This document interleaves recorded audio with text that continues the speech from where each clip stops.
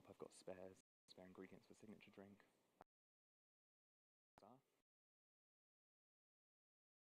Oh, how are you?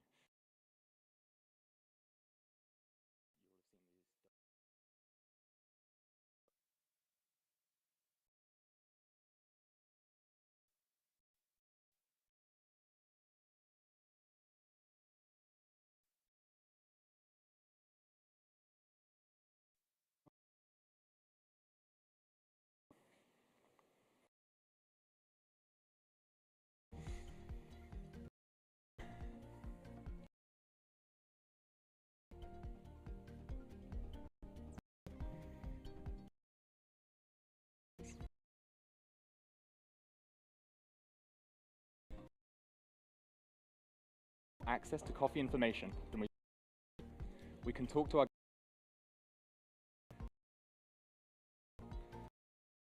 doesn't always equal just noise. Risks alienating our guests. And I've come to realize it's not about how much noise we can make, how much meaning can we give, and how much value can we add to the guest experience. Over the next you won't just write down information, you'll touch it, smell it, and taste it, giving context to the drinks I'll serve you today. So let's jump into where today's comes from, Finca Potosi, in the Cauca Valley of Colombia, meters above sea level. As you can see, Finca Potosi grow many exotic varietals, but only one was right for your coffees today. Go ahead and try this one, the geisha. With its fruits and layered florals, this is a great example of complexity in coffee. Now, this is a great example of vibrance.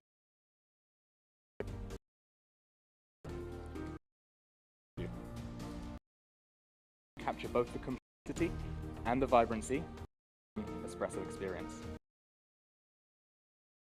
Sidra. We'll go over the processing of the ordinary varietal.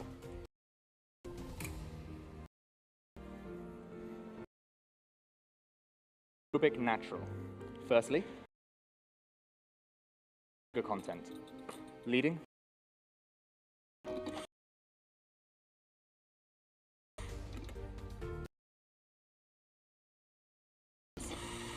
where they undergo aerobic fermentation for 48 hours. This 48-hour fermentation creates the perfect environment for bacteria to consume sugar in the cherry.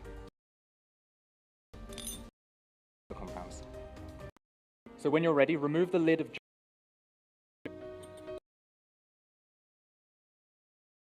as you can see, it's a one dimension. Jar 2. Finally, when you lift jar 3. This is 48 hours. Sidra equals vibrancy and complexity. And in your espresso, gives us our first taste note, which is pomegranate.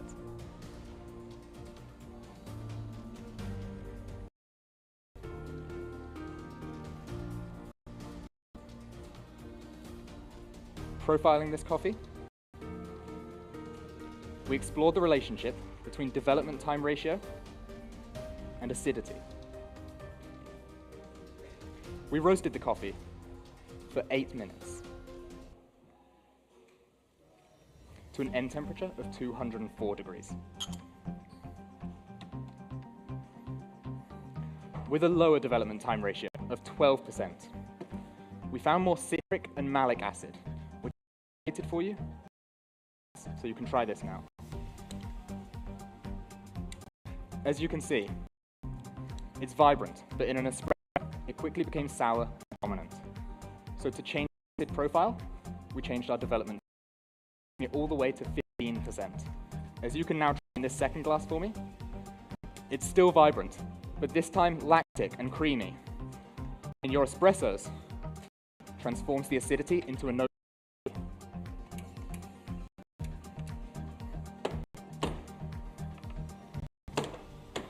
Now today, I'm dosing 21 grams of coffee.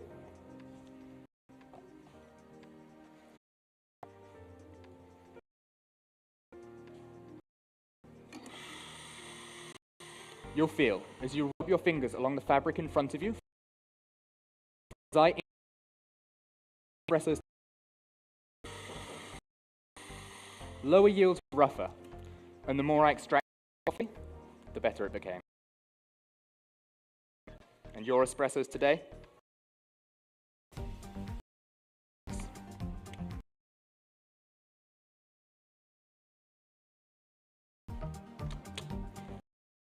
The citrus flavor profile at 55 degrees.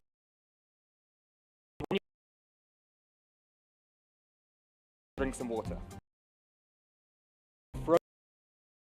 To rapidly better highlight notes and that long finish.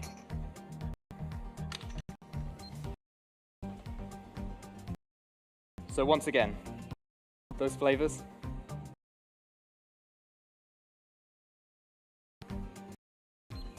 Are pomegranate, cherry, and mango with a long fruited, a medium thickness, a juicy texture.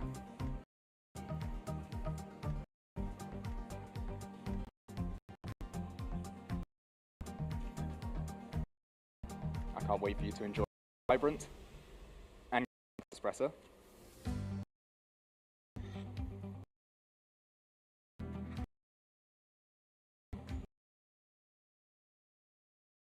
Once again, and drink some water. That's for you.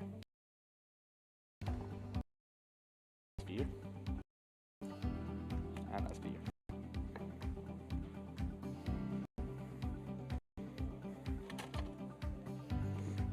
And just from tasting for one moment.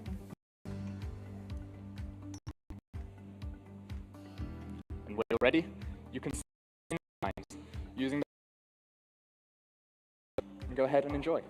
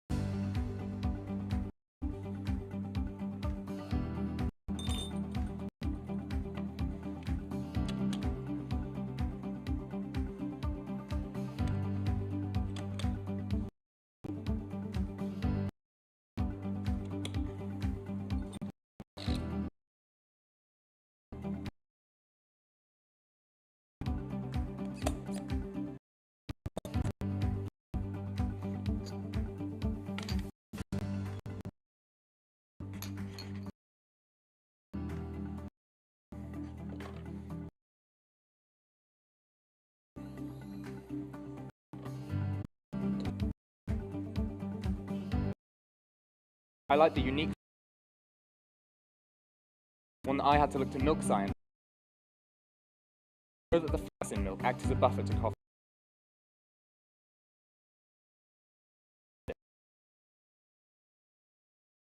50% whole milk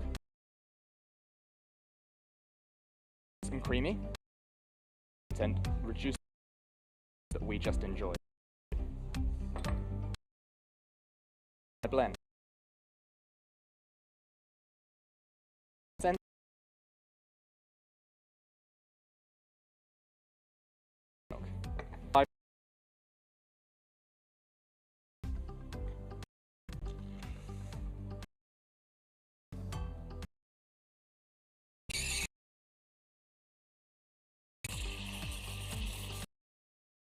Pairing with espresso recipe of 21.3 grams, 50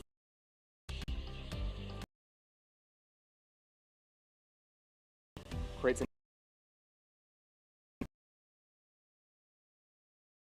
but when paired with milk, harmonious.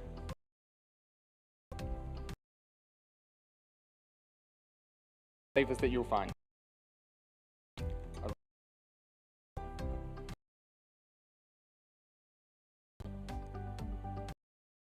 butterscotch,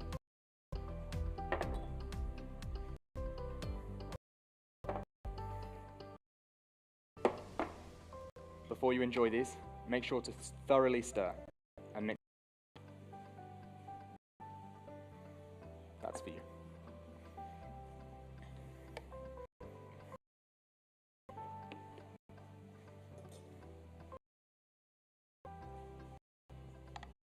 That's for you.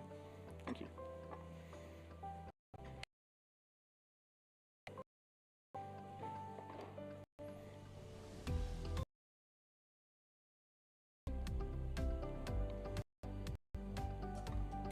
Save the best to last.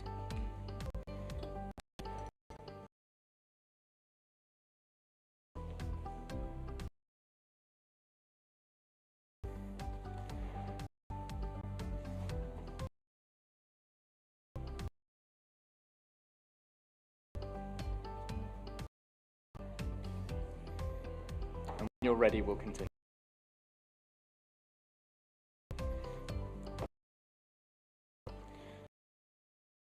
For one final of think, I want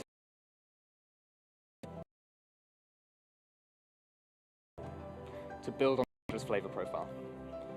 So we'll start with 4 shots of espresso, 20, 50. You'll remember that for this coffee, a 48-hour aerobic fermentation, and this passion 30,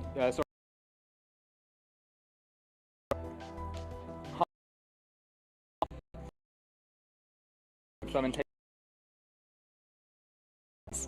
and how they can change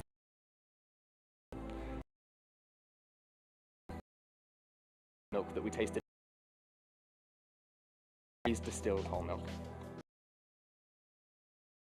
About the Cedra was its so to I'm adding liters of a lemon water, lemongrass, and for 20 grams simple syrup made with equal parts sugar and water.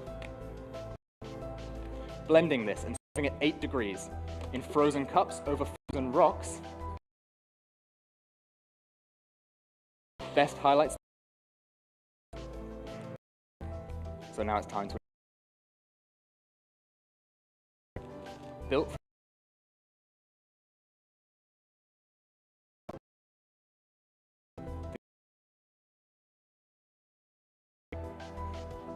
our green tea, pineapple,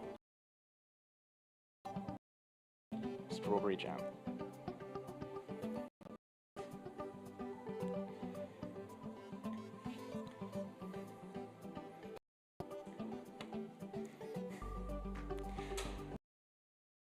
Information I've ever had before, but information without context is just noise.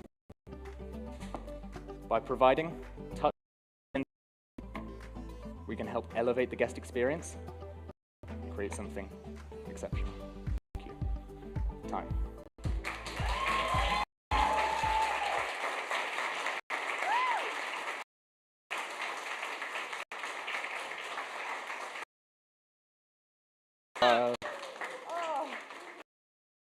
So cool.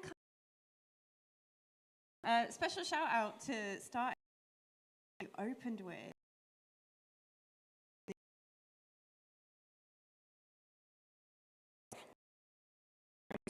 Push to one side a little bit.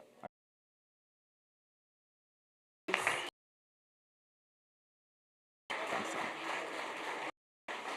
Thank you.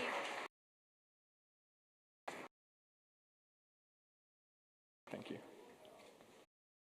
Involved, but it's you that stood up there. So everybody again. the day, Ted. Thank you so much. Thank you. Thanks. And we will be back shortly on the stage with the Ross. For those of you in the building, don't forget, round the corner on the welcome bar, there's delicious Oatly soft serve. There's coffee.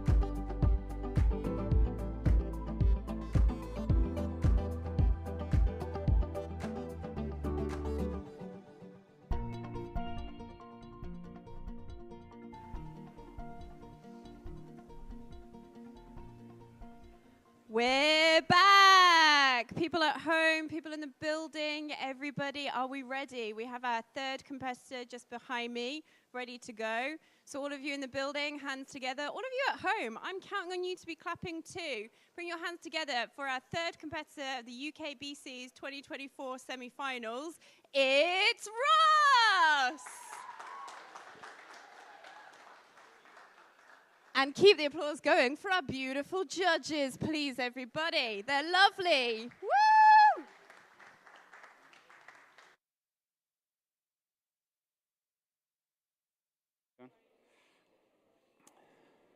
Hey, nice to see you. How you doing? Nothing special, no. First two courses, milk course. I'm just going to use these two.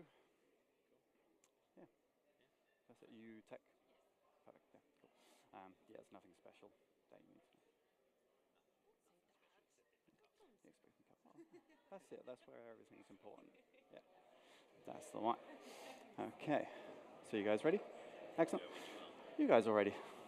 Wonderful. Can everybody hear me? Okay. Perfect. Can I get my music, please?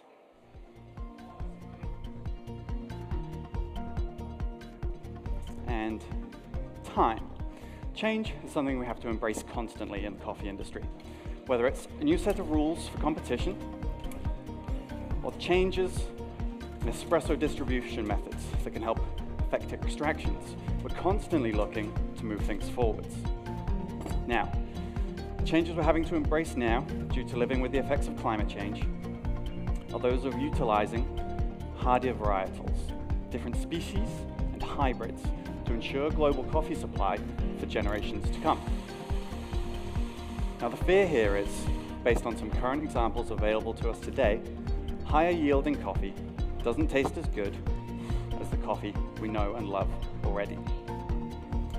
So, to prove this wrong, today I'm going to brew for you two different varietals, the second of which yields 30% higher than the first.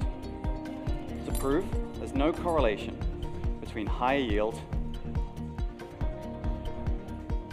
and lower quality score.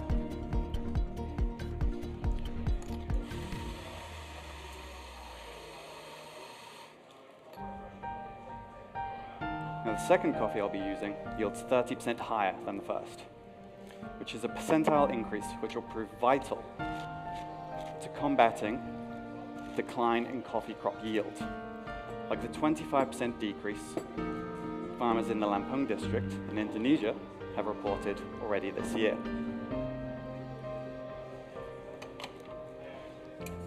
So, for your first course, you'll be enjoying an espresso of a Típica from Finca Los Nogales in the Huila region of Colombia. This washed, thermal shock lot is produced by Anibal Diaz-Plazas, head of quality control at the farm, which sits between 1,870 and 2,000 meters above sea level. Now, Anibal first picks ripe cherries, sterilizes and soaks them, and then subjects them to 80-degree water for 20 seconds. It's here, sugars in the cherry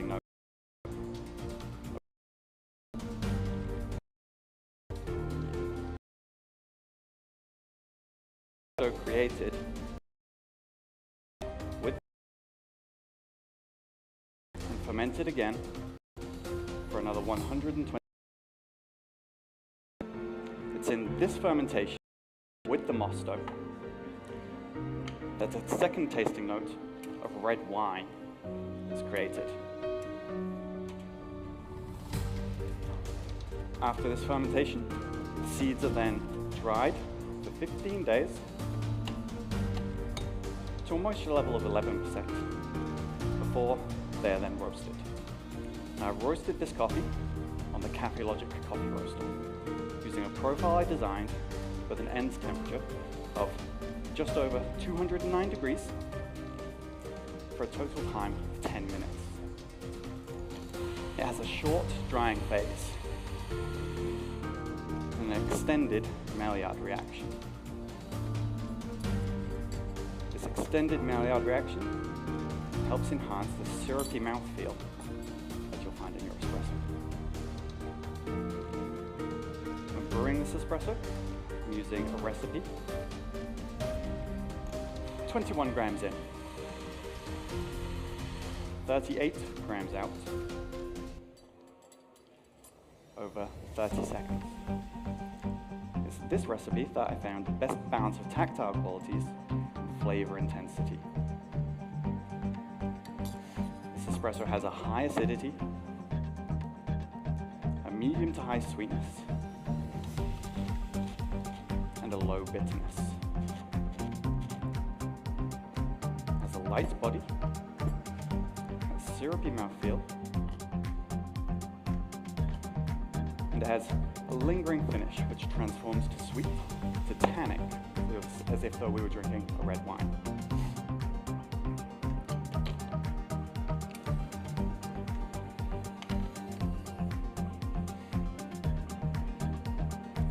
You'll find a sweet and floral aroma.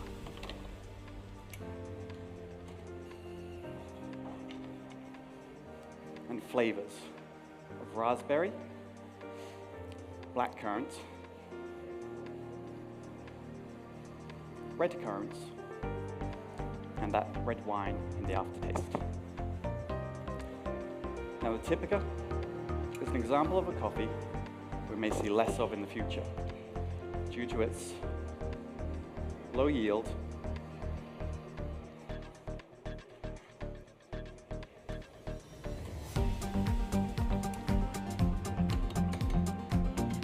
and its high susceptibility to coffee diseases such as coffee berry disease and leaf rust.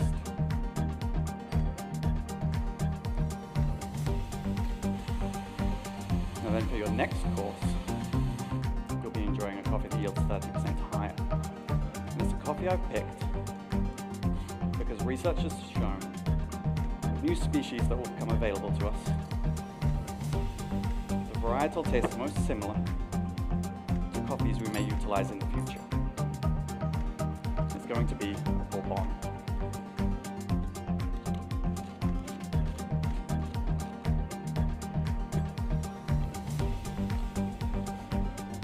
Now judges, when I serve these espressos, I would like you to stir 3 times. Place your spoons in the pots provided.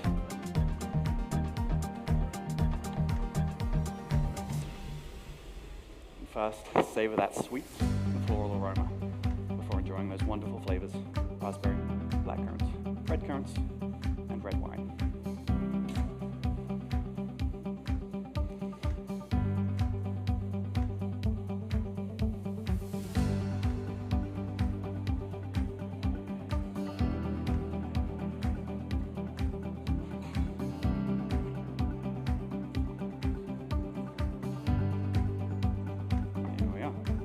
Enjoy.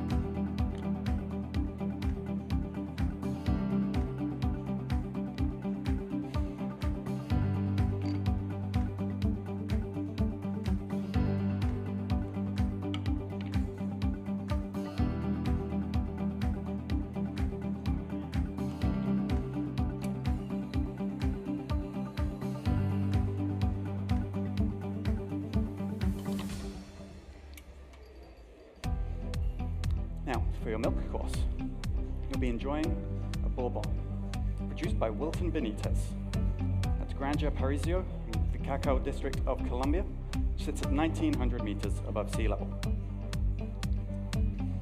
Wilton utilizes a similar thermal shock process to Annabelle, which after heating and cooling the cherries and pulping,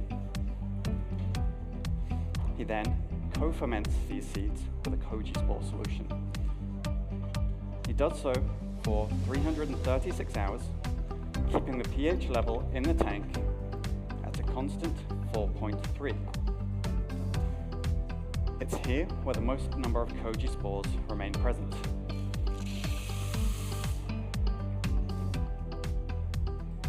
And the effect this has is it creates a wonderful, savory quality to this floral and botanical espresso, which when mixed with extra sweet, semi-skimmed freeze distilled milk, reduced to 40% of its original weight,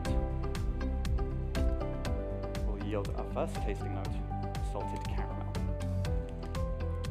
By heating this milk to 60 degrees, mixing into the espresso, at a ratio of 1 to 2.5,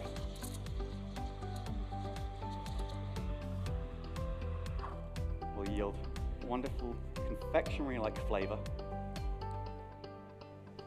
of Parma violets.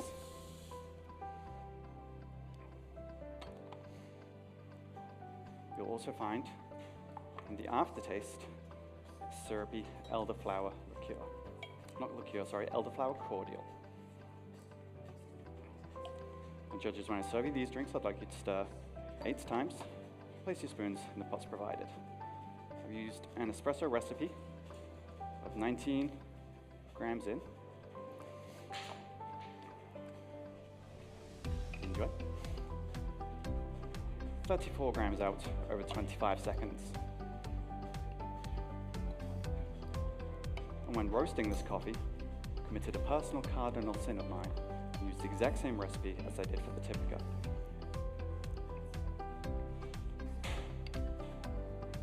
It's a recipe which ensures solubility enough to carry the flavors of this wonderful espresso through the milk and create that elderflower cordial, Parma violets, and salted caramel.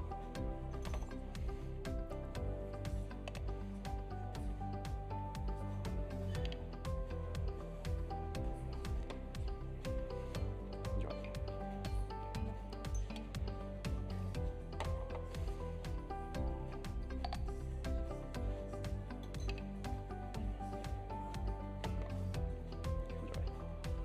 Thank you.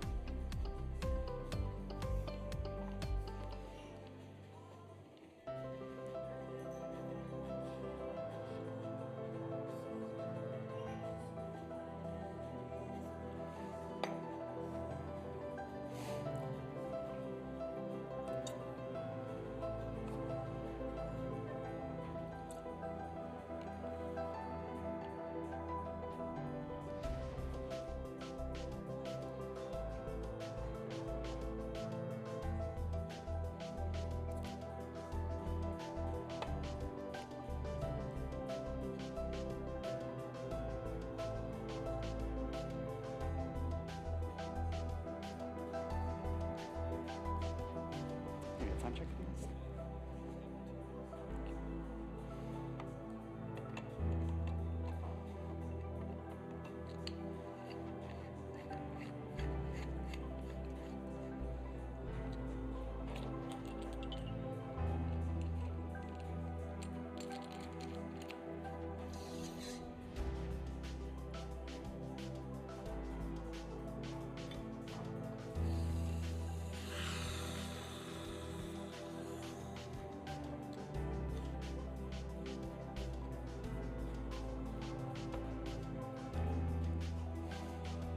Now, with increased importance in global coffee crop success, the value of coffee byproducts like cascara increases as well. I've used 14 grams of cascara simple syrup to 4 chilled shots of the Typica espresso that you enjoyed earlier. Cascara has a wonderfully transformative effect on the flavors of the espresso and turns them into a dried fruits flavor.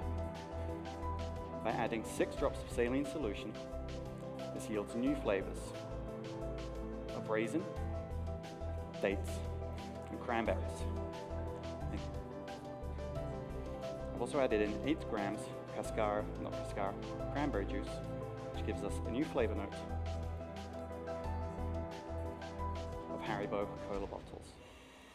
Now, judges, I hope you're assured that using the fermentation techniques exhibited here today, coffee will be just as delicious in the future as it is today. Enjoy. Enjoy. Enjoy. Time.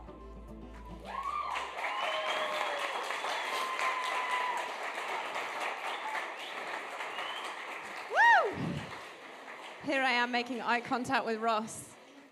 Come on, come on. Keep the applause going, everybody. Ross! Oh, deep breath out. Yeah, right? Well done. Thank You did it. Yeah. I also have to mention straight off the bat, I got to meet your parents. Everybody, round of Yeah, my applause. parents Ross's came. parents are in the audience. Yes. We love this. People supporting you, doing something that you care about. That's what it's about. You always platform something when you do your competition pieces. You always have like this core environmental messaging. Yeah. Where does this come from? Is this like a personal thing? Is it a Yeah, wider? it's a little bit, I guess, based in like fear of change and Okay. the unknown. What Yeah. we're going to be drinking when we can't grow Arabica because global Yeah. temperatures increase. This is a very Right. real topic in our Yeah. industry, yeah. And it's the subject of scientific papers, which are pages and pages long, much more than you can cover in 15 minutes. Yes. But something I've been keeping my eye on for a while now. Yeah. And while there are some great coffees that are already being grown and trialed, there's not enough that I've been able to get a hold of to bring it here. So Yeah. we still play with nice Arabica that everybody enjoys. Yeah. Scores enough points to get me to the semi-finals. We love this. Yeah. Yeah. But we can still talk about it. Yeah, I thought it was really interesting to bring to the stage this idea about yield equaling quality. That's it. This is like something we've perpetuated for a long time in the industry, but perhaps isn't always right. That's it. I mean, it kind of plays in with a lot of higher yielding coffees being resistant to leaf rust Yeah. and other diseases.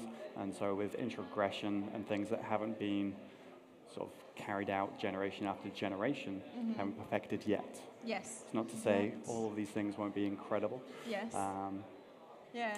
but there's a Do you lot know, you of talk about a finessing. fear of change, but there's actually some optimism in you. I feel like you're like, not yet. Well, There's yeah, hope. I'm There's excited hope. because I want to see what happens. Yes. Yes. Oh, I think our You all done? judges, everybody, round of applause for the Wonderful. beautiful judges. Thank you very much. It is Thank really you. hard to Thank do you what very they do. It's been a pleasure. And we Been a pleasure. love them for Thank you. doing it. Thank you so much, Thank you. judges, all of you, beautiful humans. So yeah, tiny bit more. Come on, talk to us about your optimism. Well- or hope, depending on Yeah. delusion? Like, what word are we going with? Yeah, there's plenty of great coffees. There's the South India Coffee Company, which have a varietal and species garden where they're just growing every coffee that they can get their hands on. Yeah. If you look back at the 124 species that exist, they've got a lot of them there. Wow. And so I've been, sampling what I can. Yes. As soon as there's some available, hopefully selling some as well so people can try it, Yes. see what we're looking forward to. That's very See exciting. what's different. Yeah. Because with Arabica, quite often the smell and the flavor just kind of sit together. Yeah. But with different species of coffee, it's not always the same experience with both, Yeah. which will be an interesting change. And I suppose we're just generally less familiar with it as well, aren't we? Like, we've got our basic guiding posts from experience with Arabica, but everything else is this, like, entirely new playing field. Yeah. Yeah. Amazing. Well, I could stand and talk to you all day. I think there are people that want to hug you and celebrate you, David being one of them. Before I let you go, a big running theme here is that it takes a village. Who are your village? Who do you want to say thank you to for getting you here and supporting you? Yeah, so I wouldn't be here without Green Farm Coffee buying and allowing me all of the coffees, and David to help me taste and practice every morning. What a beautiful We're normally human. buzzed by about 7:30. Yep. Do a few routines and then carry on with work. Yeah. So the rest of the team at Green Farm Coffee have been great as well. My family, my parents who are here today, my girlfriend Amy. We love Amy. All of my friends are constantly asking how it's going, what Yeah. I'm doing, when they can taste it. Yes, yeah. I mean, it's not always altruistic. It's No. like Haribo Cola. Yeah, I want to drink that. I want to taste it. Yeah. Yep. Yeah. Yeah. And it's been less achievable this year because we're working on such a sort of big setup. Yeah. Normally I just take some home, have some people around, but there's no point practicing on like People not just one have to be your group, friend now without the incentive of coffee, yeah, right? yeah. There was some coffee left in the hoppers. There'll be some left over. Okay. I'll meet you around the back in a minute then, yeah. Everybody, again, a huge round of applause. Ross, you're wonderful. Thank you for bringing that to the Thank you very stage. Come on, get your hands together. Clap, clap, clap. Thank you so much. Go and breathe and be free. We will be back very soon on this stage next with the beautiful Christian. Don't forget, if you're in the building, our sponsors Oatly have soft serve. Get over there, taste them. Our sponsors Grumpy Mule are brewing up with our sponsors Espresso Solutions. There's all sorts of deliciousness on the Kavoya table. Go, enjoy. Everybody in the building, stay seated when they're performing. But right now, go mingle, drink, be delicious, be happy. We'll be back.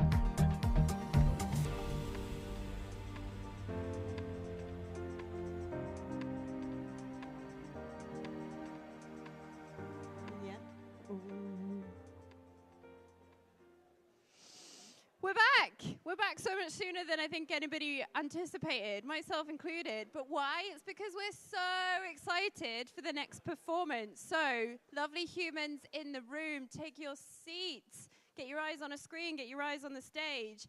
But most importantly, bring your hands together and let's applaud our next competitor, the beautiful Christian. Woo! And our equally beautiful judges.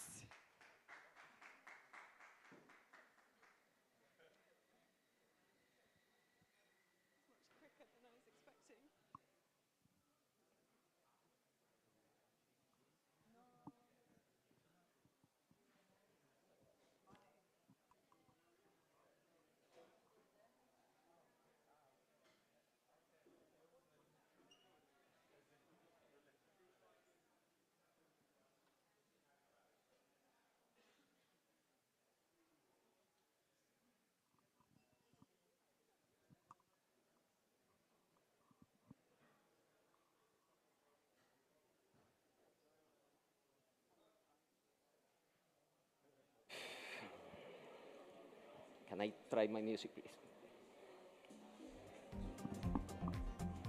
Yeah, that's good. Are we ready, judges? Time. Welcome, judges. In specialty coffee, we often highlight the origin story of our beans: country, region, altitude, and processing. However, a research made by Cafe in Colombia suggests that we should be looking at how climate, rainfall, soil, elevation, and land features combine, influencing the cherries and leading to the coffee's distinctive personality. The coffee I will be using today comes from Colombia, one of the most biodiverse countries in the world.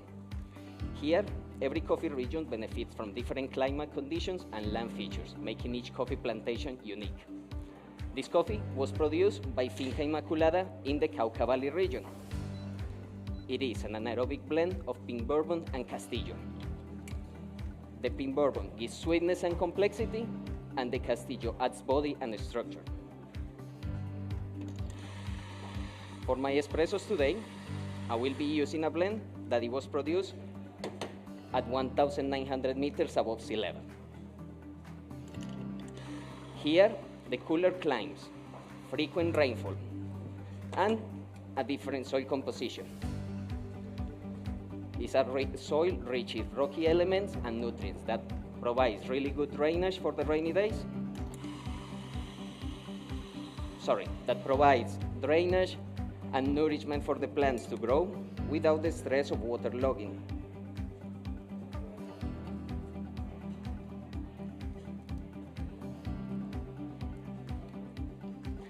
Coffees grown in this type of conditions are generally sweet, with vibrant acidity and lighter body. That's why we decided to roast this coffee for 8.5 minutes, with 45 seconds of development. This process will highlight its natural attributes and respect its terroir. For all my espressos today, I will be using the same recipe for all the courses. 18.5 grams with 45 grams out. Let me think of that again. 18.5 grams in, 45 grams out in a 1:2 ratio, 1 to 2.5 ratio, and I will be brewing all of them at 93.5 degrees.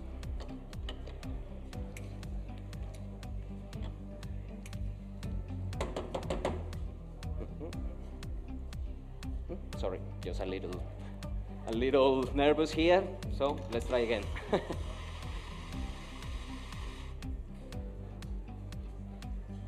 The tasting note for my espresso, now that I made a mistake, so I will go ahead, will be raspberry, pomegranate, and caramel.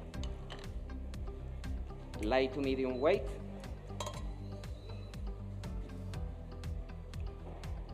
And silky texture.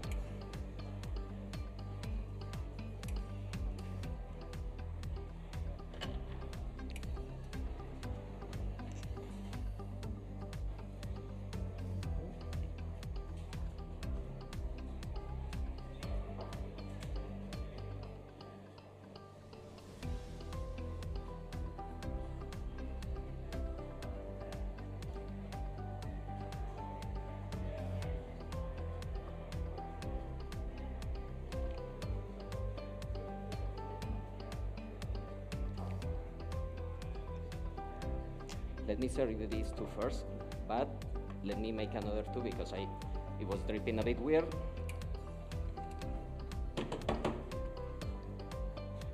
So remember, raspberry, corn granate,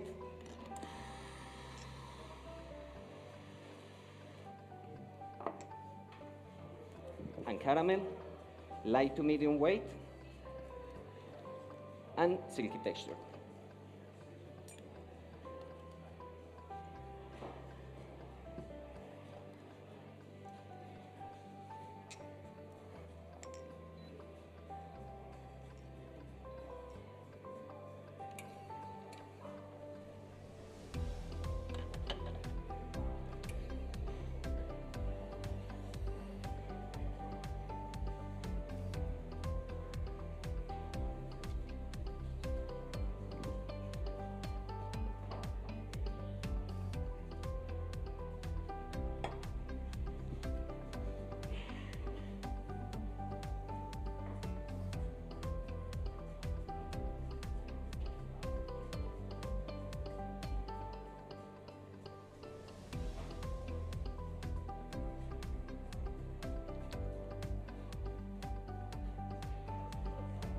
Sorry for the delay.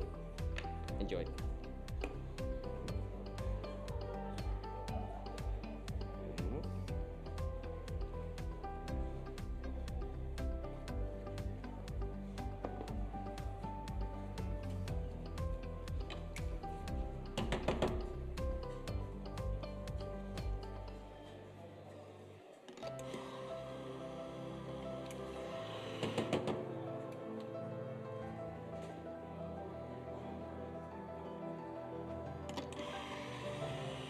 Now, for the signature drink and milk beverage, I will be using the same blend, but this time it was produced at 1,600 meters above sea level. Here, warmer temperatures, slightly less rainfall, and a different soil composition. In this case, it's a mix of rock-like elements, clay, and organic matter that offers good water retention for the sunny days and good drainage for the rainy days. More sunlight and warmer temperatures allow the cherries to concentrate sugars and oils. For that reason, we decided to extend the roasting time of this coffee to 9 minutes and 50 seconds development. This will contribute to a sweeter and richer taste.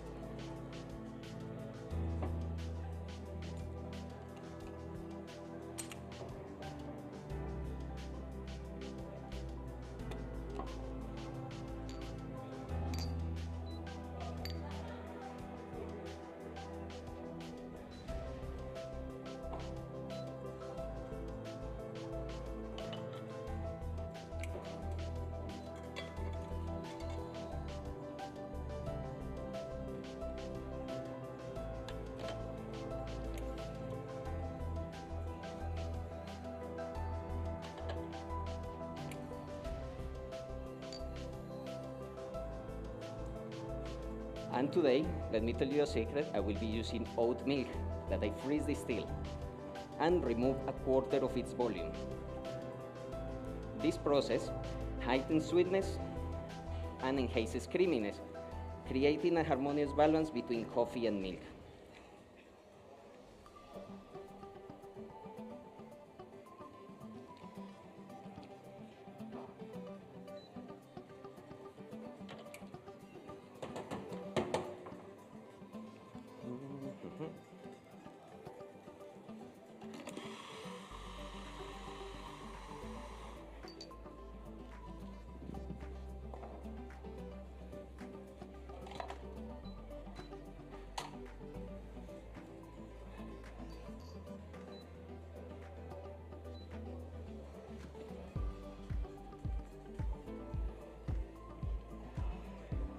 I'm really sorry for the delay. It's just problems of the life.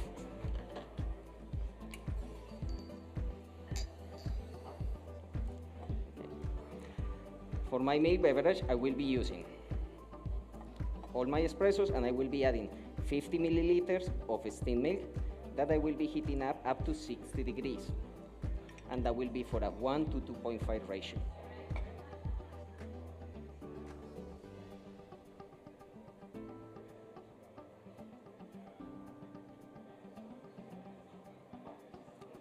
The tasting notes of my beverage will be Irish cream,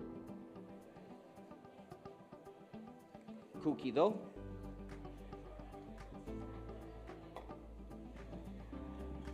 and caramel.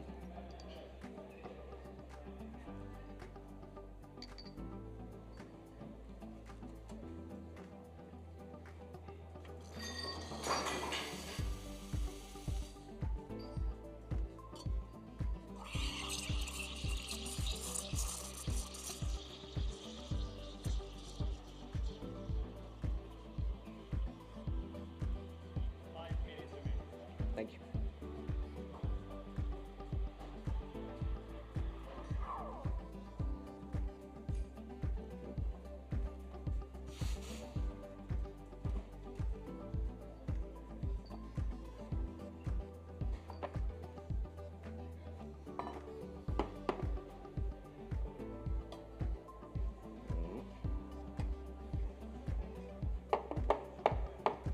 Apologies in advance for my shaky hands.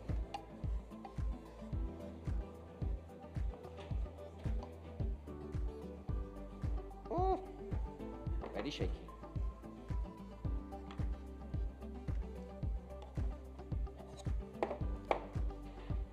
And let me start a bit information of my signature drink now that we are waiting.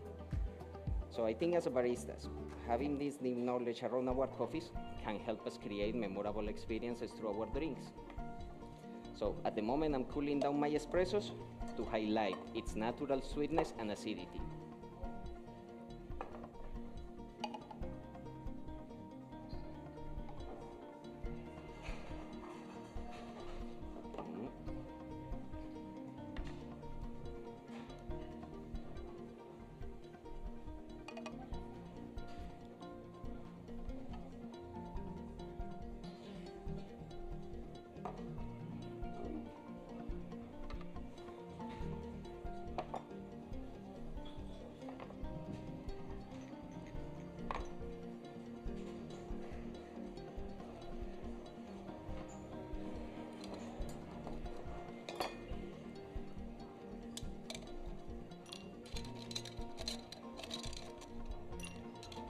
So to my signature drink today, I will be adding to my espressos 45 milliliters of raspberry juice that I did macerating, 200 grams of raspberries,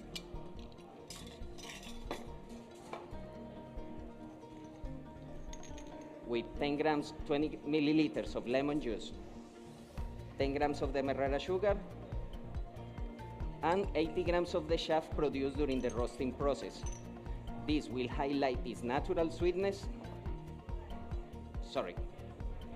This process will bring flavors of pink guava whilst maintaining its coffee character.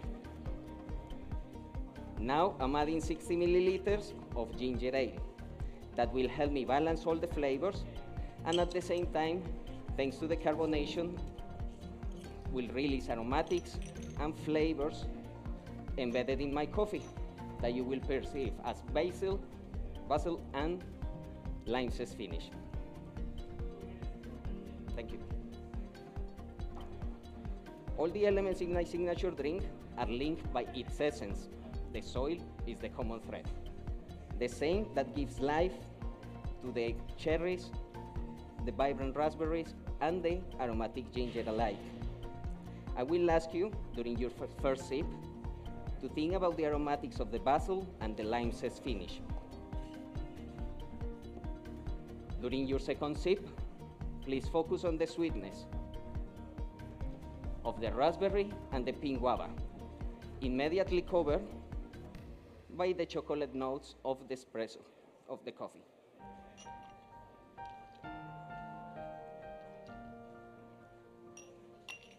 None of these ingredients will have worked on its own as they do in combination. It's the synergy between them the way they interact with each other, and the way they contribute to the flavor.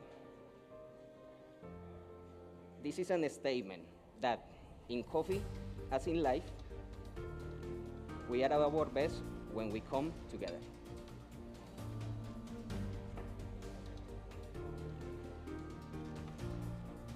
Please enjoy.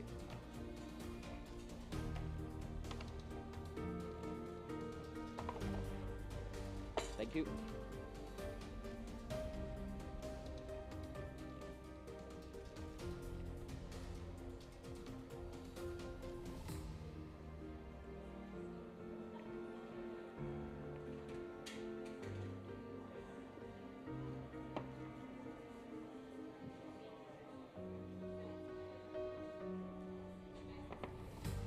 Time.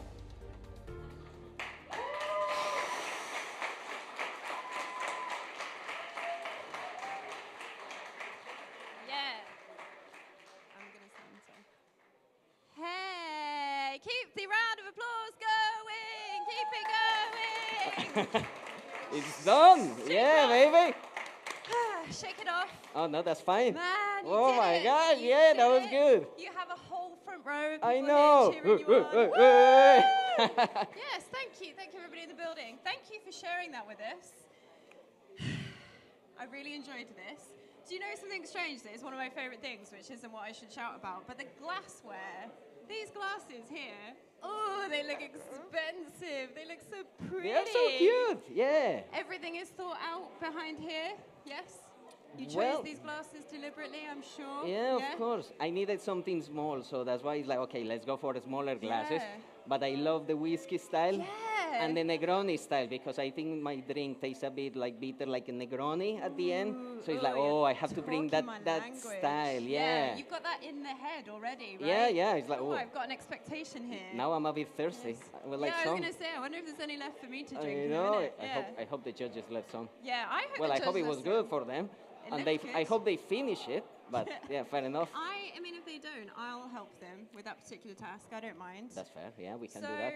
talk to us about competition for you. What does actually, I tell you what, talk us through what preparing for competition looks like for you. Because there's a lot more than just this 15-minute set on stage, right? It's a lot. And it's a lot of tasting.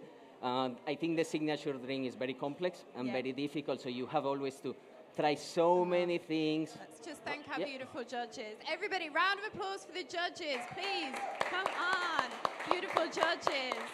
Thank you Thank so you. much for everything Thank you you. do. Thank you. Their Espresso Thank you. Solutions Thank you. clipboard. Oh, we love them. Thank you, we guys. love them. Thank It's you. a hard job. And Thank we you. love Bag with all those glasses. So yeah, sorry, carry on. No, I think it's the preparation is so long because you have to try Yeah. so many things. Then it's like, okay, how can you bring those flavors to the table? Then, like today, that No. yeah, I didn't expect the shots will be Yeah. failing. I was like, okay, let me repeat that. Let's not I'm very use that word, I'm very yeah. glad I had the glassware prepared Yeah. and everything. But yeah, I'm very happy. You I'm were prepared. super happy. Yeah, and There wasn't a failure. There's the experiences that you responded to, much like in real life. And practicing for this is how you get there, right? You Yeah. thought about it. You were so cool and calm. No one knows. You don't have to talk about failure. There well, was I no guess the failure. judges noticed it when I was putting the latte art. It's like, let me try this. But it was good. It was good. I enjoyed. I didn't overtime. That's You the didn't run most overtime. important thing. I just Very like much you did. I need to do it on time. Yes. And even with mistakes, he was on time. So Yeah. I'm so proud. Yeah. And it wasn't just that you were on time. You got up here and you did this. This is a big thing to do. You've made it to the semi-finals Ooh. of the 2024 UKBCs. I want everybody in the room, everybody at home, to give another round of applause for that fact, for this beautiful person, Christian. Thank you very Thank you. much. Thank you for that. Thank you. We will be back soon with our next competitor just behind me. Those of you in the building, ice cream, coffee, over there, go. Bye.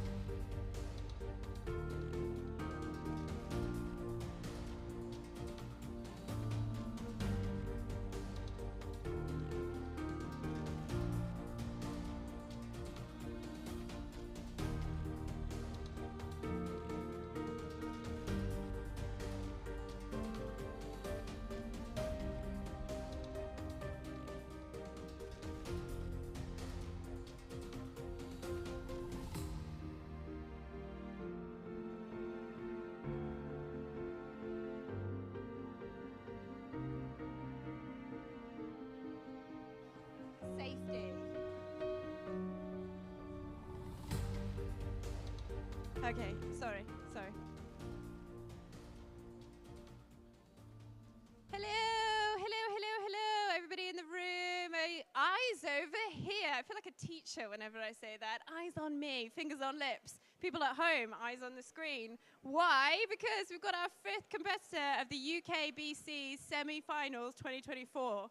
Slightly different word order, but you get the gist. So everybody in the room, hands together, loads of love for our next competitor, Judy!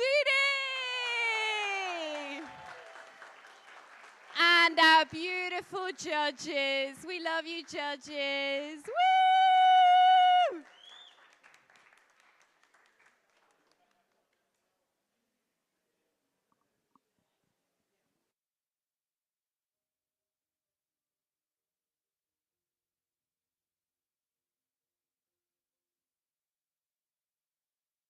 Thank you. Amazing, yes.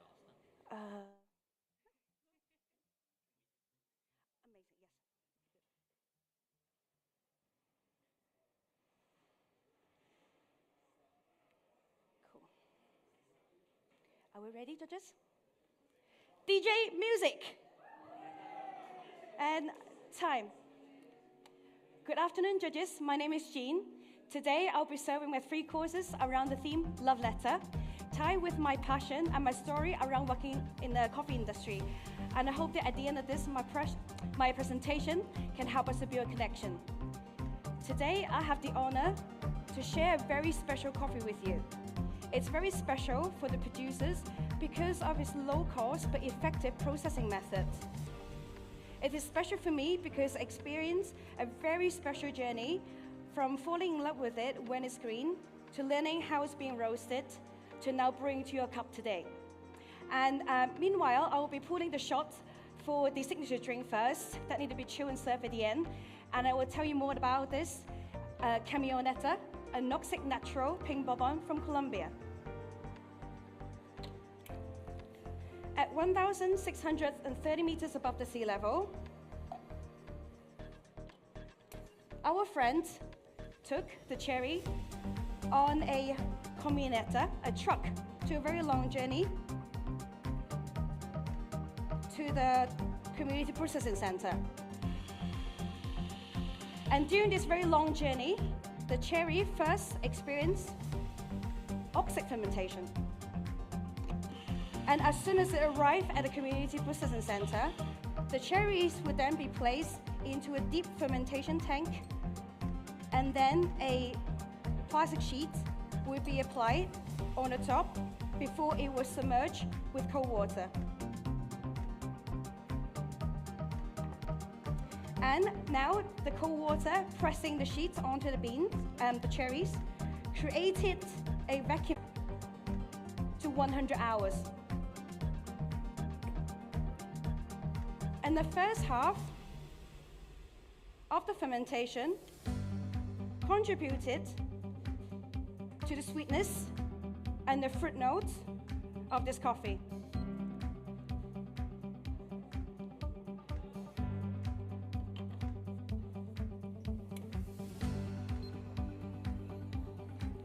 The second half of this fermentation contributed to the acidity and the tropical fruit note of this coffee. After that, the cherry would then be going through a 3-stage drying process and taking the moisture content to below 9%. And during roasting, we have found out that because the moisture content is lower than the beans that we normally work with, the heat was taken up very quickly. Therefore, we decided to stretch the Maillard reaction and roast it slowly to allow a more even roast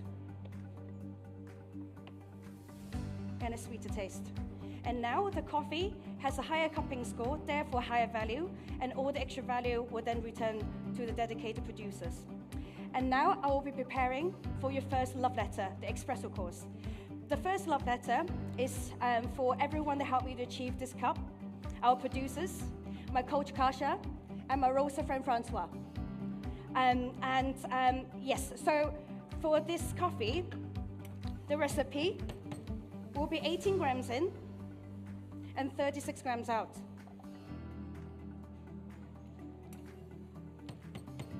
In order to achieve a more even of extraction,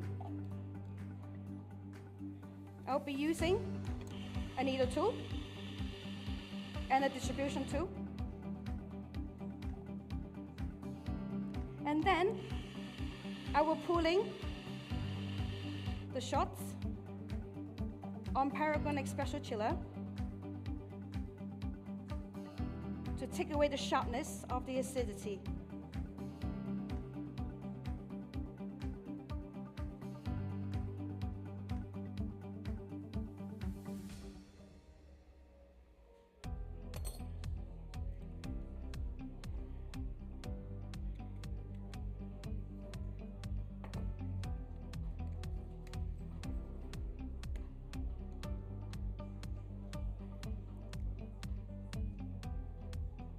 This coffee is extremely fruit-forward.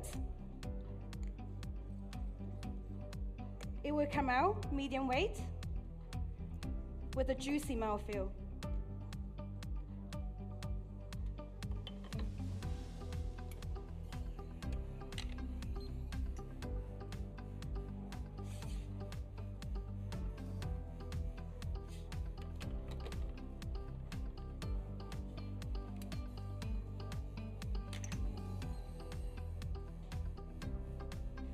In this coffee, you can taste pink grapefruit,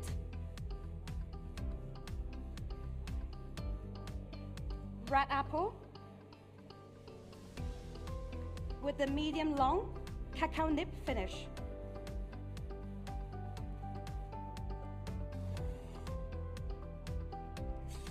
Judges, when you get this coffee, please evaluate the crema immediately, then stir 5 times, then discard the spoon into the empty glass in front of you.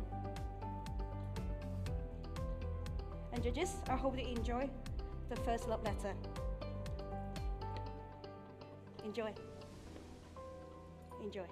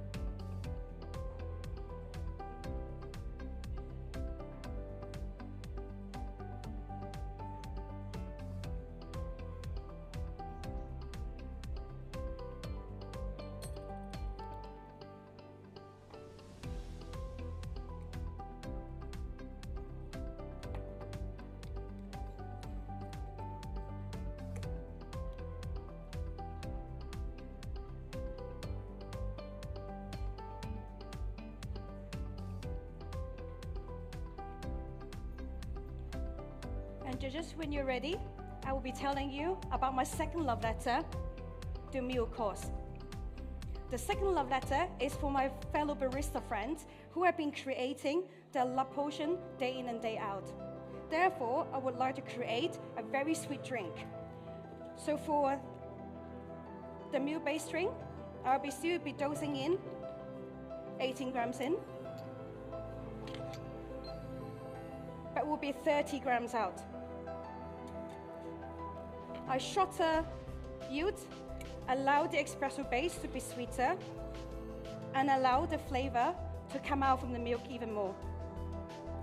And the milk I'll be using today will be 80% distilled and homogenized full-fat milk and 20% lactose-free milk, as I believe that the combination of these two milk is extremely sweet, like dessert.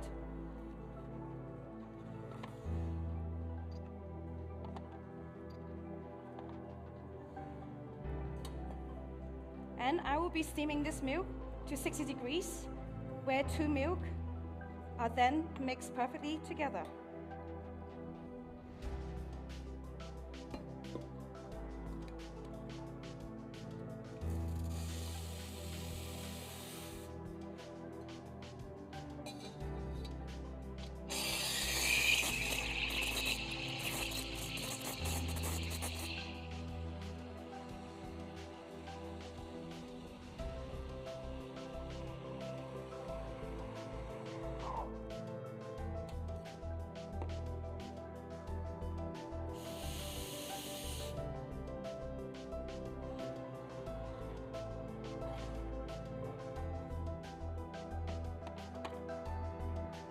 Now with this milk, the texture of this drink will be elevated to medium to heavyweight with a fatty mouthfeel.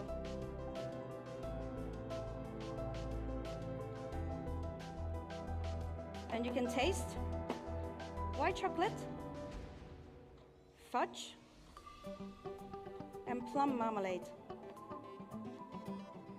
Judges, when you drink this coffee, please stir 5 times, then discard the spoon into the empty glass again, and please enjoy.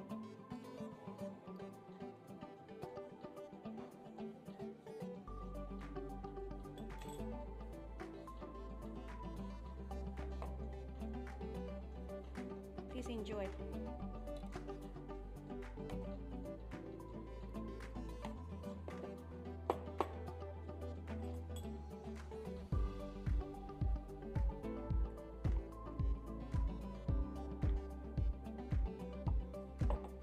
Thank you for waiting. Please enjoy.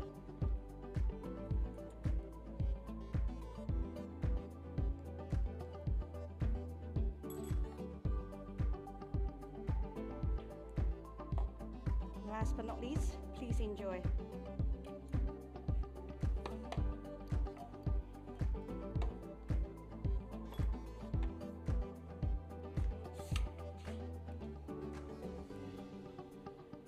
Now, judges, I will be creating your last course, the signature drink, the ultimate love potion.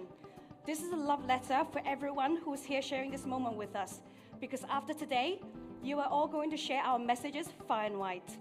And the first ingredient for my love potion will be 4 shots of the espresso that was pulled and chilled from the beginning.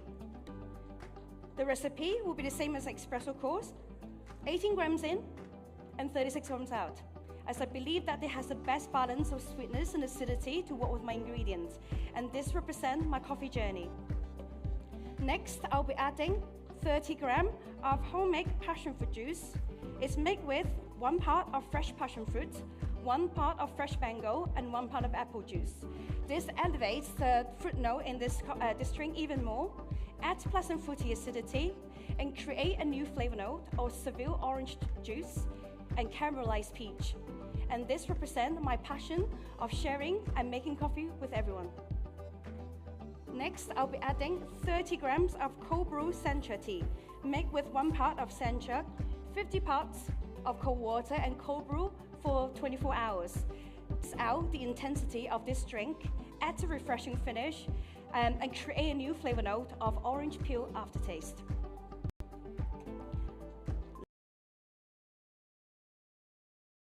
Blossom is made with dry orange blossom and 1 part of water.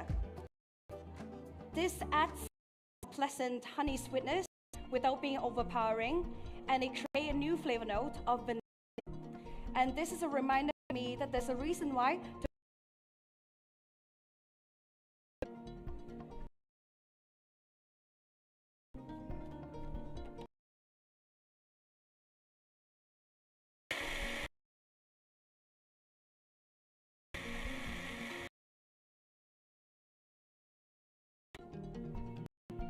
and now by blending it together, it creates a medium heavyweight and a very smooth. And I'll be serving on a flower glass as the final touch for you. And just a reminder of the flavor note. With taste, orange juice,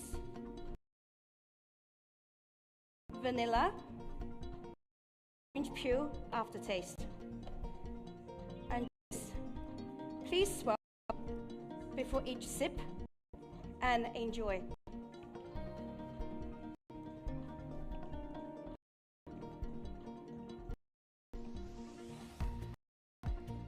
And enjoy.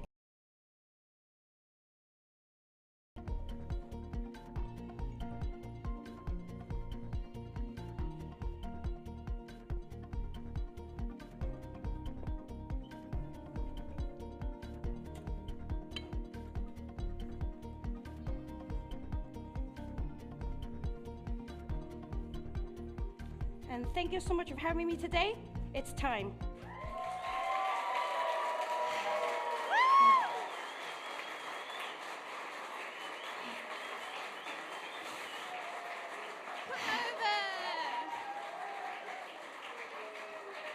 Come on over. I'm hiding. Come over.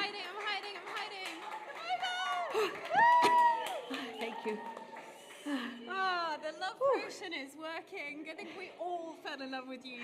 Just listening to you talk, the passion that was coming through. I want to ask you, how did you fall in love with the industry then? Because it is so palpable. It's literally built into your routine. It comes across. Tell us. That's a very good question. Oh, thank you. I think so. I was a math teacher for 7 years, and then like COVID made me think like I really want to do something I really love. And then like COVID made me think like I really want to do something I really love. Yeah. So even if I die next day, then I wouldn't regret not giving it a try. Yeah. And then so I signed up for loads of different like courses during the summer holiday. And then one of them was a barista course. Okay. Because it's just like making coffee at home. Yeah. And then after that, I just been daydreaming about making coffee and talking to people. Yeah. And then in September, when I got back, I just handed my resignation, and then I jumped into the coffee industry. So it was and it hasn't failed me. People have been so kind. It was love at first barista course. Yes. We love that. Maybe caffeination. Oh, and our lovely judges, who we also love. Round of applause Thank you so for our much. lovely judges. Thank you. It's a Thank pleasure. you, Thank you. judges. Thank you so much. Thank you. Thank you so much. Thank you. Thank you so much. Yeah, love for the judges. It's funny actually because I feel like there is an overlap between maths and coffee that we don't like think about consciously. But yeah, I mean, it's maths we're doing a lot of the time, right? Yes, Do you think that helped you kind of understand it from that point of view? Yes, yeah, definitely. Like the numbers make sense, and then also like. Oh, but I was a really annoying student actually in the class. I actually got my trainer questioning the somewhere maths. there, and but just was like, they have to tolerate me. No, there's no tolerating at all. It was a beautiful thing that you brought to the stage. Like I say, you can really feel the love that you have for it, and that makes us, I mean, I'm speaking on behalf of like everybody in the room and at home, but I'm not wrong. It makes us fall in love with you. So thank you for bringing it to the stage. Thank you for sharing it. Thank you so much. Everybody, again, I'm going to ask for your input here. We put our hands together and we celebrate another wonderful person. Jean, thank you so much. Thank you. Thank you. Thank you. Thank you. Thank you. Go get your mic off. Thank you. Thank you. Sponsors, so work with me here. Hands together, rub them, get them warm, start celebrating. Go. We go Lachimali. We go Britta, Kavoya, Malconic. Come on, higher energy than this. Come on, Oatly. Come on, Clockwork Espresso, Espresso Solutions. Grubby Mule. And everybody in the room, don't forget, delicious ice cream from Oatly, Oatly Soft Serve. Kavoya brewing up, Grumpy Mule brewing up. Go, drink it. At home, drink something delicious. Sorry, you should be here. We'll be back very soon with another performance.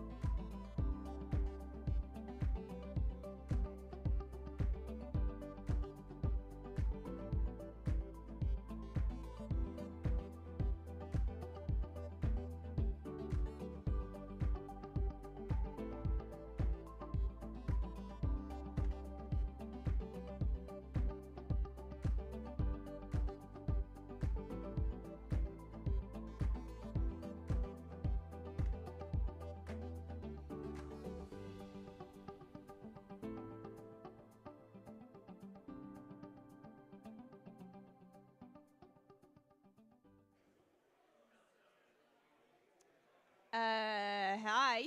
Hi, everyone. Hi. Hi. Should we start applauding? Yeah? Because we're back. We're here in the beautiful Tate Modern. Thank you so much, Coffee by Tate, for hosting us in this amazing venue. Well done, SEA, for sourcing this, oh my God, life-changing moment. But anyway, enough about that.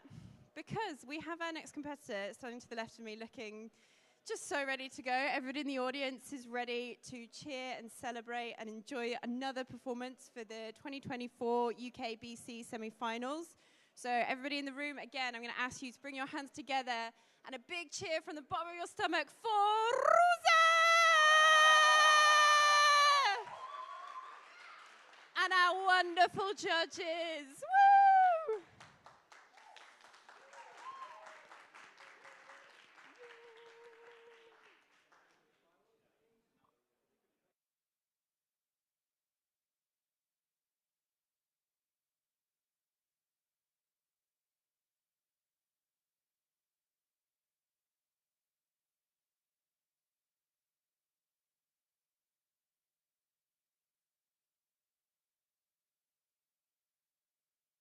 Can I please check my music?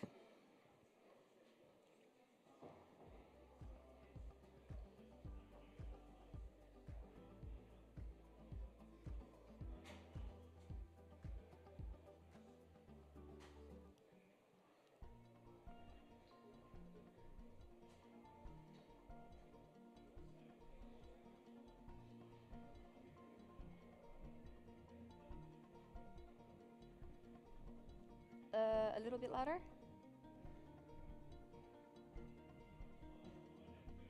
Yeah, sweet. Can I start it from the beginning?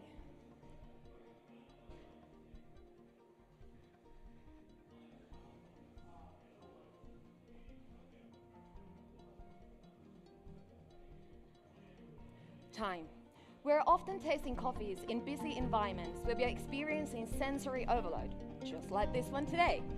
As a result, we can struggle to connect with the flavors created by each person that is part of the value chain. So today, I have created a unique and interactive tasting experience. I will be removing one of your senses during each of the courses, which allows you to fully connect with the layers of my coffee's flavor in a new way. So, let's get to it. Tech judges, this is a purge. The first person in the chain responsible for the flavors of my coffee is one of my favorite producers, Mauricio Chata. His farm, Finca La Negrita, is located at 1,800 meters above sea level in Lima, Colombia, in a valley where the volcanic soil and climate create the perfect growing conditions for healthy and delicious coffee cherries. Today, you will be drinking his geisha, which is 60-hour, nitrogen-flushed, anaerobic natural. The nitrogen flush removes the oxygen from the fermentation tank, resulting in a long-lasting aftertaste of dark chocolate. The anaerobic fermentation allows Mauricio to create more fruity compounds in this coffee that you will today taste in your espresso as flavor notes of cherry, dark plum, and blackberry. What makes this coffee's processing so unique is what happens in the drying stage.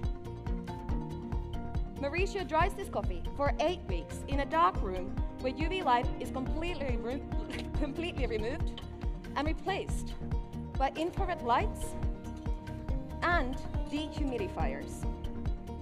The absence of UV light protects the coffee cherry cell structure, which helps to preserve the fruity flavors from the fermentation.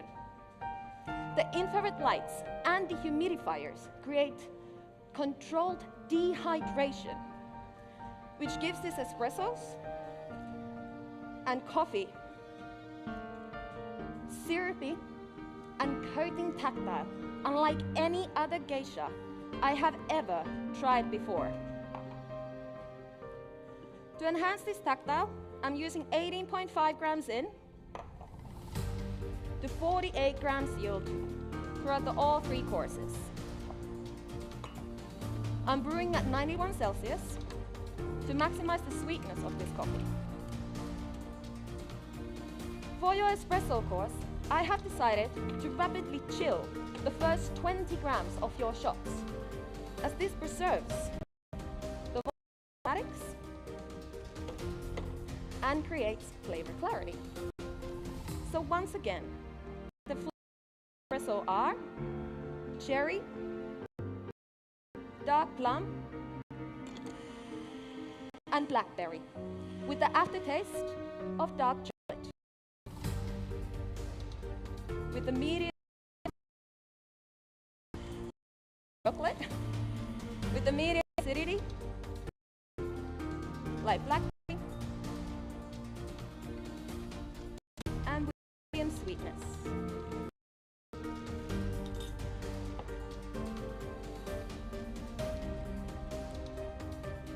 Now judges.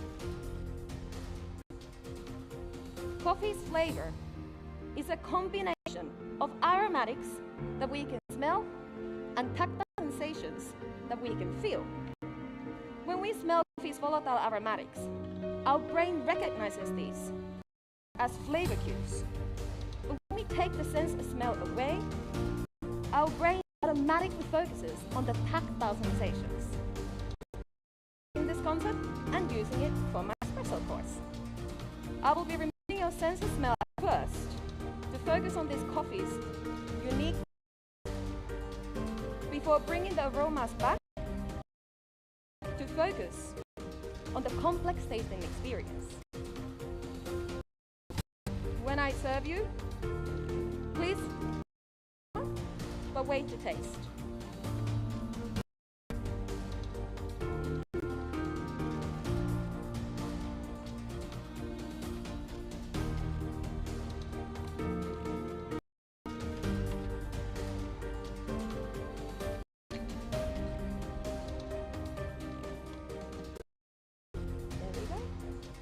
Evaluate the crema, wait to taste.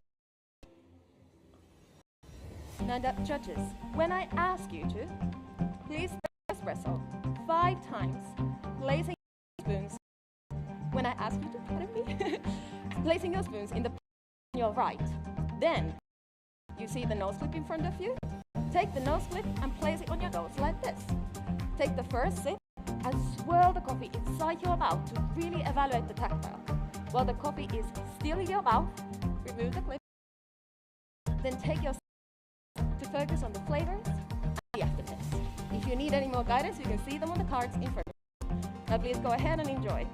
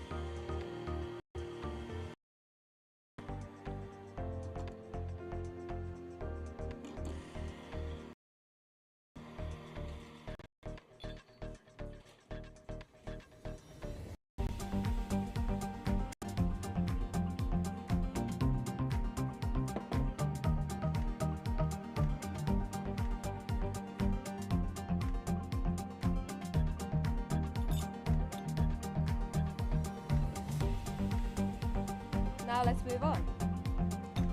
The key to exceptional milk beverages is sweetness, both in coffee and in milk.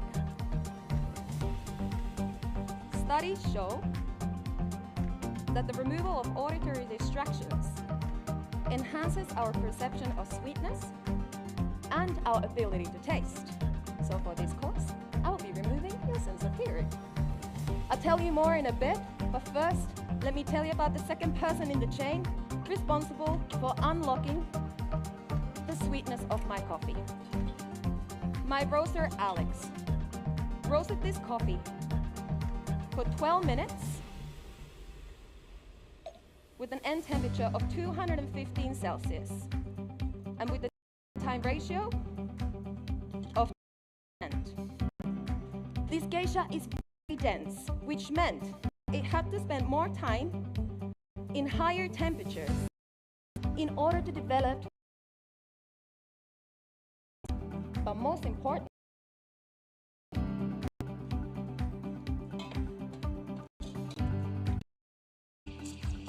but wait to taste.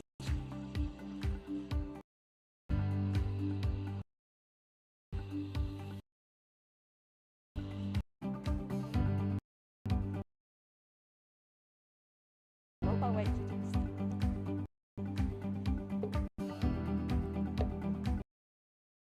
I steam my milk to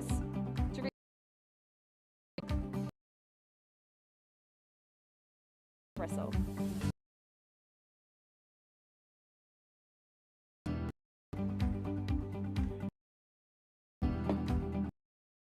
Old biscuit.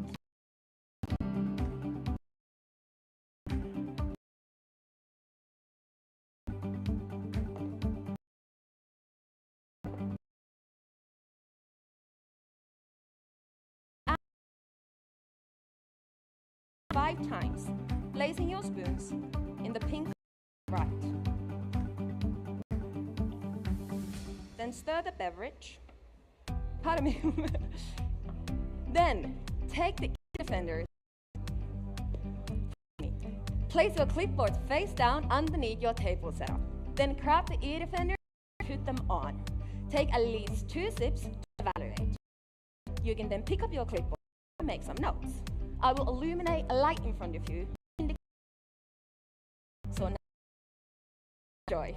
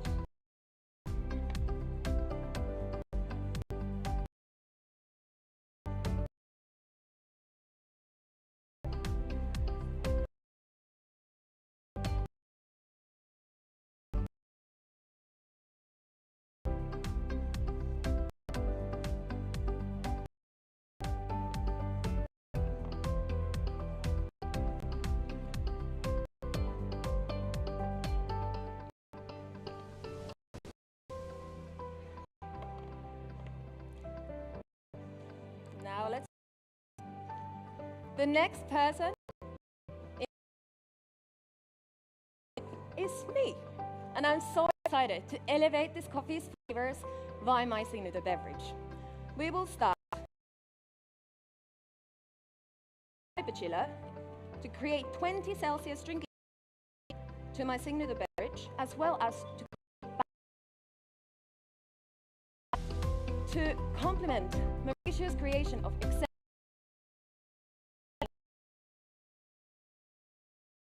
I made this by 3 grams of Darjeeling tea, water overnight. I chose this tea as it reminded me of the florality of my geisha, giving a note of jasmine and an aftertaste of lemon peel in my signature beverage. Next, Alex's creation of sweetness via his roasting, 16 grams of freeze-distilled coconut water. I froze coconut water and let it decrease by 50%. The flavors and the sweetness of the coconut water elevate the sweetness of my geisha, creating a new note of mandarin and to honor my Nordic heritage, 60 grams of cloudberry. I made this by squeezing yellow one, specifically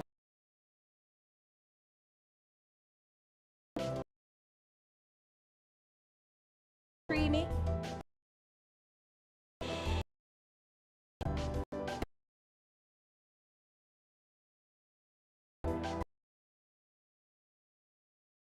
side by tasting directly influences what we taste. But with the florality, flavors, and tactile of my drink. Next us all.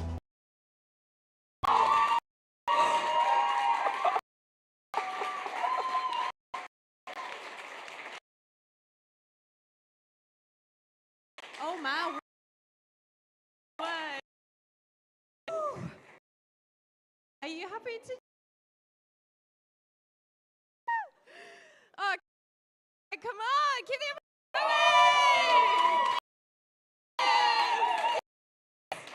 Oh, a lot of love in this room for you. Stage. Can you? I've had this idea since lockdown Okay. because I have very bad cold. I lost my sense of smell. But this Okay. forced me to think about coffee and drinks in a new way. Yeah. So then I started thinking, could this be something to take to the Barista Championships? And yeah. And then Absolutely, yes. I checked it with my coach Claire, and it was like, at first I think that she was a little bit like, you're crazy. You're literally taking your sense away from it. But then in the end, because it really helps to connect with all of the flavors. Yeah. And like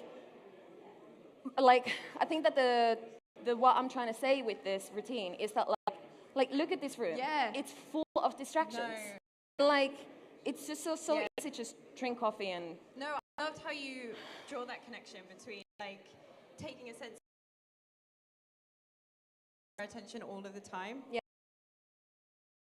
Very hard gig, and we love them for what they do. Photographs of you Thank wearing you. those pegs. thank you. Thank you. Thank you. Yeah, and I think that's a great through line, isn't it? Is everything fighting for our attention all the time, and what can we do to control that? So Yeah. I really appreciated you bringing that over. Yeah. And the dedication to building this. Like, oh my God, like, so you've what, Googled nose clips? I would love to see know- your Google history. Oh, see that. It's like the only thing is they're not pink. Maybe Yeah. if I want, but But you didn't hand paint them, come on. no. But yeah, it's, this routine itself, like it's very me. Because sensory and like tasting and all of that is what I live for. Yeah. So like, yeah, it's very personal and yes. Your heritage. Talk about this a bit more. Come on. A powerful person comes to the stage. Tell them, tell the people What do you about want? your heritage. Ah, Not to put you on the what? It's also berries are only grown in Lapland. I'm Nordic, Nordic. Double Nordic. And yeah, these like a cloud delicatessen in Finland Okay. and in Nordics, and like used in fine dining and stuff. Because the thing is that they are like this big and they are very delicate. Okay. So you have to hand them all. Like so, it also has like my heart in this Yeah. from my heritage. Well, thank you for bringing that. Thank you for the beautiful routine. I want to go and shake off the big feelings, but before you do, anyone you want to shout out? I could have not. Claire, you need to come Yeah, here Claire, so that everybody, everyone round of like applause. no, Come on! Yeah, well, she's watching you. It makes me want to cry.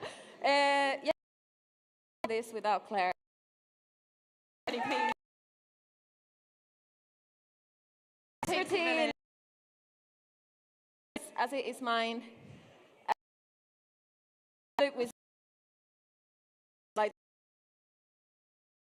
There's some own back getting there. Yeah. but I mean, I like the biggest thing goes to Claire. I do have other people who've been helping me.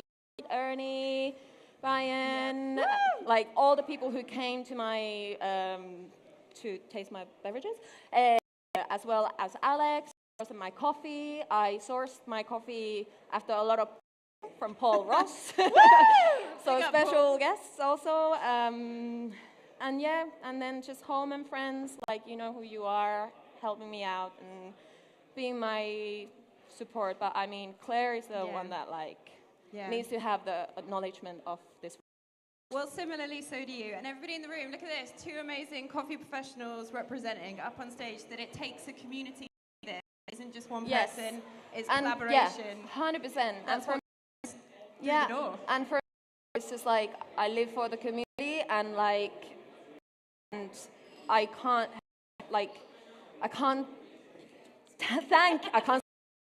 thank enough of all the people who have been helping me out because us out. And also like Ian from Formerly Coffee have been helping me with the things and there's lots of people. Hiding. Yes. He's there like so yeah. Well, that comes through. You are an important member of this community, and I'm glad to hear that they've served you. Everybody, again, I'm asking for a huge round of applause. Go take your microphone off and feel some big feelings. Everybody, clap your hands! Rosa! Excellent.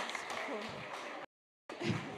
And then, those of you watching at home, we are in the Tate Modern. We are being hosted by Coffee by Tate for the UKBC 2024 semi-finals and finals tomorrow. So let's have a look at this space. Can you follow me, the cameraman? I don't know if I'm supposed to walk backwards. Oh, and now I hear myself. So just around the corner here, we have a cupping table tomorrow displaying our beautiful trophies. Ooh, shout out Clockwork Espresso. And then we are going to wiggle through over to Kavoya, who are so thrilled to be on camera, who are sampling some beautiful coffees. Absolutely banging Wash Peruvian earlier. We have different coffees on. Then we've got our sponsor, Barista, not represented by Will, who will be here talking all things water. And then look at this. Ooh.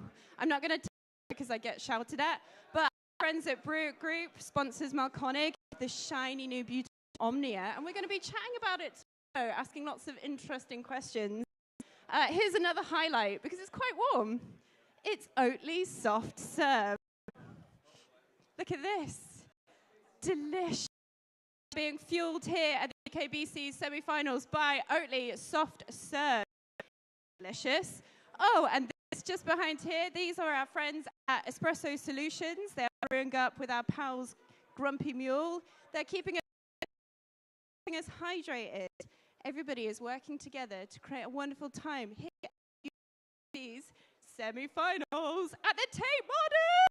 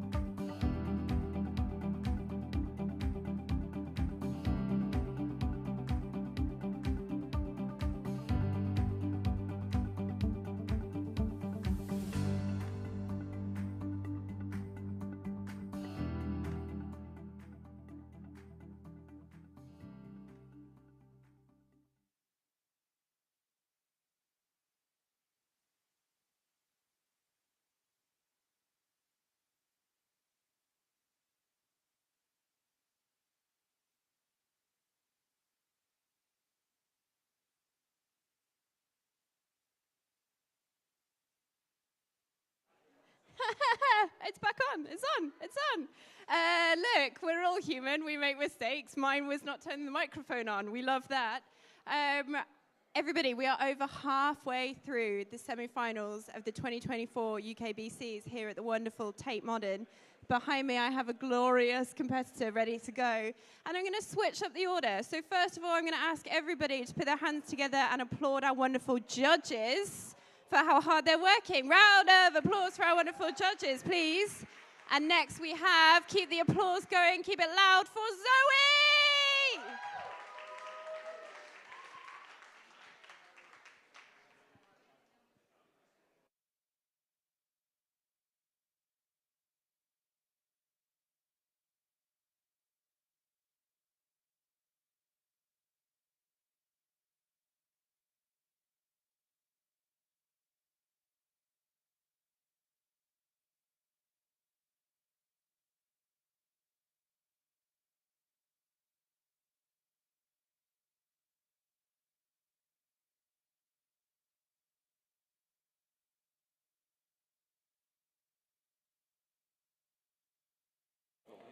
I think I'm ready, yeah. Is everybody else ready? Ready as I'll ever be. Okay, can I just get a sound check on the music, please?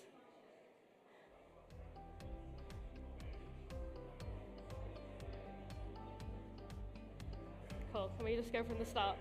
Thank you.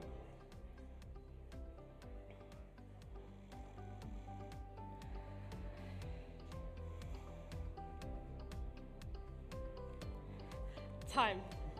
There are two things that have always really excited me about specialty coffee. The first is the complexity and variety of flavors that we get to experience. And the second is how well connected we can be to everybody in the supply chain.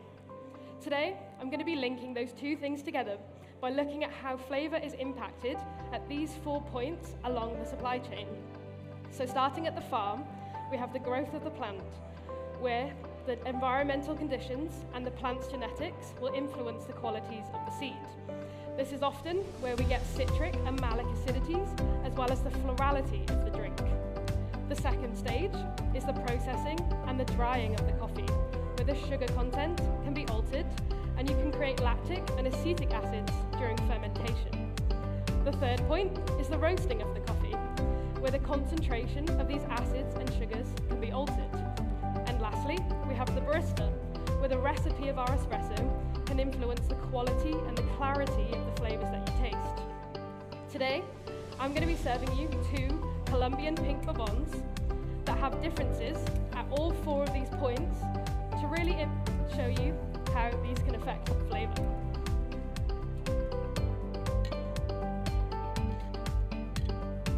For the espresso course, I'm serving an incredible pink bourbon grown by Sebastian Ramirez at the El Placer farm in the Quindío region of Colombia.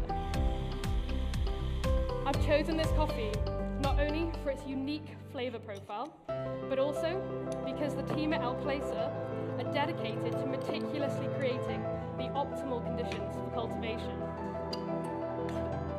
This coffee was grown at 1,700 meters above sea level, where the average temperature is 20 degrees and the average humidity is 85%. This allows the plant to grow at a rate where its complex sweetness and florality can develop. And you will identify this in the espresso as maple syrup and lemongrass.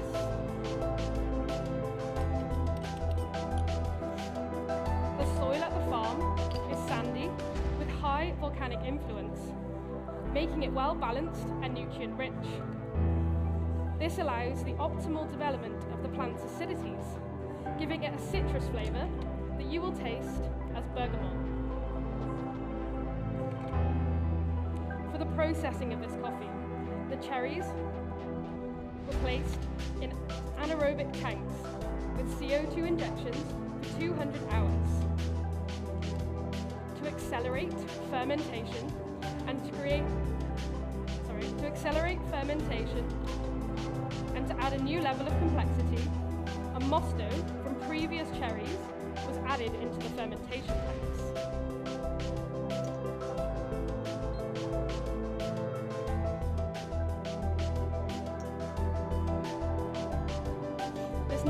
processing creates stone fruit flavors that you will taste as plum.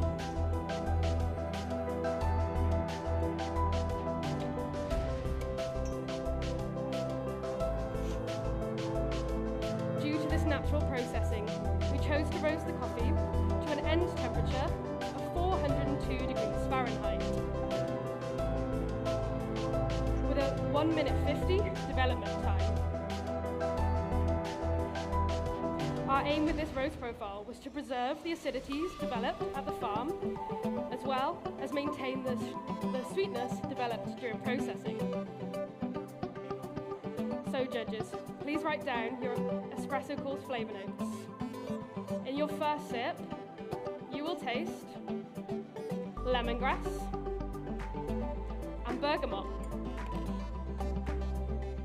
In your second sip, you will taste plum and maple syrup. The aftertaste is lingering like a black tea, and the texture is silky and coating like milk chocolate. I extracted your espressos over a frozen nucleus for the first 15 grams, and this is to retain more of the coffee's aromas, allowing you to experience more of those delicate flavours from the pink bourbon. It also increases the body, making it inherently low body coffee, which heavier in weight. My recipe today is 19.5 grams to 48 grams, as this is where we get to experience most of those complex flavours. So judges, once you've assessed the crema, please stir your espresso 10 times and place your U-spoons in the black bowls. I really hope you enjoy them. Here we go.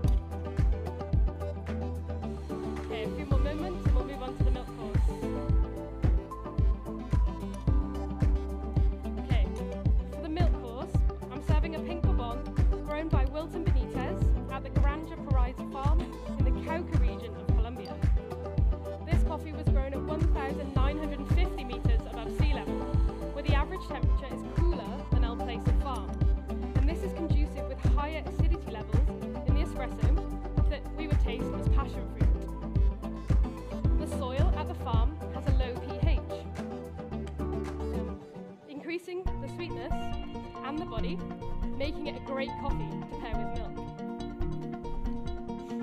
When processing, the cherries were UV sterilised by immersing them in 90-degree water for 30 seconds. The cherries were then dried for 48 hours at a constant temperature of 36 degrees. And this fermentation creates tropical fruit-like flavours in the espresso.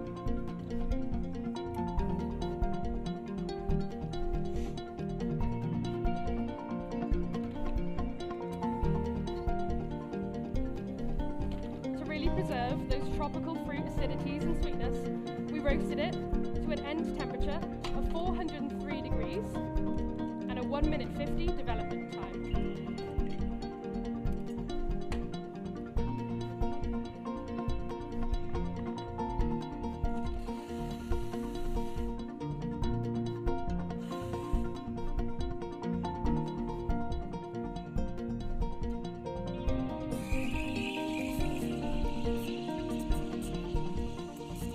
Pairing the espressos with a blend of freeze-distilled lactose-free and freeze-distilled regular milk in a 70-to-30 ratio.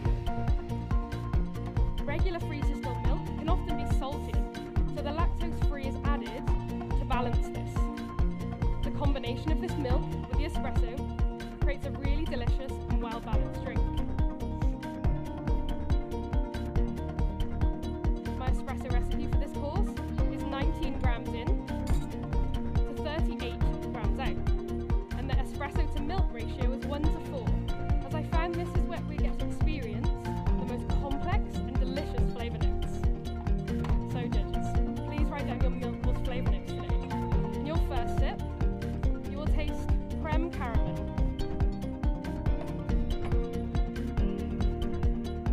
In your second sip, you will taste passion fruit curd and Greek yogurt. When you receive your drinks, please stir them 10 times, and you're welcome to use the black bowls to use spoons again. I really hope you enjoy.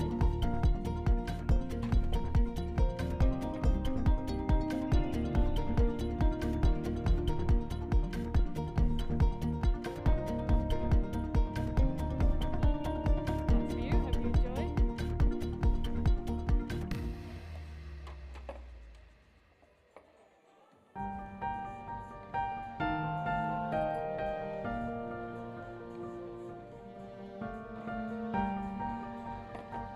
Thank you for your patience. I hope you enjoy.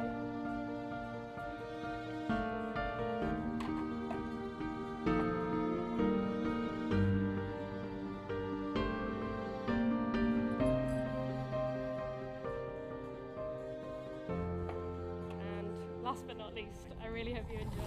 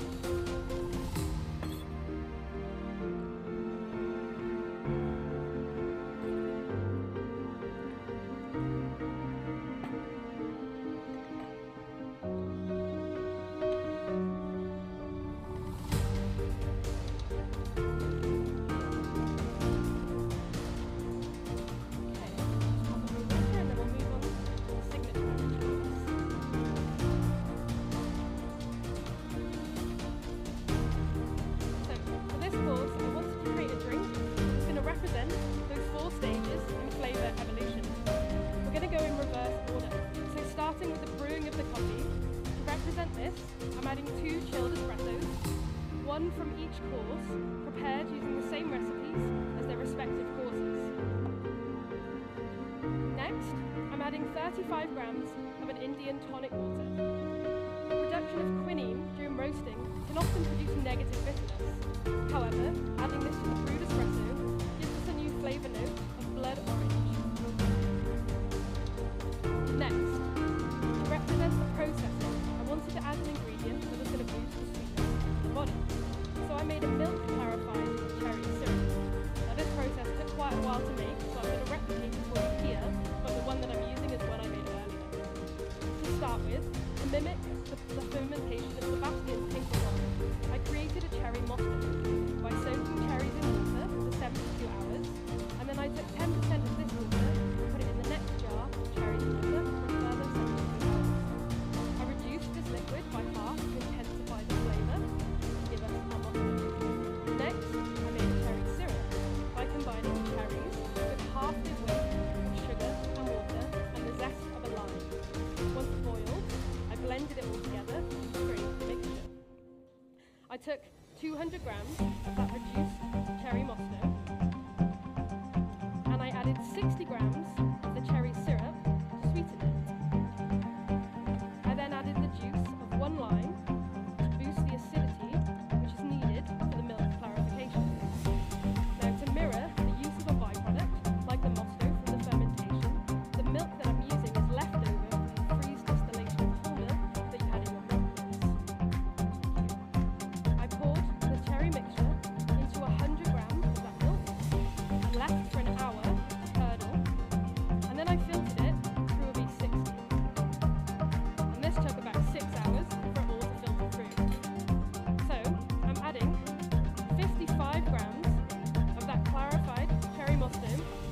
into your signature beverage to give you a new flavour note of apricot. And lastly, to symbolise the conditions at the farm where we develop florality and acidity, I'm adding 5 drops of orange blossom water, which I diluted with equal parts water and a pinch of malic acid.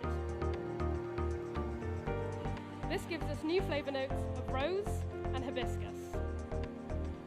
So just to recap, your signature beverage flavour notes are blood orange, apricot, hibiscus and rose. It's been an absolute pleasure to serve these drinks to you today, judges, and I really hope that you've enjoyed the complexity and variety of flavours that you've experienced. It's my hope that by linking those flavours to the different points in the supply chain, we can work together with our colleagues to make our industry more accessible to everybody. When you receive your signature beverage, please swirl the drink between each sip, and I'd like you to take at least 3 sips. I really hope you enjoy them. There we go. Thank you very much. And that is my time.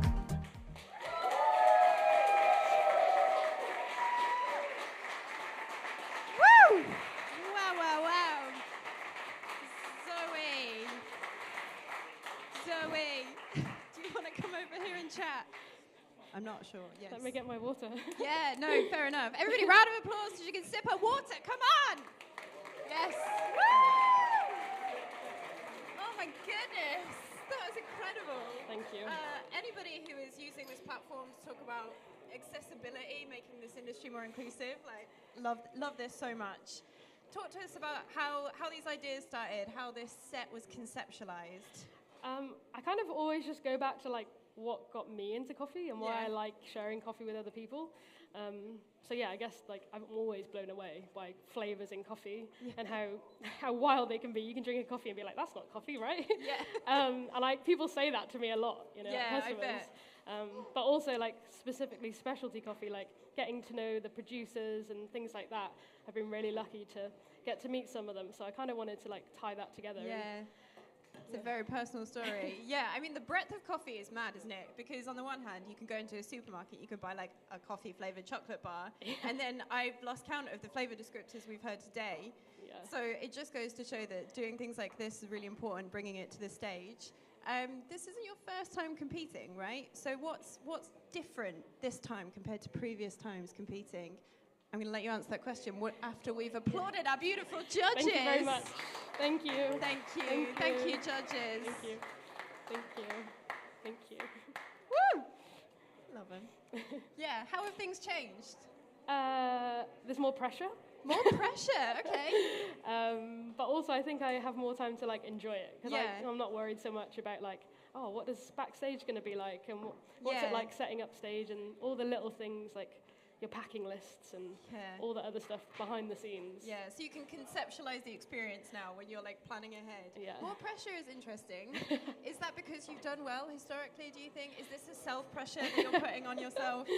Well, yeah, I think I set the bar a bit high last time. I so. mean, incredible. You set the bar very high this time as well. Wonderful. Thank you And very I much. imagine it's not a solo endeavor. In fact, No. I can see some very happy, proud faces in the audience here. Is there anybody you'd like to celebrate? I mean, everyone at Clifton's been super helpful. All the directors for giving me the time and money to do this. Tom roasted the coffee, so that's why it tastes so good. Part of why it tastes so good, absolutely. We love our roasters, Yeah. I think my family and friends, I guess, for Yeah. putting up with me when I'm stressed. Not putting up with you. We are very lucky that you come to the stage and you share this with us. Everybody in the room, everybody at home, please put your hands together. It's really difficult to do this, and you do it well. Thank so you thank very you very much, Zoe! Thank you. Thank you. Thank you. And we will be back soon with another wonderful coffee professional on this stage on my left shortly. So stick around. If you're in the building, get some Oatly soft serve, get some Grumpy Mule, get some Kavoya coffee. If you're at home, lament that you're not here at the Tate Modern, but support us and send your love. See you in a few.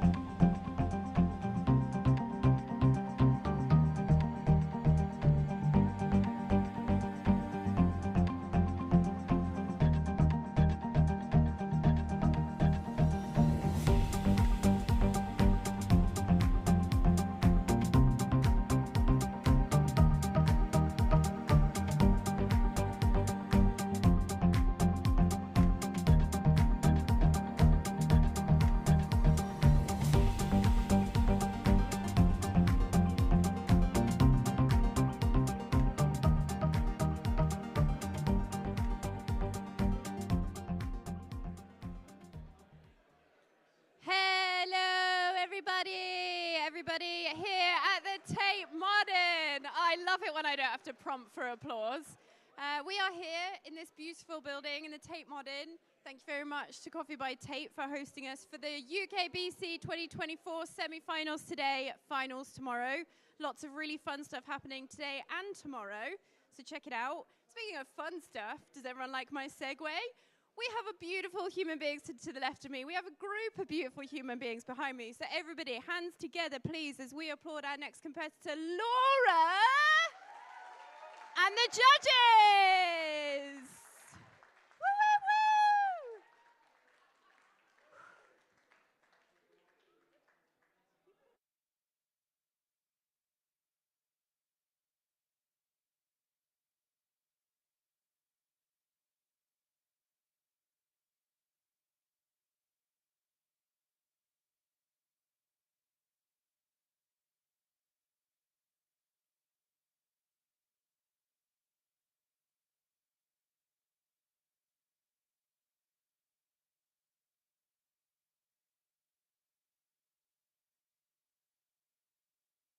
Could I hear my music, please?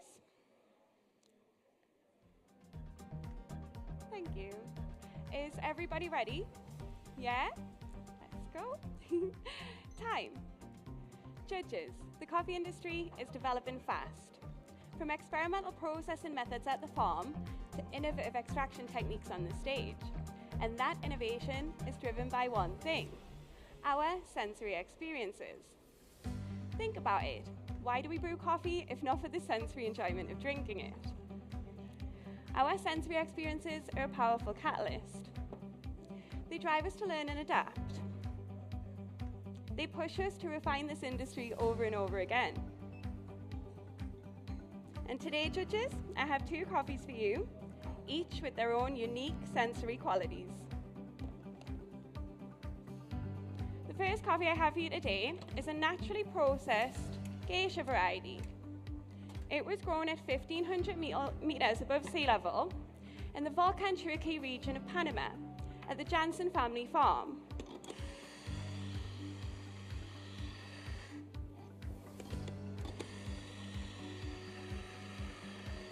Now, grown at this altitude, the cherries undergo a slow maturation process. This gives them time to absorb minerals from the nutrient-rich volcanic soil, giving this coffee its medium sweetness and raspberry flavor note. After harvesting, the cherries are placed on raised beds and left to dry in the sun for 2 days.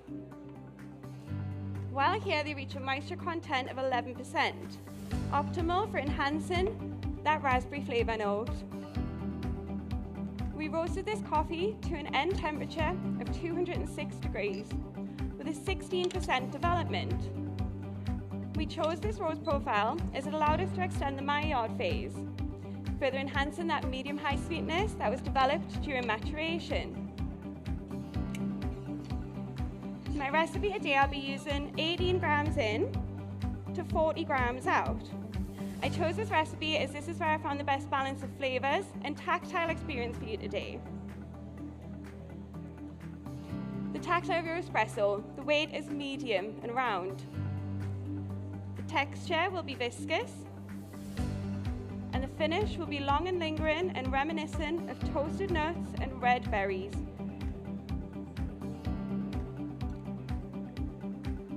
In your espressos today, you will taste raspberry, milk chocolate, melon, and it will have a toasted nut and red berry finish. Now, you'll see I've chosen to serve in a very unique cup. This cup is shaped lower at the front and taller at the back. This means when you drink from the cup, your nose can enter the cup, giving you an integrated taste, aroma, sensory experience. Now, judges, please assess the crema but wait for my instructions. That one's for you, Nick. Vicky, there we go. Now, this one's for you. To help guide you on the sensory experience of your espresso today, I'm going to be using these jars in front of you. Please pick up this bowl and feel the weight. please pick up the bowl. Thank you. It is medium heavy and round, just as your espresso will be. You can place that bowl in the black pot just in front. Thank you. Now, please place your hand on the side of the jar and feel the fabric. It is viscous, just as your espresso will be. Now, please pick up the jar, lift to your nose, and breathe in long and deep. This represents the finish of your espresso. It will be long and lingering and reminiscent of red fruits and toasted nuts. Let me just stir these for you. Remember, when you bring the cup to your lip, breathe in through your nose, you get that integrated taste aroma sensory experience. Vicky, there we go. Clinton, there we go. Thank you.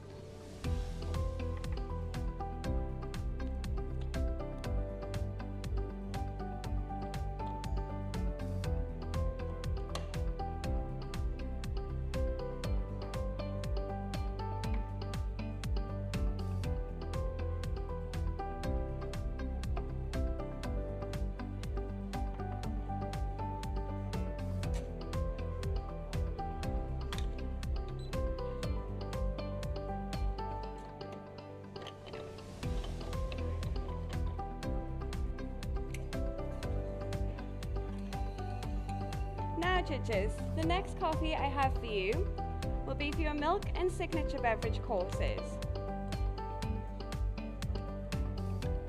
And it is an anaerobically processed cedar variety.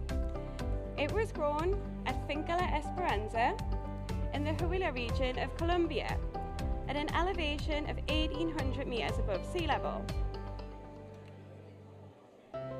Now, after harvesting, the producer wields a lasso. He places the cherries in a temperature-controlled fermentation tank with very little oxygen for a total of 72 hours.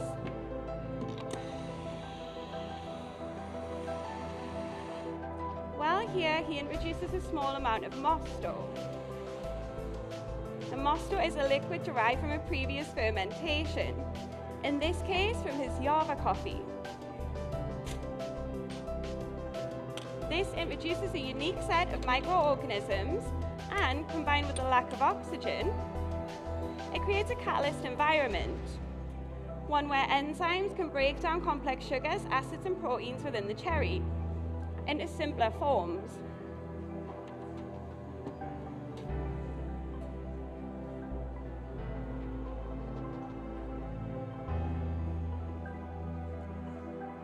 After processing, the cherries are placed, after fermentation, the cherries are placed on raised beds and left to dry in the sun. While here, this enhances the vibrant acidity and fruity undertones that you'll find in the coffee.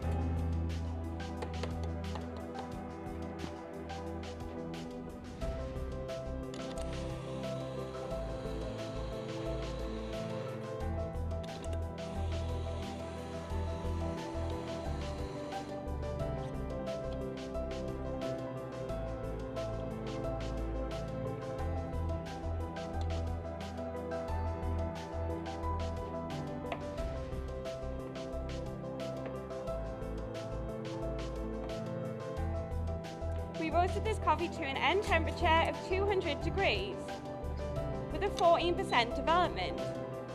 We chose this roast profile as it allowed us to highlight that vibrant acidity developed during fermentation. For my milk course today, I'll be using 2 parts of a lactose-free freeze-distilled milk, with which I have blended with 1 part of a skimmed filtered milk.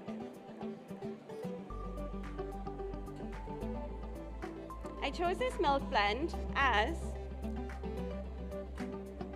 it highlighted that vibrant acidity and worked with the fruity undertones of the cedar.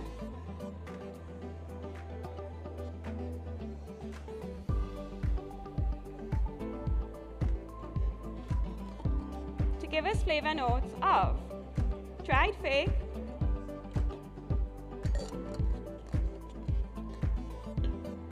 prunes,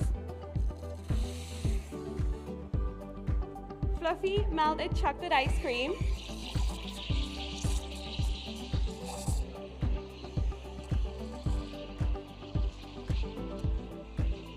and milk chocolate digestive biscuit.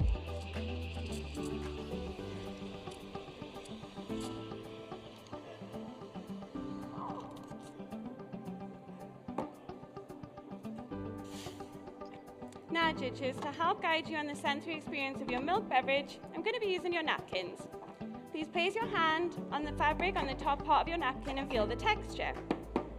It is silky, just as your milk beverage will be.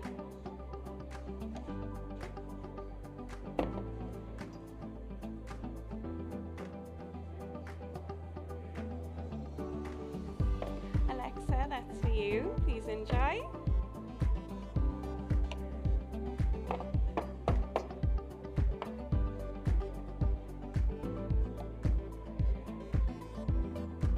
Nick, that one's for you. Please enjoy.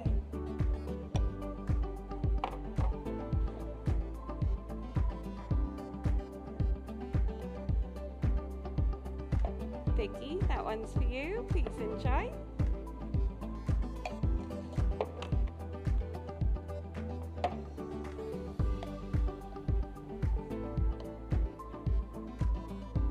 Clinton, that one's for you. Please enjoy.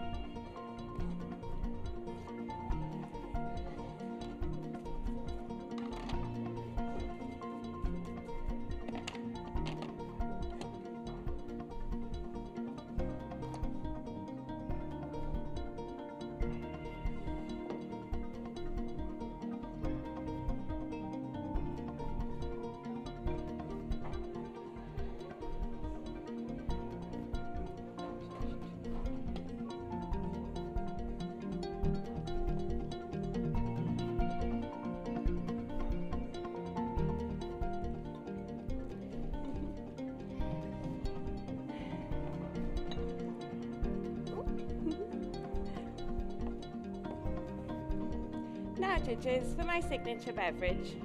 First, I'll be using 4 shots of my cedar espresso, which I've chilled in a hyperchiller. I chose the cedar as that vibrant acidity and those fruity undertones added a unique depth to the drink.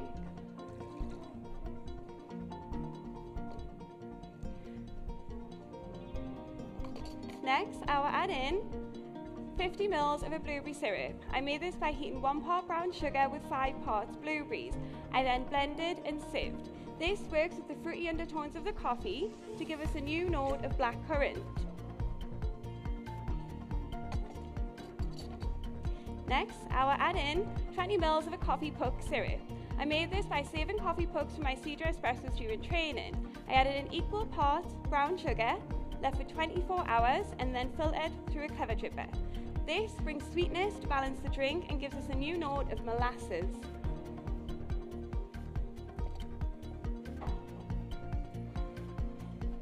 I will add in 2 ml of a saline solution. This will help balance the drink and elevate it. Then I will add in 70 ml of a cascara tea. I made this by using 10 grams of tea, 100 grams of water. I brewed for 10 minutes and then chilled in a hyperchiller. This works with the fruitiness of the coffee and gives us a new note of elderflower. I'll blend in a blender to homogenize and create a smooth texture.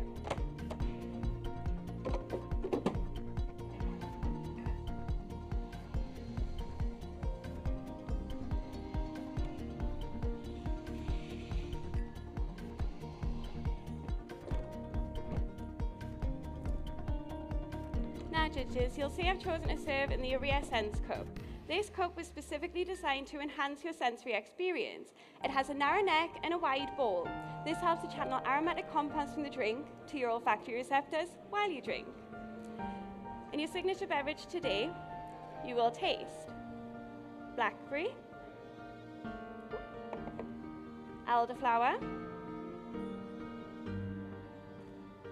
molasses. Now judges, please wait until I call time before tasting and evaluating. I will place an orange blossom scented disc on top of each of your glasses. This will not only help trap aromatics inside the drink, the scent of the orange blossom will further enhance your sensory experience of elderflower. Judges, it has been my pleasure to guide you on this sensory experience today. Alexa, Nick, Vicky, Clinton. Time.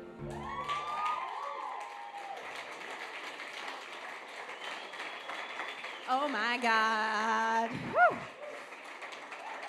Hey Laura, I'm over here, all in black, really obviously hidden and waving at you. Hey, keep the round of applause going. Don't give up. Come on. Yeah. You did it. I did it. Semi-finals, man. Woo, wow. It's so intense. Oh my God. Yeah, yeah. I always feel like you should be able to just have a minute to Yeah. shake. There's big feelings. A lot Big, goes into yeah, this, really right? big feelings. Yeah. It was, it was. Whew. Yes. All right.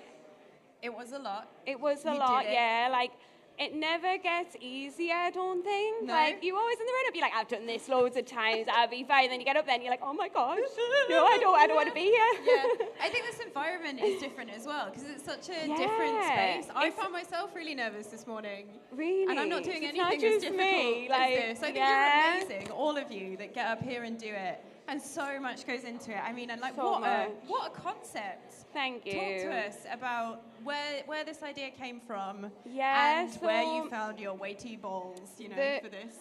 The one we wait Your weighty balls for your round. Oh. It landed terribly. It I was was a like, I really thought you were funny saying joke. bowls. Bowls. Yeah, balls. So they were actually the inspiration for the concept. So it's actually Amazing. a jar from Matalan, and the bowl, it was a cork bowl on top, and it's like a cool little thing to have in your kitchen.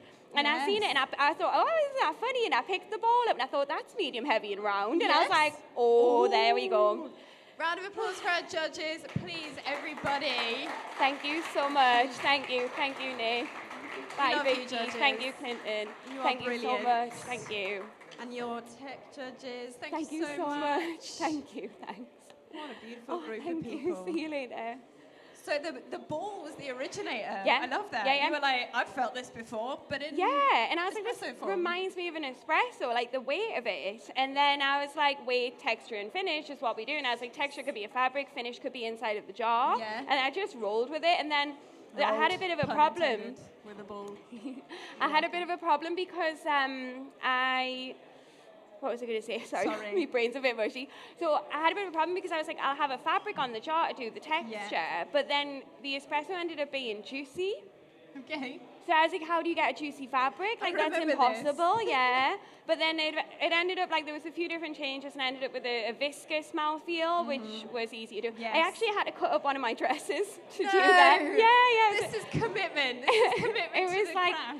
a really cute Uniqlo dress, and I cut it up. Oh, Yeah. that is true dedication for the cause. I mean, come It on. is. It was the cutting up your perfect dress. fabric, though. I touched it, and I was like, that is viscous. Yes, Yeah. a viscous dress. See, we're learning all the time in coffee, right? You never thought, I never thought you'd be like, oh, I'm going to fondle some clothing to try and find something that feels juicy or viscous. Yeah. But look, every day is a school day. It never ceases to amaze me, like how far competitions take you. Like they Yeah. take you down a rabbit hole that you would never expect. Like I told you, didn't I, like when I was walking around Hobbycraft, just like touching everything and like, and just the things that you do for competition are just so insane. They are objectively insane, a lot of it. Yeah. But then in real time watching them, we're so glad you do it because it makes for an incredible set that really is thought-provoking. It challenges how we understand sensory and what context we do. Yeah. And you brought it into every part of your set as well. Thank you. That's really sweet. Thank you.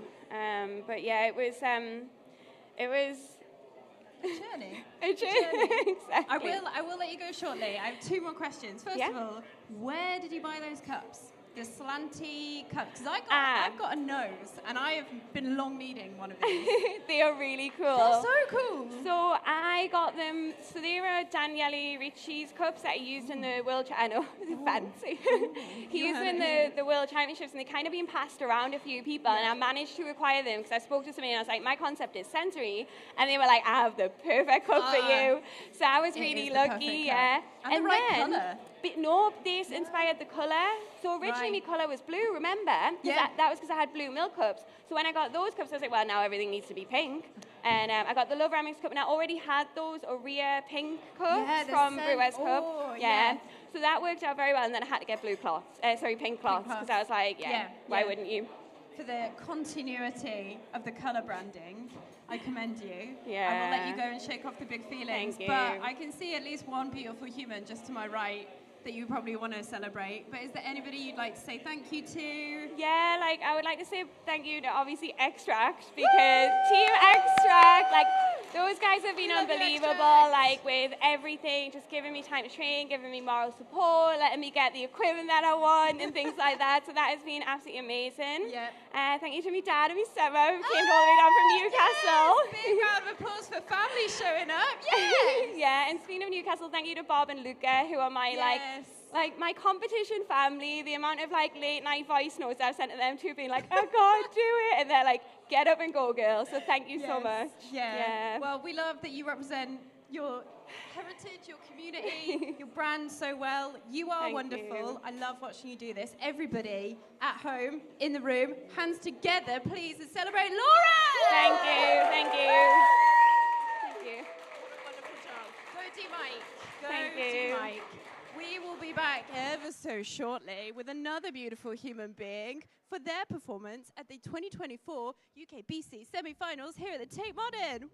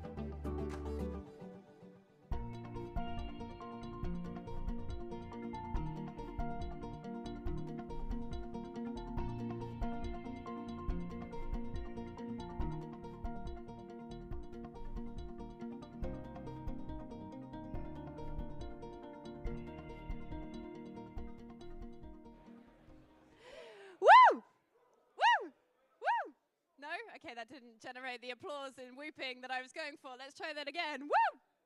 Woo! Woo! Yeah, the energy is so high in here. We have another competitor ready to take to the stage behind me, and you're all going to do so much better than that poor show out for applause. So, hands together, love in your heart, big, big, warm vibes and energy for Jack! And our beautiful, glorious, fabulous judges!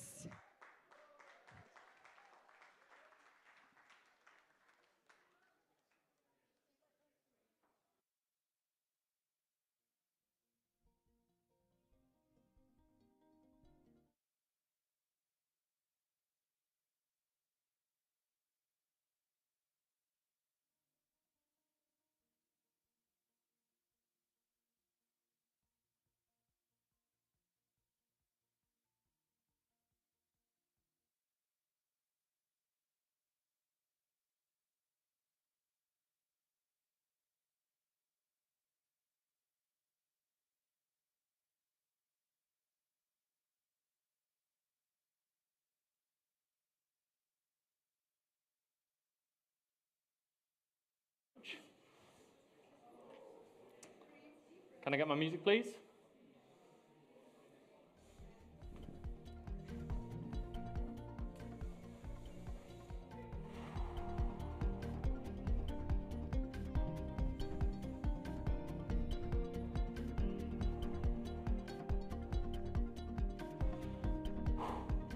Time. Judges, they say love is a drug. It's not. It's a chemical.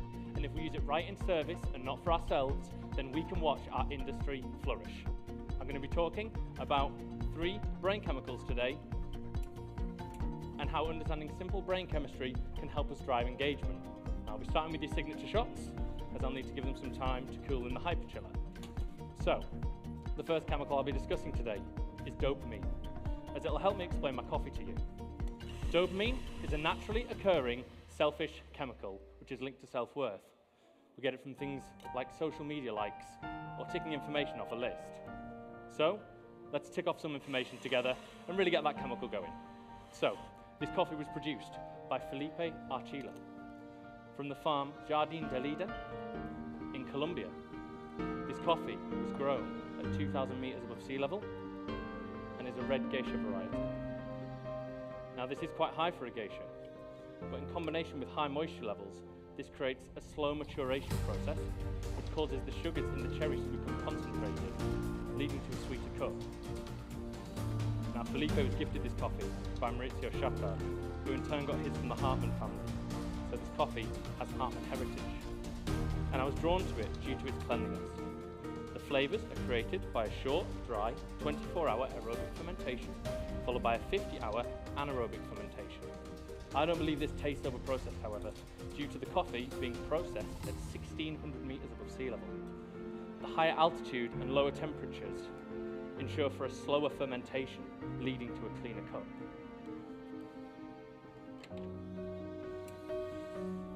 Judges, Felipe has displayed a complete understanding of the chemical reaction within fermentation.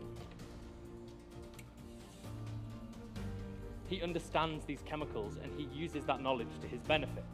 So, from Felipe's chemicals, back to my own. Dopamine is flowing, I've made myself feel really good. It's short-lasted though. You see, on the other hand, you're receiving a service, which produces our second chemical, oxytocin. Oxytocin is that warm, fuzzy feeling, that feeling of safety and belonging. And it's the reason why most people prefer giving gifts to receiving them.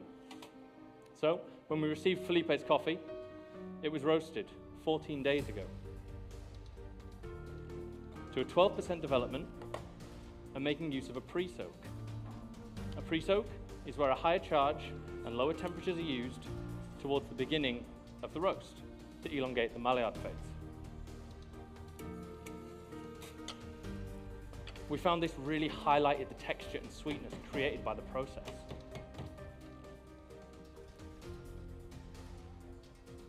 Now you'll notice, judges, I'm also using an autocomb to distribute all of your shots today. I found using this advanced WDT distributed the grounds in such a way that allow me to use a much finer grind size, which led to more flavour and higher extraction. This also led me to a recipe, please write this down, of 18.5 grams in and 40 grams out for your espresso and signature courses.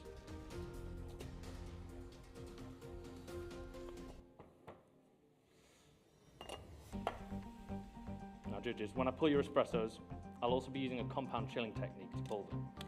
We found during testing that this really elevated and complemented the texture mentioned from the pre-soak earlier. And this will be pulled over the first 15 grams of each shot.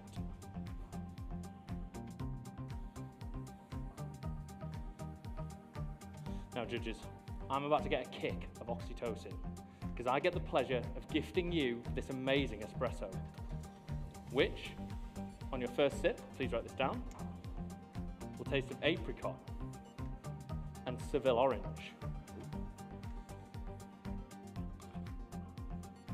And on your second sip, it will taste of cascara and coffee blossom.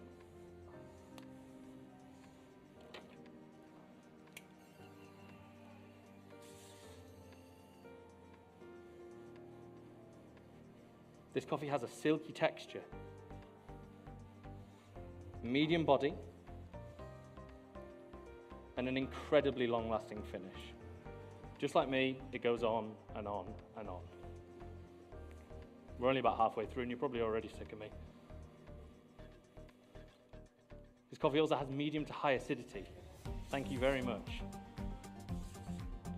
Medium to high sweetness. And a low to medium bitterness. So judges, once I serve these espressos, please stir backwards and forwards 5 times. Pop those spoons in the pots once you're done. Swirl once and assess that amazing aroma of coffee blossom. Oh yeah, thank you very much.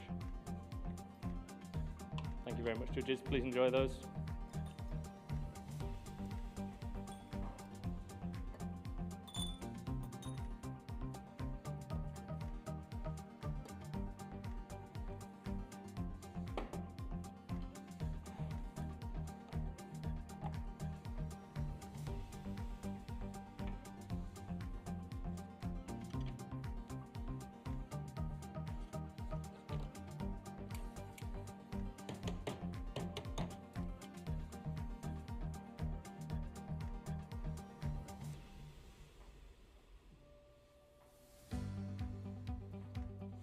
Now judges, on to our last chemical of the day, which is serotonin.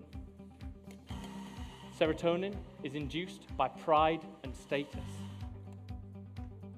It's the reason why we want to do our producers justice. So, let me with pride introduce our second coffee of the day. An orange bourbon from Los Nogales in Huila, Colombia. This coffee was produced by Oscar Hernandez and was grown at 1,900 meters above sea level. This coffee is fantastic, but it's the processing that really astounded us. I don't think you'll have tried anything like this before. More on that in a minute. This coffee was roasted 13 days ago to a 13% development, and much like the geisha, made use of a pre-soak. This helped highlight the fantastic flavor profile, heightened sweetness, and its ability to shine through milk. This led me to a recipe of 20 grams in and 45 grams out. And I'll be combining this at a ratio of 1:3 with lacto-free, freeze-distilled milk. This milk really helped push the sweetness of the coffee and gave us a really nice texture, please write this down, of melted ice cream.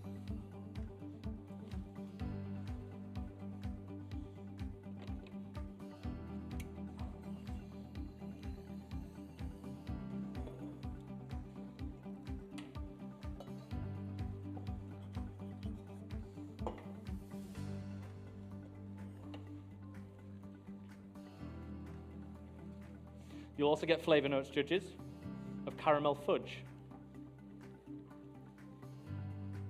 vanilla milkshake, banana on the finish.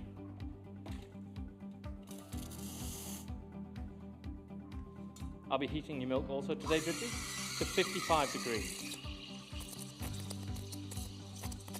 Now, judges, at Los Megalas, better understanding of chemicals helped them create their brand new primary processing method. The complex process starts with a washing to remove pulp and mucilage. They then take the pulp and mucilage and combine these to create a secret natural solvent. The coffee, after a pre-ferment, is then soaked in this solvent for 48 hours. This dissolves some caffeine, but leaves flavour intact. Now, this process is brand new to our industry and is currently being patented by the team at Los Megalas. Aren't you lucky? Well, hopefully, anyways, we'll find out. Ooh, pardon the shakes. So, judges, back to serotonin, which is reinforced by relationships. It's the reason I want to do Oscar and Felipe justice.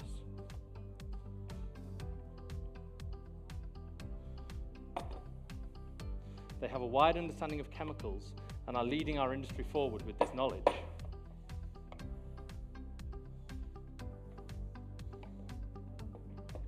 I want to do them proud because of serotonin, and I do this by serving you and involving you in my process, which is why I took the decision to involve you in my pre-shot routine up on the judges' table today.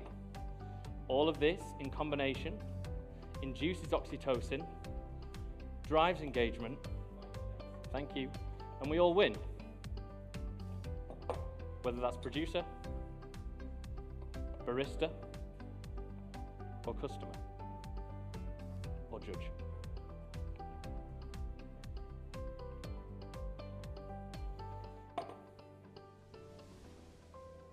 There we are.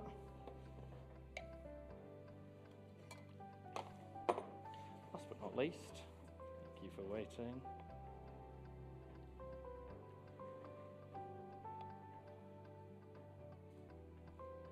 Shaking like a leaf. There we go. Thank you very much. Please enjoy.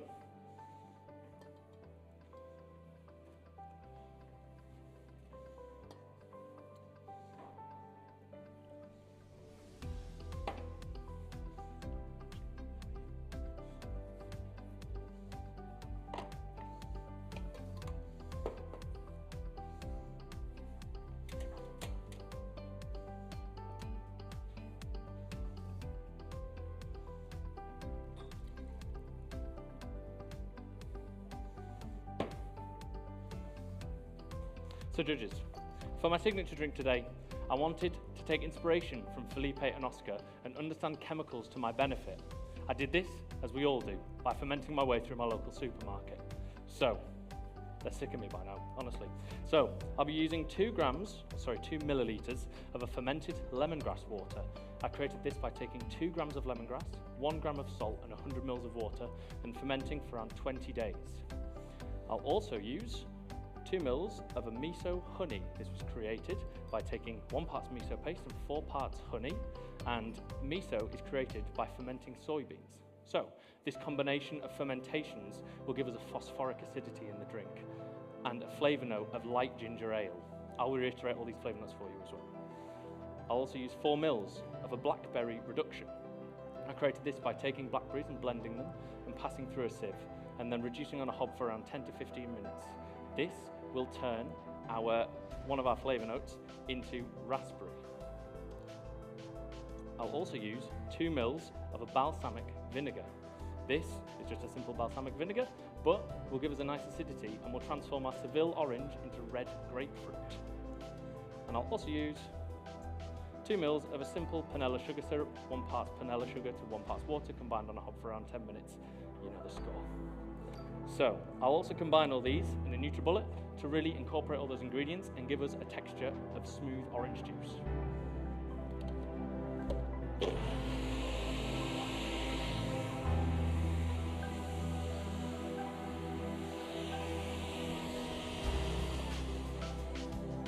So judges, I'll be serving this drink in small blackout cups and at 20 degrees.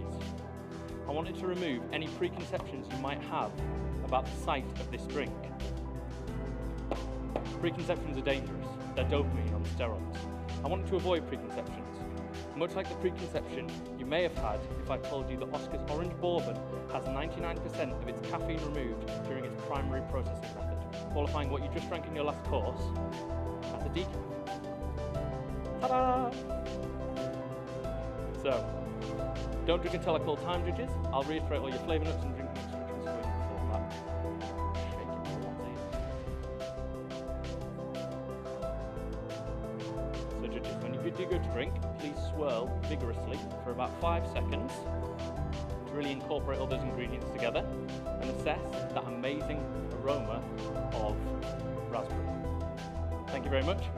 On your first sip, you'll taste raspberry and dark cherry.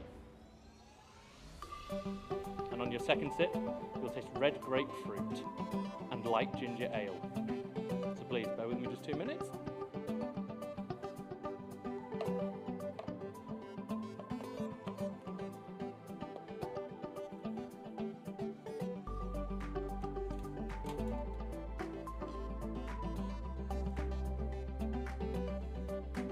So judges, thank you for your time. Because of the limbic system in our brain, it has been proven that positive flavour experience links to positive emotional memory. So we need oxytocin and we need serotonin, because that is service. Serving another and not just ourselves. Thank you so much. Time.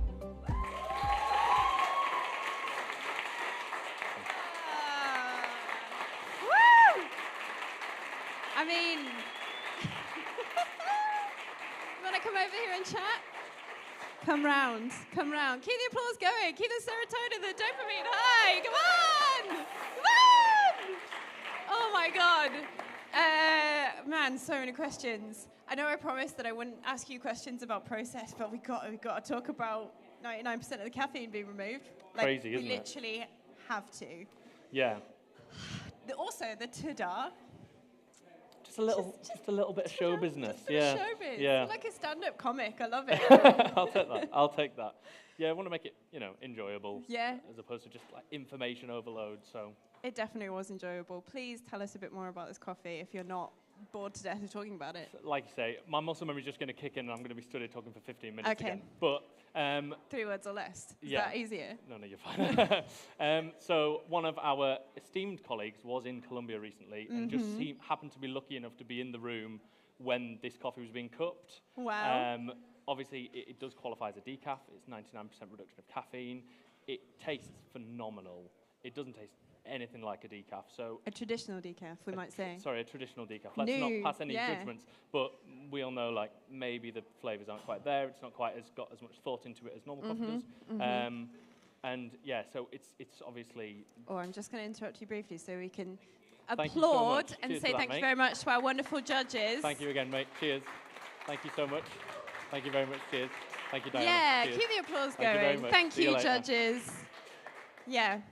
So yeah, it's from the page on the left. Obviously, not everyone can see it. On this little easel here. It's a very complex, long-winded process, but it uses products from the coffee itself to decaffeinate it. Amazing. Using like a fermentation process. It's really amazing. And Yeah. it's like pushing the limits of where we can go with coffee. I love that. And that's what this is all about, is platforming that innovation and bringing it to the stage. Yeah. This isn't me talking about the coffee anymore, but I have to props you for your music. Am I correct in saying that was Lord of the Rings? It was Lord of the Rings. There was a moment I was like writing down some flavour notes, and then I said to Tim, I was like, what? It's the lo-fi classic thing, and then all of a sudden you go, oh.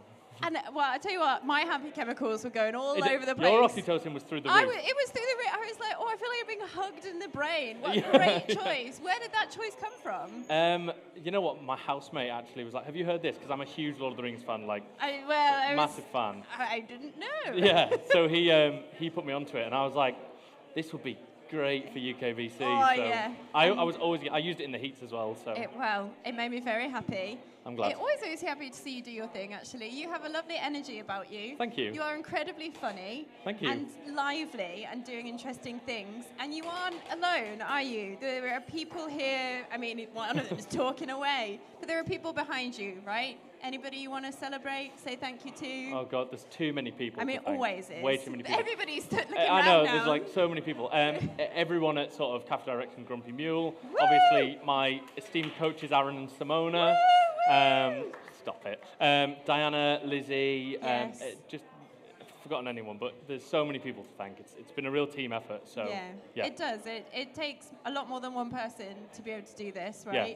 But we're very grateful that you are the person doing it. Like I say, Thank you bring you. a lovely energy. Thank you. That northern charm. That northern. I was going to say southern just to wind you up. But no.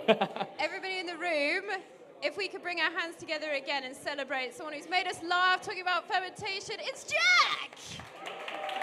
Yes. Cool, thank you. Thank you very much. Cheers. Thank you. We will be back ever so shortly with yet another wonderful competitor. They are getting ready just behind me, so stay tuned.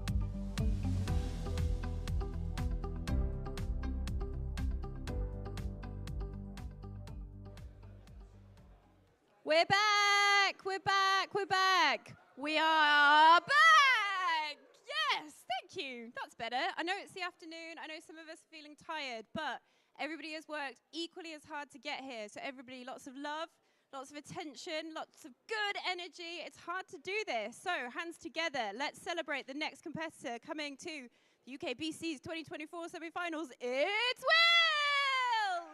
Woo! And let's say hello, judges.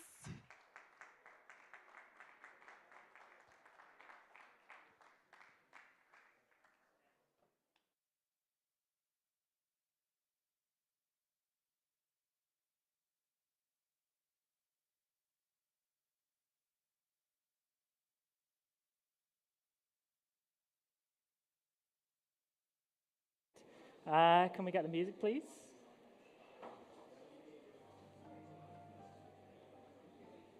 Yeah, great. You ready? I'm ready. Time.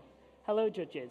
I'm Will, and I love coffee competitions. So much so that not only am I competing in one right now, but I've also spent the last 2 years hosting a podcast about them. I've spoken to barista champions from all over the world about their experiences, and today I'm going to take this wealth of shared knowledge to create a unique routine specifically tailored to you, my judges. The courses will be served in the order of the score sheet, and I'm going to start by preparing some ingredients for my signature beverage. I'm making a coconut sugar syrup at a 1-to-1 ratio, coconut sugar to 95-degree water. And I'm making a strawberry green tea at a 1-to-50 ratio, loose tea to 95-degree water. I'll leave that to brew for about 5 minutes in a clever dripper, and we'll move on to some coffee information. This coffee comes from a producer who has featured in every UKBC final since 2018, Maurizio Chatar. His farm, La Negrita, sits at 1,900 meters above sea level in the Tolima region of Colombia. And the variety is Sidra. Now, this variety has been super popular in competition over the past few years because it has a complex flavor profile. The reason I've chosen it is because complexity and clarity are prized in this competition. They make a memorable drinking experience, which is exactly what I want to deliver to you. It has clear, distinct flavor notes, a high-quality sweetness, and it's legitimately the most delicious espresso I've ever tasted. Now, the altitude, terroir, and variety stack up to promise an amazing coffee. But what takes this to the highest level is Maurizio's meticulous processing. Ripe cherries are sorted by bricks before fermenting anaerobically in a tank with water and yeast for 72 hours. The tank is flushed with nitrogen, which displaces CO2, and this prevents unpleasant acetic notes in the coffee. After this, the coffee is moved to raised beds in cherry, where it's dried for 6 weeks in a climate-controlled dark room. And this slow drying gives the coffee an amazing sweetness and body. After the coffee was milled in Colombia, it came to me up north in Harrogate, where I roasted it on a Gießen for 7 minutes with a 22% development time. This roast profile that I've made specifically for this coffee is all about giving your cups today a high flavor clarity. And now on espresso today, I'm going to be using extract chilling on all of my espresso shot, and this will enhance the body. It'll give a heavier body at higher brew ratios. I'm brewing at 93 degrees for a high extraction, and this will balance the acidity. And I'm brewing all my shots today to 1 to 2.5 ratio, as this is where I found the best tactile experience. Now, when I was researching for my podcast, I came across many great resources to help with building a Barista Championship routine. My favourite is this amazing version of the score sheet, I'm sure you're familiar with it, created by Trent Rollings. It acts as a map for baristas to play to a very specific audience. A panel of 4 sensory judges on this very stage. It's guided me to tell you everything you want to hear in order for you to have the best possible experience. So please head to the espresso section of the score sheet and write down the following flavour notes. This coffee has a medium to high, flavour notes of pineapple, yuzu, blood orange, no blood orange, passion fruit. One of those days today. And salted caramel. The salted caramel lingers into the aftertaste.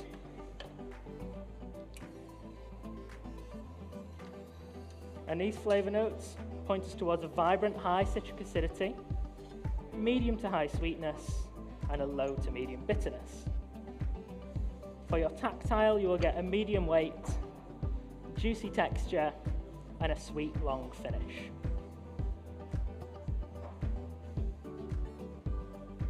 Now, this coffee tastes its absolute best when served at a slightly lower temperature. So the serving temperature today is slightly lower than usual. This is truly a world-class coffee, and I'm excited for you to try it. So I'm going to give you plenty of time to assess. That's for you. Please give the coffee 5 good stirs to mix the layers, and you can pop the spoon in the little black pot. Please enjoy.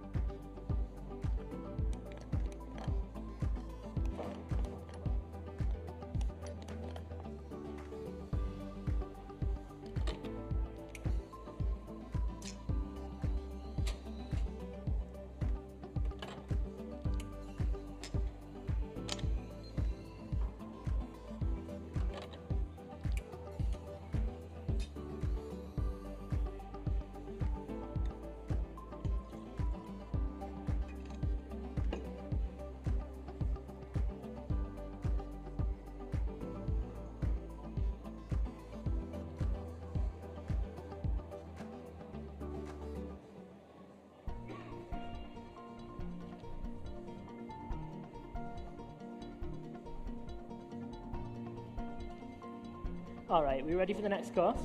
We'll move on to the milk beverage. One of my favourite guests on the podcast was 6 times Canadian Barista champion, Ben Putt, without whom we wouldn't have discovered the magic of freeze-distilled milk. Ben taught us it's possible to create a decadent dessert-like drink with freeze-distilled milk due to concentrating the sugars and the fats. However, in a more traditional-sized drink, we wouldn't quite get that all-important harmonious balance. So today, I'm using a ratio of 1 part coffee to 3 parts milk, which is where I did find that balance.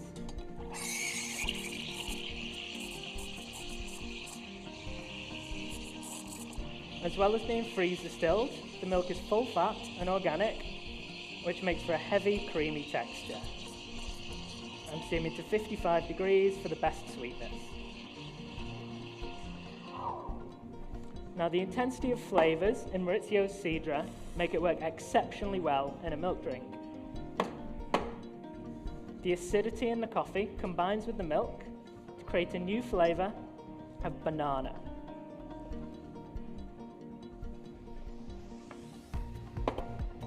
If you remember, in the espresso we had that amazing flavour of salted caramel. Thanks to the addition of the milk, it's now Biscoff, and it will linger into your aftertaste. Final flavour note is baked vanilla cheesecake. When I serve you the coffees, you can assess straight away. Grab a fresh spoon, 5 good stirs, and spoons in that same pot as before.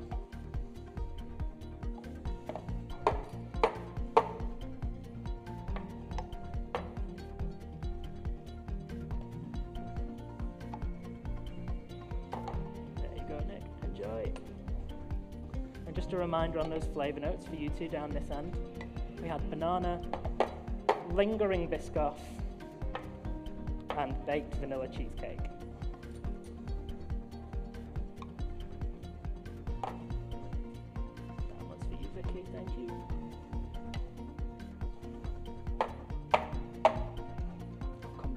you.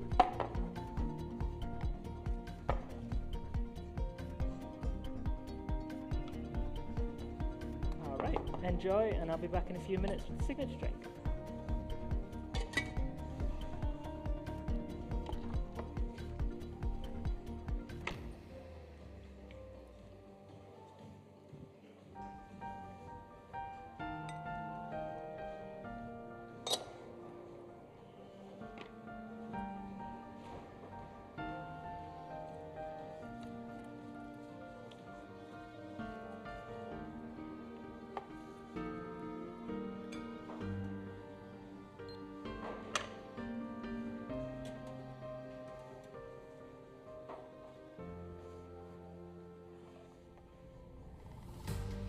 All right, looks like we're ready for the next one.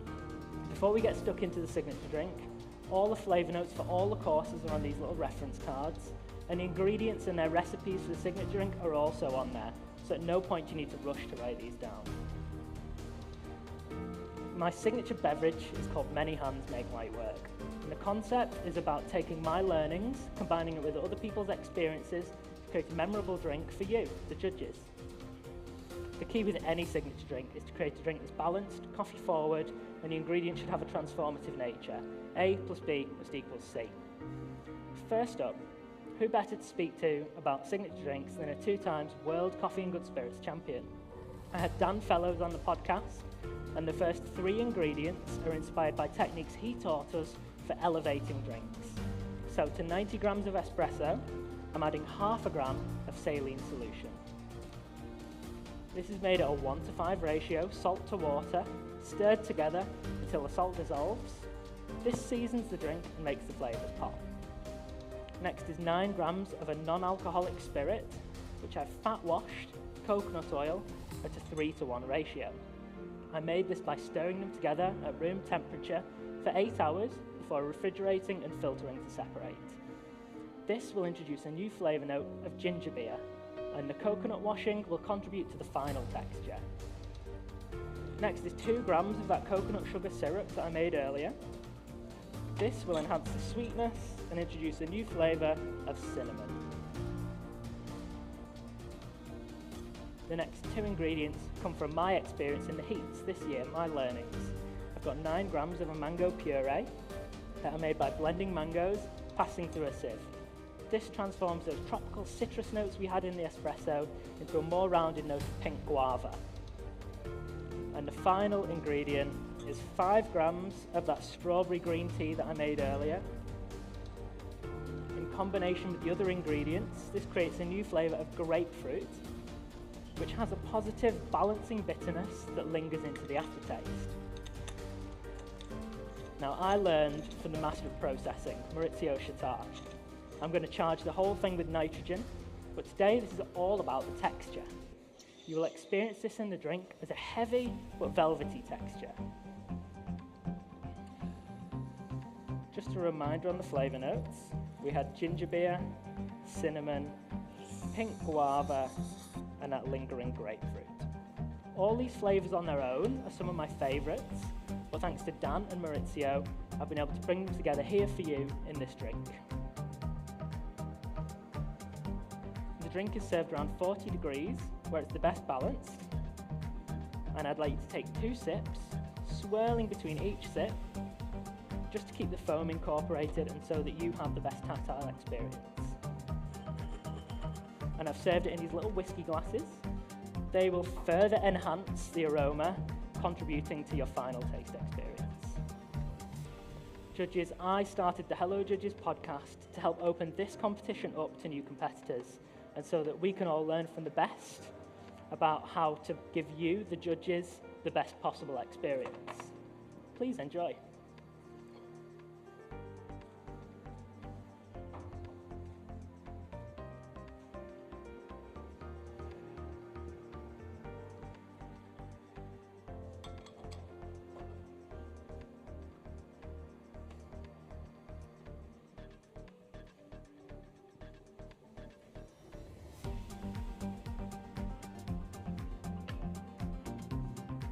Time. Wow.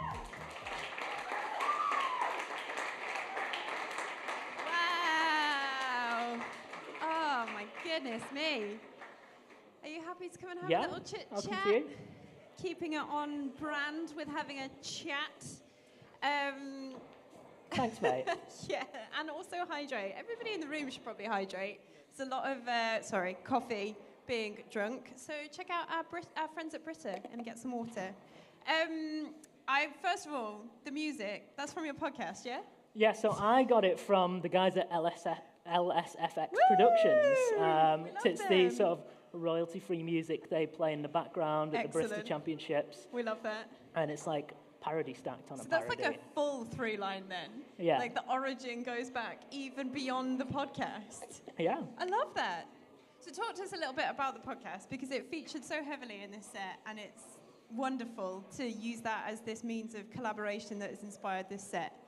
Where did the podcast come from? Yeah, last time I competed, 2022, I wrote like 3 blogs, kind of breaking down the score sheet, what I did, and I absolutely loved it, but it was quite a dense, long blog, Yeah. and that's not for everybody. Yeah. And then I was like, I wish there was a podcast that kind of demystified the Barista Championship, because I know what I know because I've asked all these Yeah. people, and they knew because they'd figured it out or asked other people. It's not super, like, out there. The rules are quite a heavy thing Yeah. to read through. Yeah. It's a but super tome, important. isn't it? Yeah. The rule book. So yeah, I started thinking about that, made a podcast, asked some people, and surprisingly, people with a lot of good, serious opinions were up for it. Everybody, round of applause for our judges, please. Thank you, guys. Thanks so much, judges. Thank you. Thank you. Cheers. Thank you very much. Thanks, Daniel. Pleasure. Thank you, Thank you. judges. We love you. Thank you very much. Hiya. And Thank now you. it's goodbye, judges, rather than hello. So the idea was, it was like a resource sharing thing. It was like, how can I, break down some of these barriers to entry, which is just not knowing what to do. Yeah, it's all too easy to like collect this knowledge and like hoard it and keep it to yourself, Yeah. and then probably do fairly well in the competitions. But like, there's people get old and stop competing, and we need to get No, coffee professionals never age. coffee Shush now. pros never die. But we need to get more people into the competition. People who Yeah. haven't given it a go before. Yeah, absolutely. And by knowing what scores them points, what's expected, then it just makes it all a bit easier. Absolutely. So it was breaking down and bringing in new people as well. Yes. Amazing. And you found that reaching out to other folk who've been involved, I mean, you've referenced a couple of them here, they've been up for it. Because in my experience, people love to talk about this. It's like, I think actually what your podcast has done is created this thing that everybody has been dying for so long. Yeah, we live in this weird microcosm where we think some people who make coffee are celebrities and we're afraid of them. Yeah. But then, I just dropped an email to the reigning world barista champion, and he was like, yeah, cool, I'll come on your podcast. And I was like, that's really kind. But we're all just people, they're all just people. Yeah, I think that's a really important thing, isn't it? Especially for people who are maybe considering getting involved in competitions and are a bit afraid. You're an example of a very lovely human. I feel like they could reach out to you, that's your very podcast. kind of you to You say. are a very lovely, everybody in the room, very lovely human, right? Yeah, see? And generally, I feel like a lot of lovely humans have come on your podcast and are open to sharing.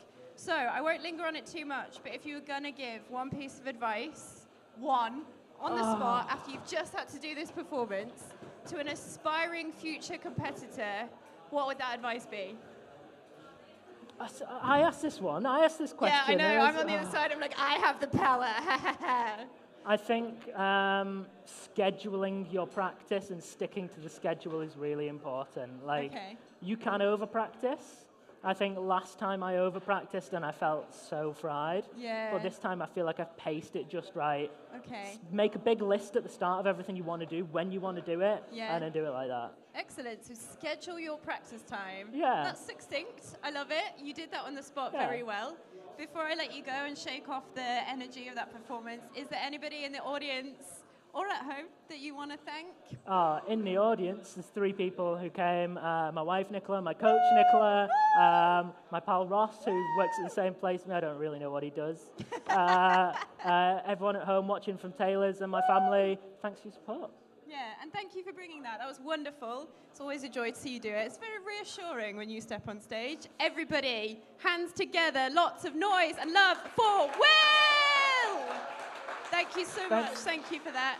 We will be back so soon with another wonderful human doing their UKBC 2024 semi-final performance here at the Tate Modern. See you shortly.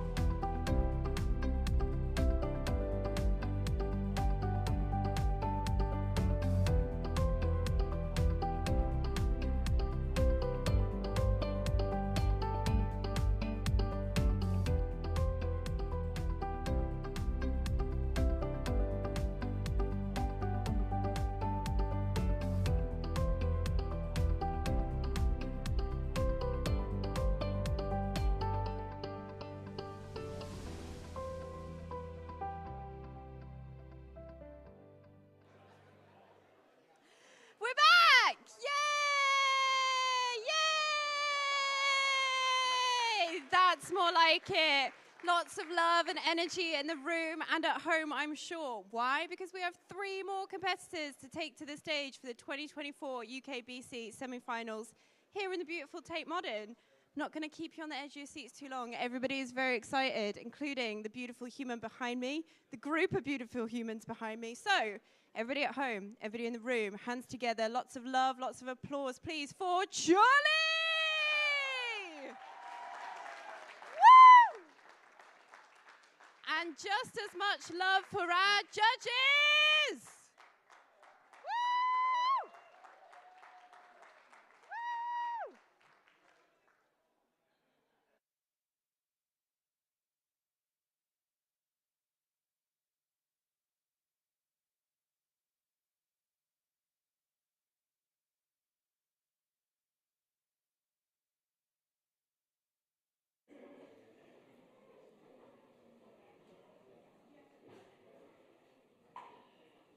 Yeah, play the music when you're ready.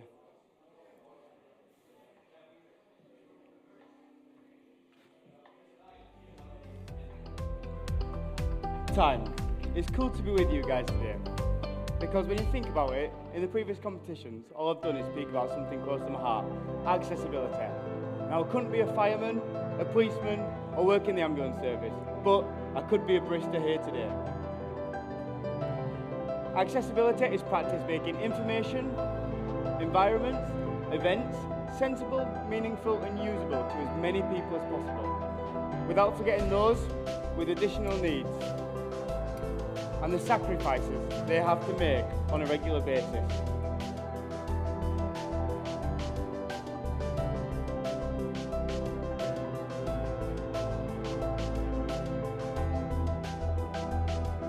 Now this brings us on to our coffee, which I'm buzzed to be telling you about today. Not only for the quality, but for the story that it brings. The producer, Diego Rebello, he resides on the Aquarius estate in Costa Rica. And what makes this estate so special is that it provides higher education for its workers, and for those in seasonal work, childcare is accessible. As I speak a bit further, I'll be preparing your espresso, of course, and signature drink espresso.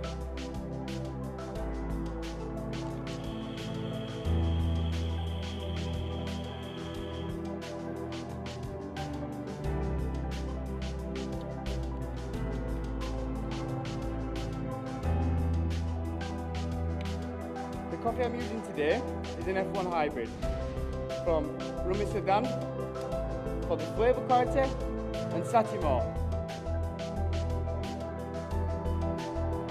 for the resistance, and to make it more resistant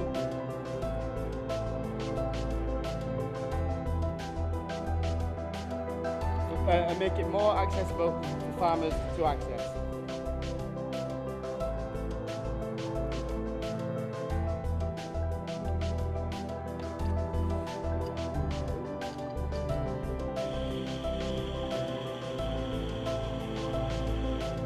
We're roasting this coffee with Harley at Cooper's Choice.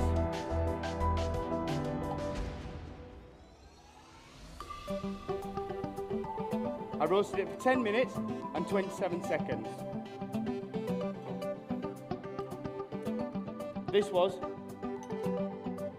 gives us an end temperature of 209 degrees and a development of 14%.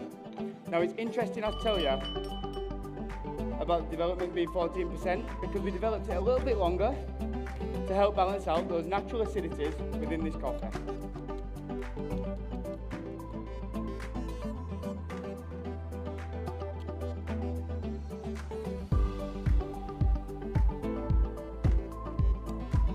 Today I'm using a blind shaker to show that it is accessible for those with additional needs who come across difficult challenges like holding an item with 2 hands.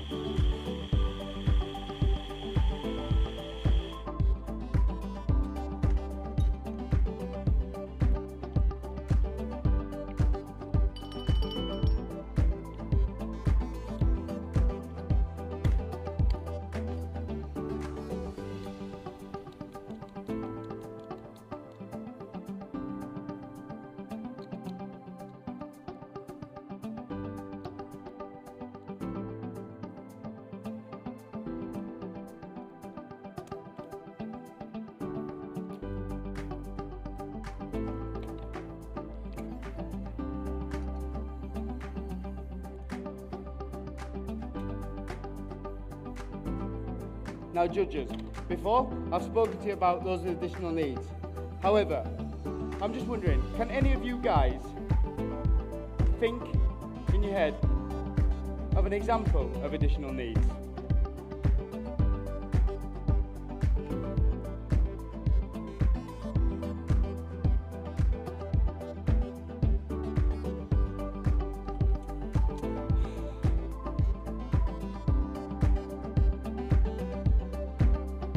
Now, I wonder if I can help you out. Me. I'm an example. I've got cerebral palsy. And as I speak a bit further, I would just like you to assess the crema. Now, cerebral palsy is the lacking of muscles in one or all four limbs. Please don't drink yet. I want the coffee to bring out its natural sweetnesses. And the lacking in one or all four limbs happens to 1 in 400 people. Fat chance, yeah? No. But in all seriousness, it affects everyone a little bit differently. It affects me and my right arm and right leg, my coordination. Your coffee today has been brewed over paragon balls, helping to keep in those volatile organic compounds. Brewing at 91 degrees helped to give us flavour notes of dark cherry, pineapple, and 70% dark chocolate. Now, it also has a medium body, silky texture, and lingering pleasant finish. Please, judges, stir your espresso 4 times, 4 back, and place a spoon in the bowl in front of you. And I'll now prepare your milk course.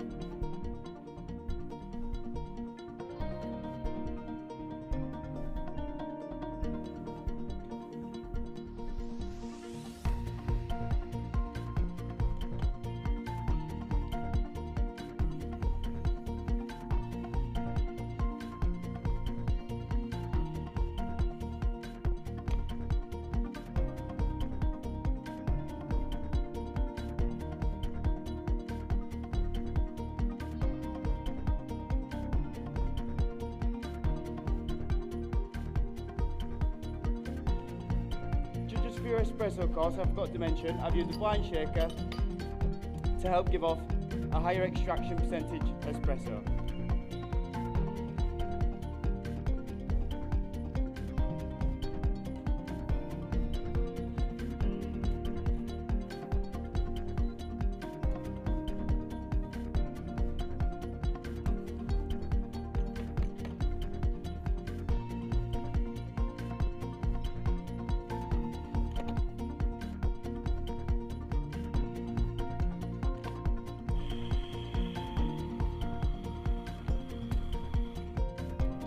The milk I'm using today is Minor Figures Organic Oat.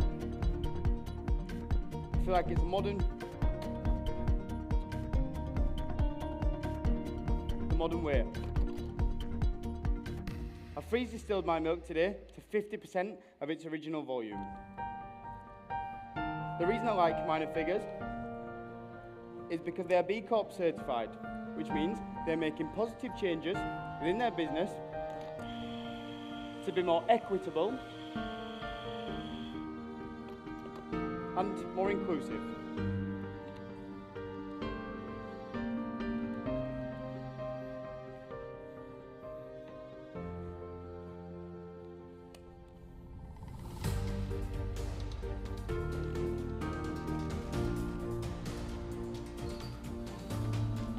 Now judges, I'll be steaming your milk today at 54 degrees. And I will partner it with your espresso at a ratio of 1 to 3.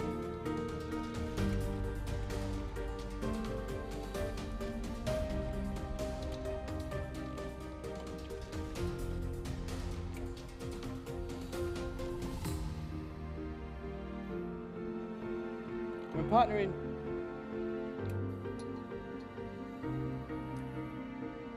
with your milk at a ratio of 1 to 3, you get new flavour notes of chocolate truffle,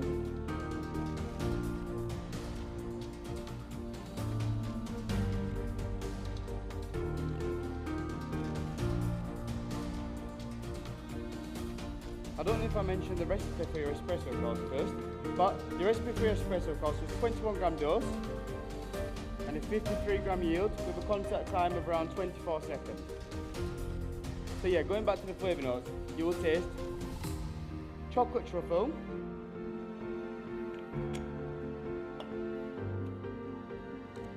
there will be a second, multitasking.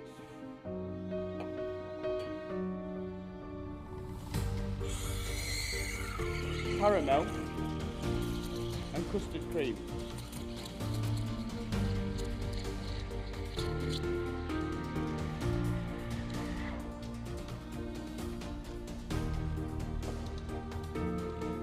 Creating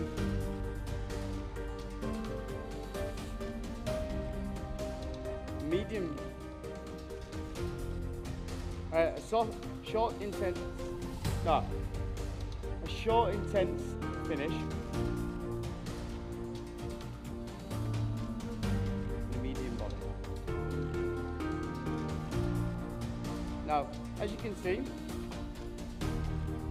your cups are handle width. This is to show when we're faced with barriers, there's always ways to overcome them. My barrier is pouring latte out for any hands possible.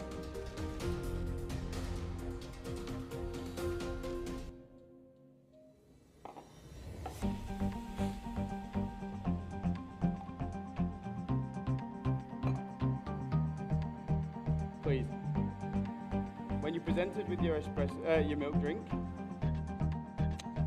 stir 4 times, forth and back. Now prepare your signature drink.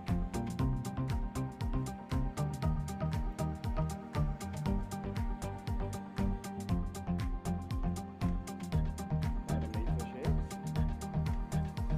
Place your spoon in the bowl in front of you. Thank you.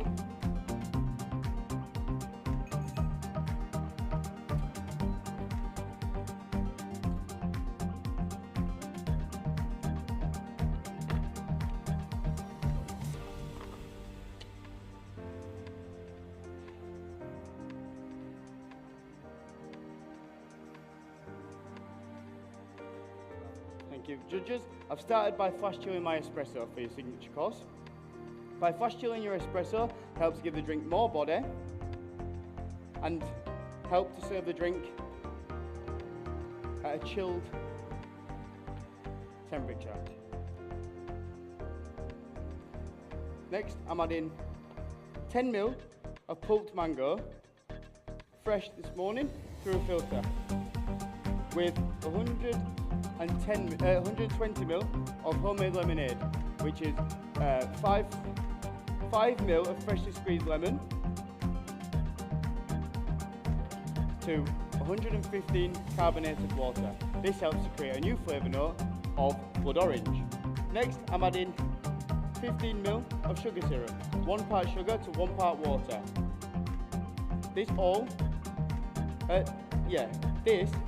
helps create a new flavour note of caramel. Next, I'm adding it into my flash chiller. And the reason I'm adding it into my flash chiller, my nitro gun, apologies, is to really help intensify the drink's body. Judges, today has been a great journey for me. And one I'm glad you've all been part of.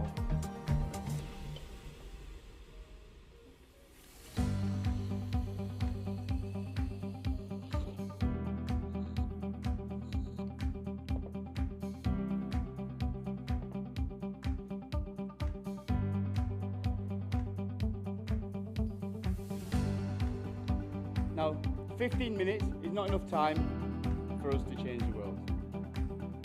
But 15 minutes is enough time For us, as an industry, to, drum roll, I always bring a bit of theatre, don't I, with the shakes.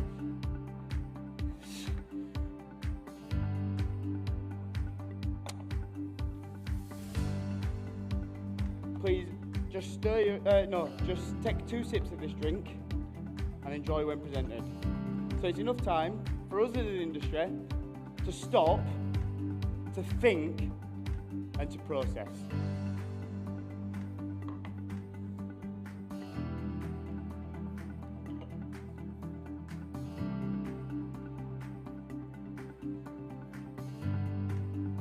Thank you, that's my time.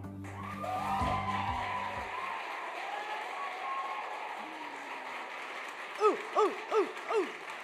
Woo! Charlie. Charlie. Woo! Yeah!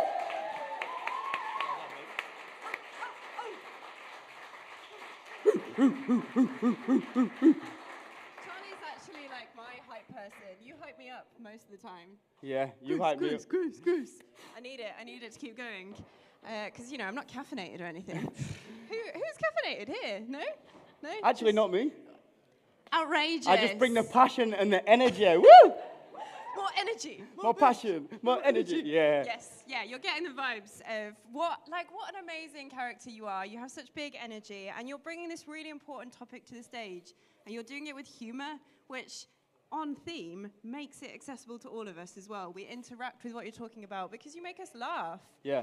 Talk to me. What did you know all along this is what you wanted to do with your competition platform? You wanted to talk about accessibility?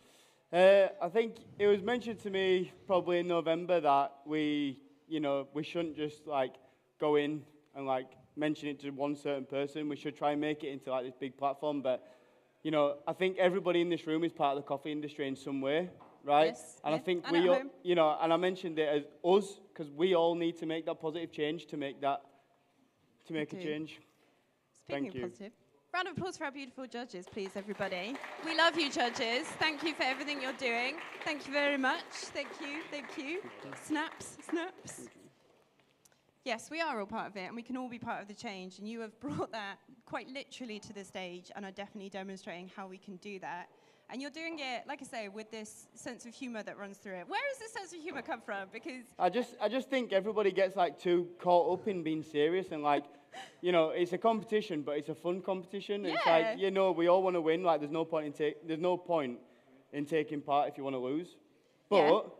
you've got to do it within a humorous way and like make everybody actually, rather than being serious and people going, oh, I'll speak to him later. Yeah. Like, actually, people want to come speak to you about it because Yeah. you're an outgoing person. yeah, so. people definitely want to speak to you after this, I feel like. And I'm doing it instead. I'm chatting instead. So you are open to having these conversations, you're bringing it to the stage, and you yourself, you're not alone in doing this. You're part of a whole team of people, some who have been nervously sat watching in the audience. Is there anybody that you want to shout out, celebrate, thank, or not? Maybe it's just you. Maybe you're a one-man band. Yeah, that's it. I'm Yeah? just that good. Just I'm Charlie. No. Gather and gather for the support. Woo! John for being an amazing coach and like putting up with me. We love John. What a beautiful human. And I think actually my family, because it's a lot of time away and it's a lot of time that you move yourself from it and they all stick by you no matter what. Yeah. Whether it's work or family. So. Yeah, round of applause. Your dad's here, right? Woo! Your dad's here. Round of applause for Charlie's dad. Yes. Yeah, it's something I repeat all the time, but it truly takes a village and a community to do this, to get up on stage, but also to affect the changes that you're talking about. So thank you for being you, being funny, bringing it to the stage. Everybody, round of applause for Charlie. Woo, woo, woo, woo, woo. Thank you very much. Go get that microphone off Thank and you. hug some people.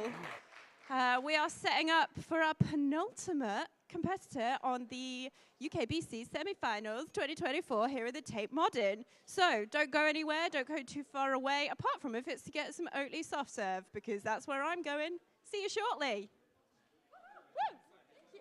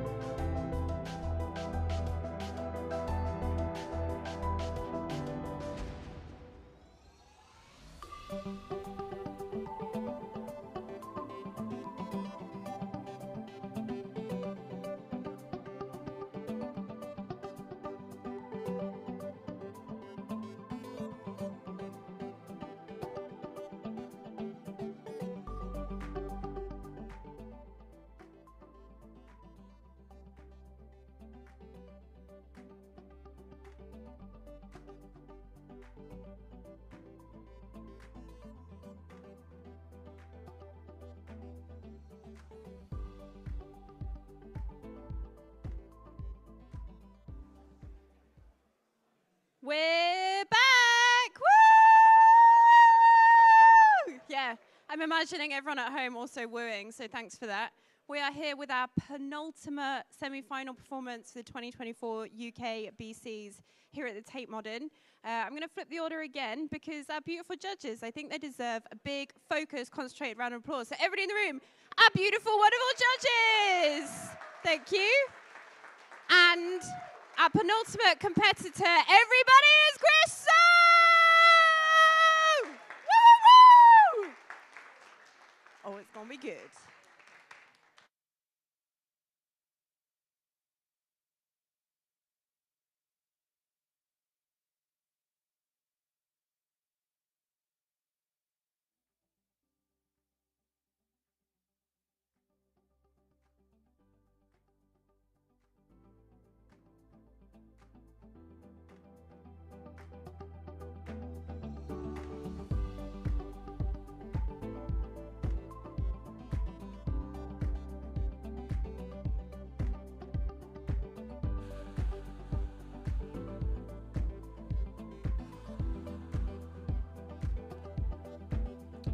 Music, please.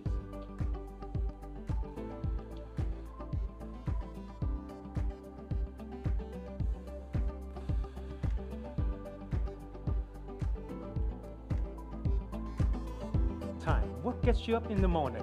Hot coffee? Hot shower? I do both. Sometimes I even combine with a cold shower. Sounds quite extreme, right? Yes, this temperature difference, aka thermal shock, is good for your body and also good for coffee quality.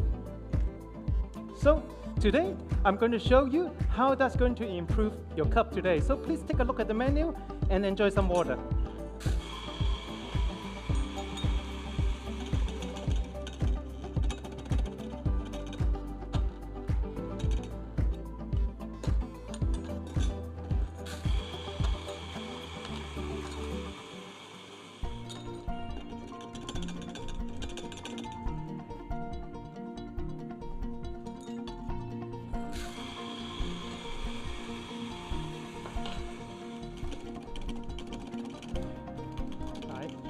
Wilton Benitez grow this coffee at Cacao region in Colombia at 1,950 meters above sea level. At this high altitude, the coffee gets the morning sun like the hot shower, developing the nice sweetness into your cup today. And in the evening, it cools down like a cold shower. It retains acidity and aromatics in your cup today. And Wilton Benitez applied thermal shock in the processing by heating up the tank to 80 degrees for 2 minutes and then cooling it back down to room temperature. This helped to kill off unwanted yeast, enzyme, and bacteria, allowing his selected beer yeast to do the anaerobic fermentation for 96 hours. This controlled fermentation brings out more intensity of aroma and flavor into your cup today. And he finished it off with a wash processing, which, in combination with a controlled drying, developed beautiful, clean cup character while maintaining the intensity of coffee.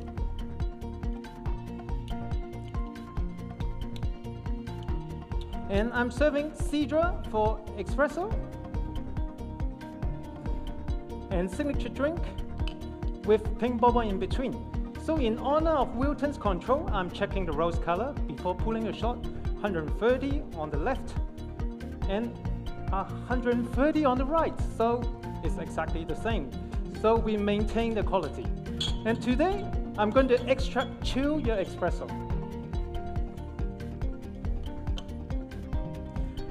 The recipe for signature drink and espresso is the same, with 23 grams in and 40 grams out for balance of flavor. And extract chilling is going to maintain the aromatic and beautiful clarity of the coffee, which please note down as sweet florals like rose and jasmine, followed by beautiful citric acidity. Please evaluate crema, but hold off from tasting. citric acidity like lemon and pink grapefruit. With a nice floral lemon tea on the finish, a medium load in weight, juicy on the first sip, and tea-like on the second sip. Please smell, swirl 5 times, and enjoy this espresso on the rocks.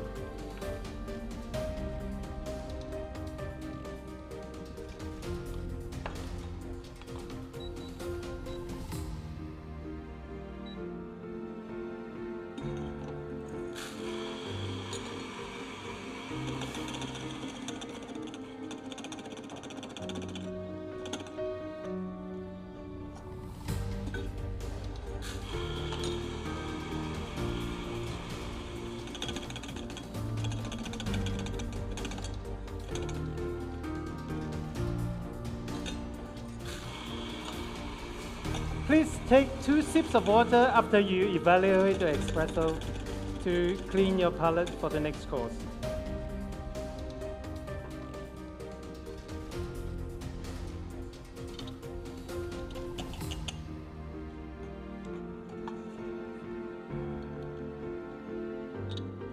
For the milk beverage, we are moving to the pink bourbon, well known for its tropical sweetness. And today, I prepared this with a lactose-free milk of 2% fat content. And I apply thermal shock by free distillation overnight, concentrating it by 50%. This will give you more sweetness into your cup and richness. I chose lactose-free for other reasons. First, the lactose has been transformed into glucose, once again bringing more sweetness. But the main reason is research has shown that 65% of people around the world have lactose intolerance, and that's a shame, because the beautiful tropical flavor of the pink bourbon is a match in heaven with dairy. By choosing lactose-free, more people can enjoy specialty coffee. So the recipe for the milk is different to the espresso, and the signature is going to be tighter at 23 grams in, but only 34 out.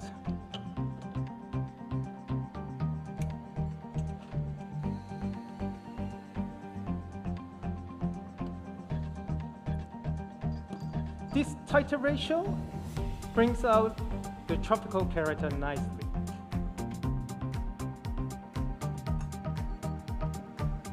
And I'm going to extract these shots using chilled cups without the extract chilling crystal, because I'm going to steam the milk to only 55 degrees. Together with this cold cup is enough to bring the serving temperature down to 40, which is closer to our body temperature. So once again, that will help ensure perception of sweetness.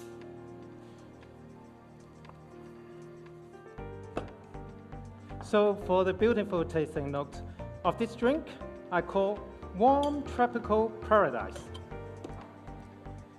Because farm paraíso means paradise in Spanish.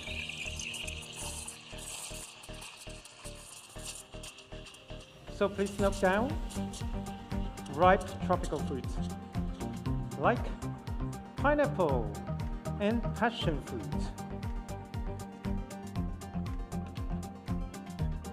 followed by a nice fluffy buttercream. It's truly delicious and decadent. And as you can see, I'm splitting the milk to exactly 50 grams per espresso. This is to preserve the quality of Wilton tropical character. I don't want it to be lost in the milk. Echoing the control and checks that I did for the espresso color. And let's talk about the roasting. I wrote this on an Ikawa 2 weeks ago. The Ikawa is 50 gram in batch size. And I do it to a temperature of 202 degrees with a 1 minute development time.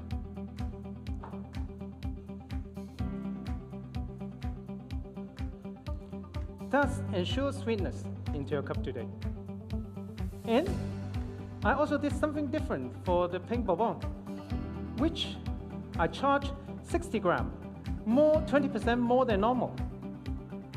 That brings out more conductive heat and sweetness into the pink bourbon. But for the Cidra earlier, I only charge 45 gram, 10% less, and thus allow more convective heat, resulting in clarity of flavor you tasted earlier. Enjoy. And I also apply my own version of thermoshock by charging the beans room temperature into a hot roaster and apply maximum heat in the beginning of the roast. This ensures solubility and sweetness into your cup today. Please enjoy.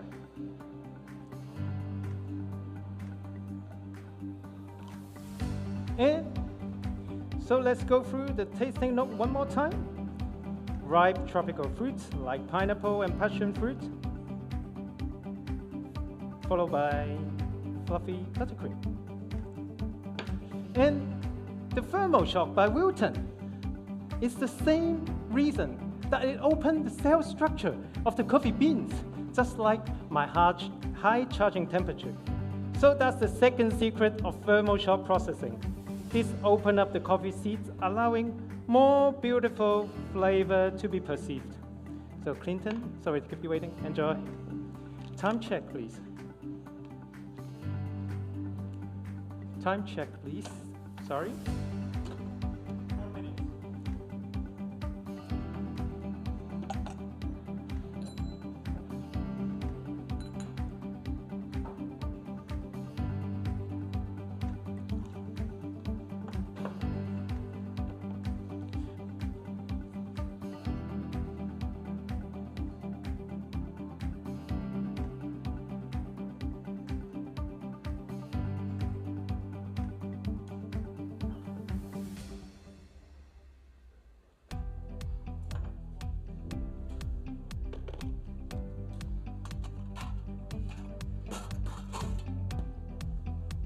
Judges, please enjoy some water before we move on to the final course.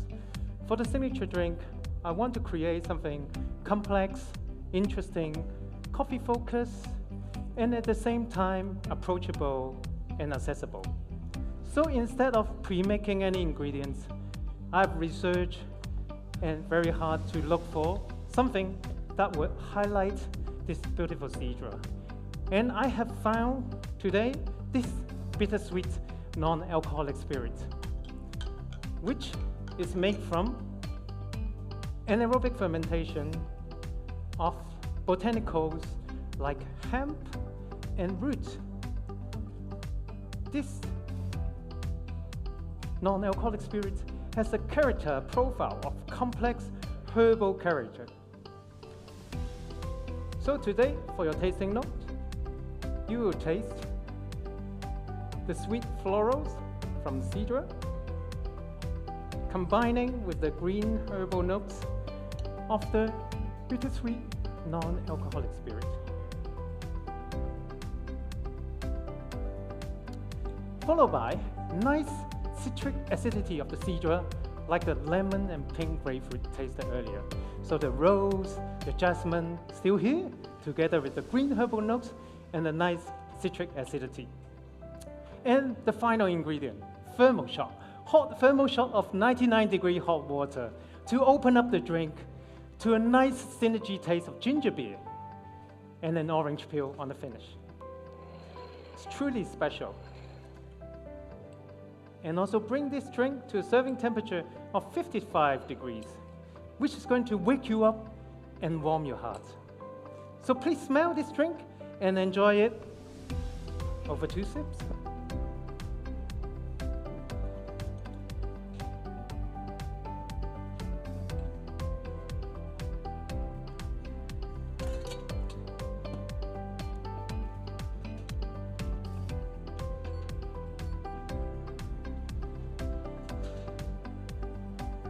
Time check.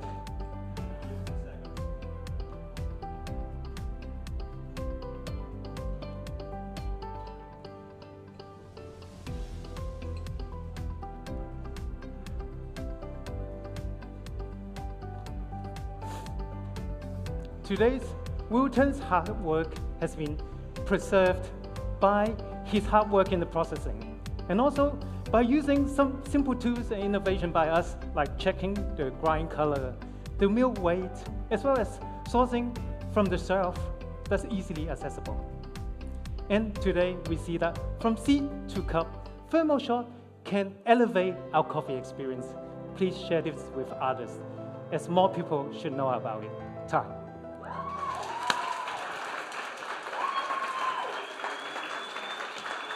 Oh my Lord! Woo! Chris, can you come round and everyone clap again, clap again, clap again! Woo! Well done. I'm going to be looking at this camera. Okay. Oh my goodness me. Starting off, I'm now going to call having a shower thermal shock from now on. What an excellent rebrand. Thermal shock was the theme. Talk to me about, was it always going to be thermal shock, or did you find this thermal shock coffee and you were like, I got something here? I do hot shower and cold shower a lot of times. I'm going to start. So that's like my routine anyway. Okay. Yeah, but then last year I tried this thermal shock from Wilton and I was blown away. So, and then luckily people were selling this not just roasted, but green. Yes. So I was just like, wow, then I have to get some. Then when I start roasting it, I was like, okay, that's the coffee. It told you it was the coffee. Yeah, because it's just explode in aroma and flavors. Yeah. So I just want, I really think this technique in processing really elevate the coffee quality, so I want more people to know about it. Yeah. I mean, you definitely brought it to the stage here. It infused every part of what you were talking about. And it's super interesting because you roast this on an akawa, 50-gram akawa. Yeah, a lot of times. Well, let's applaud the judges, and then we go back to this. Everybody, round of applause for beautiful judges, please. Thank you. Thank you, judges. Thank you. We love you. Thank you, judges. Thank you. So yeah, just 1 or 2 batches on the old akawa there. Yeah. What's the story with that? Is that a deliberate choice? That's the only roaster I have. Right now. Yeah, and also for accessibility. Yeah. This coffee is not cheap. It's definitely worth the price, but not crazy expensive like a lot of other coffee, you know. So I found this coffee is the right price. I can roast it in small batches. It takes a lot of time, but good stuff takes time. Yeah, very true, very true. Are you ever intimidated to start roasting a coffee like this that is expensive and experimental? No. Just me then. Well, you need terrified. you need a good steak or seafood. You need the ingredients. Yeah. That's why you need to work so hard to find the ingredients. Yeah. And just to bring it out, you don't need to do too many fancy things. Okay. Yeah. So I'm trying to be too fancy. No. Fancy is nice as well. Thanks. Speaking of finding the right ingredients, this Pathfinder, is that what it's called? That's super interesting. Yeah. Distilled, fermented, non-alcoholic spirit. Yeah. Hops? Hemp and root. Hemp and root. Man, I want to drink that. It's a health drink. Oh, so I'll live forever. Yeah, bittersweet. It's going to wake you up. Did you already know it, or did you find it like whilst building this routine? No, I had this before. Okay. So I had quite a bit of a stock of non-alcoholic as well as alcoholic stuff. Yeah. So I just play around. Yeah. Okay. Well, thank you very much. Thank you for sharing it with us, describing something that I really want to drink. I'm hoping there's some drugs somewhere that I can enjoy. Thank you for bringing this to the stage. You're such an interesting person. You always make me think I'm going to be stewing on this for a long time. I know everyone else is too. So everybody at home and in the audience, Thank you, Marcus. huge and round of Cindy. applause. Bye. Thank you. Oh, we got it. Super quickly. Thank you. Thank you. Yeah, thank you. Thank you so much. Thank you very much. We will be back very soon with our next competitor. But very quickly, for the people in the building, I have some housekeeping news. So we will probably be doing the scores at around 6 o'clock. If you leave the building, you have to be back inside this building before 5:30, otherwise you will not be able to get back in. And then, once you're in, we will never let you go. No, that's not true. But if you're in after 5:30, you also can't leave until everybody leaves. So make the decision now. Do you want to watch on the live stream, or do you want to watch in here? Because if you're not back in the building before 5:30, sorry. Okay. Ask me if that didn't make sense in a minute. Thanks very much. We'll be back very soon.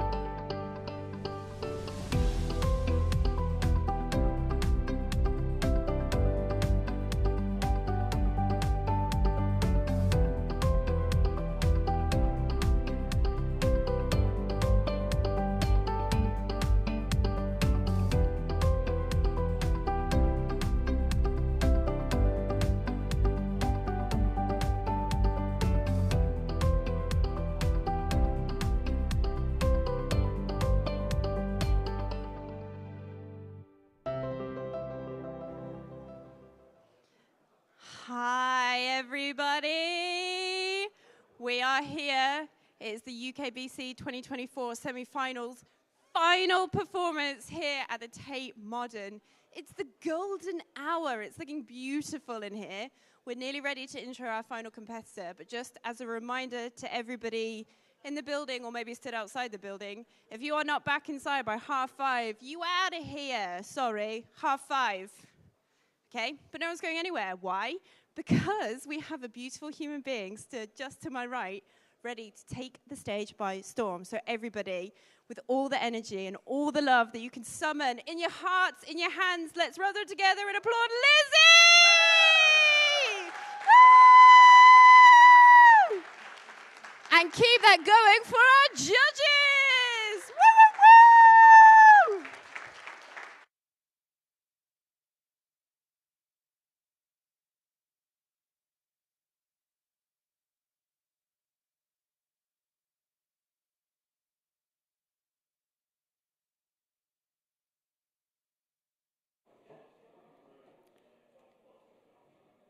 Okay.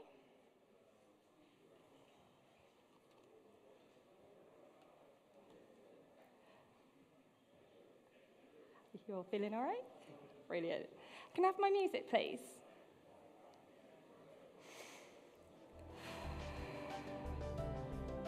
And time.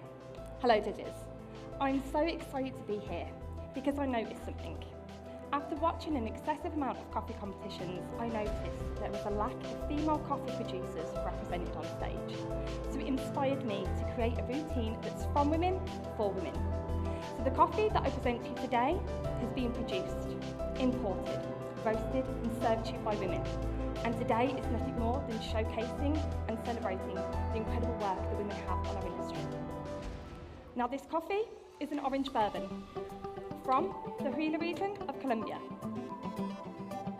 It's cultivated by Angie Hernandez from Los Negolas, which is situated 1,900 metres above sea level.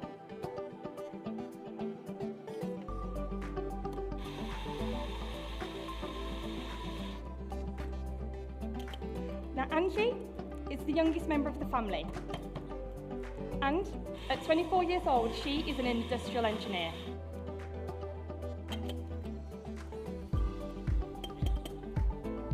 At such a young age, she studies the world of microbiology and is always discovering new fermentation techniques which bring excellence in every cup. And I have one for you today.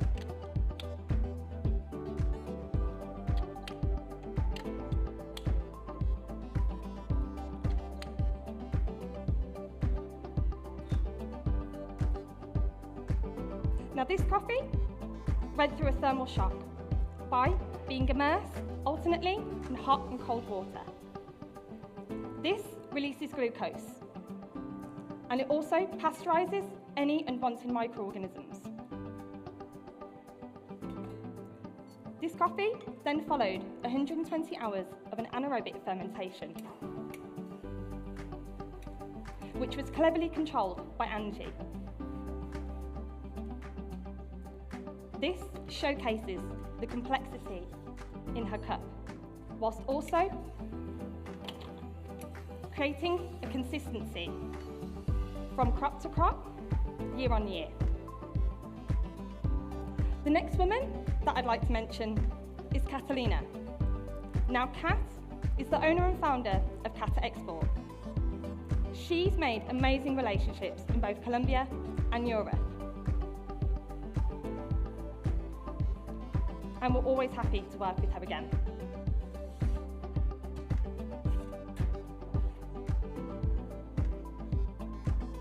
Now the next woman, again that I'd like to mention, is my amazing roaster, Simona.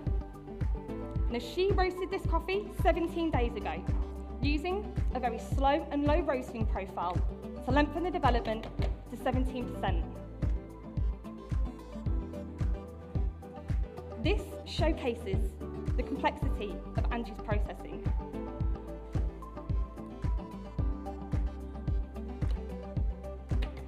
And brought the best clarity in the cup.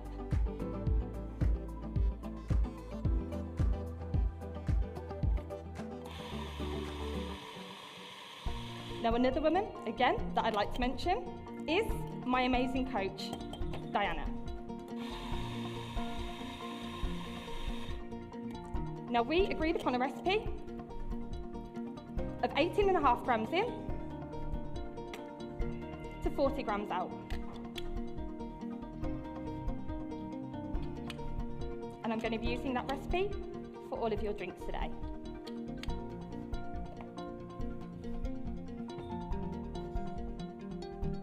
As you can see, I was using an auto comb as well. This enables me to distribute the coffee in such a way that gives me a finer grind size, whilst also increasing the extraction in my cup.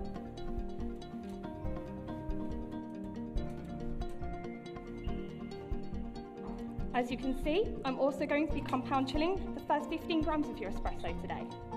Now the reason for this is that we found by rapidly chilling your espresso,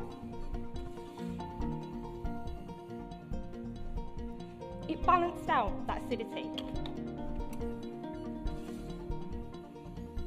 whilst also adding texture to my cup.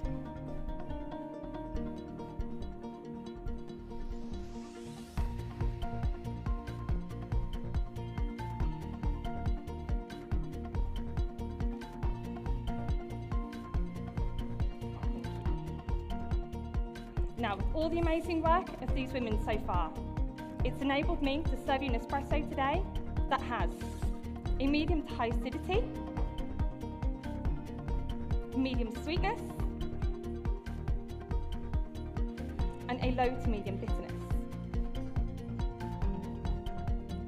It's going to have a juicy texture, a medium to full body, and a long, pleasant finish. You should experience taste notes on the first sip, judges, of banana, pink grapefruit, and on the second sip, it's going to be a dark rum and a 60% dark chocolate. So judges, if you can, slice the crema, and then what I want you to do is stir 5 times. And I also want you to smell your espresso, so you're going to get an amazing aroma of banana. Place your spoons back in the dirty pot when finished. Thank you.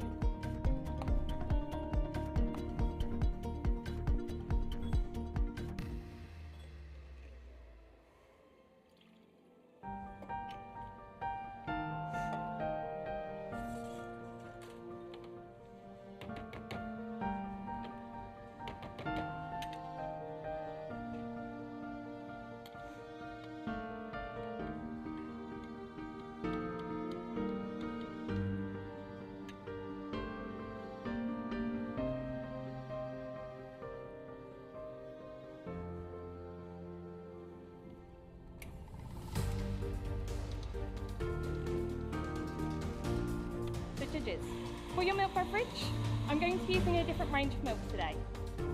So the first 33% is going to be organic barista milk from Acorn Dairy in Darlington.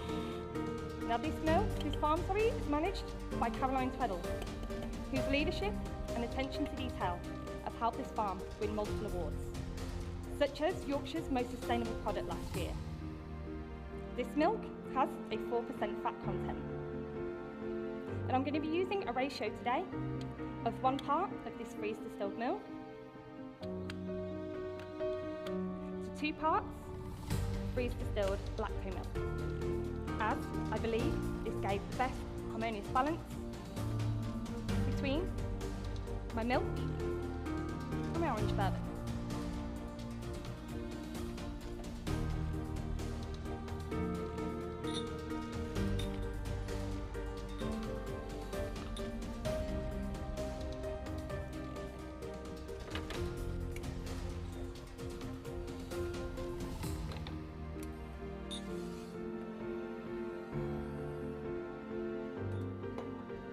I'm also going to be heating your milk up today to around 55 degrees, as I believe this just brought out the best flavour profiles in my drink, which are caramel, shortbread biscuit, and banana milkshake, with with a velvety texture.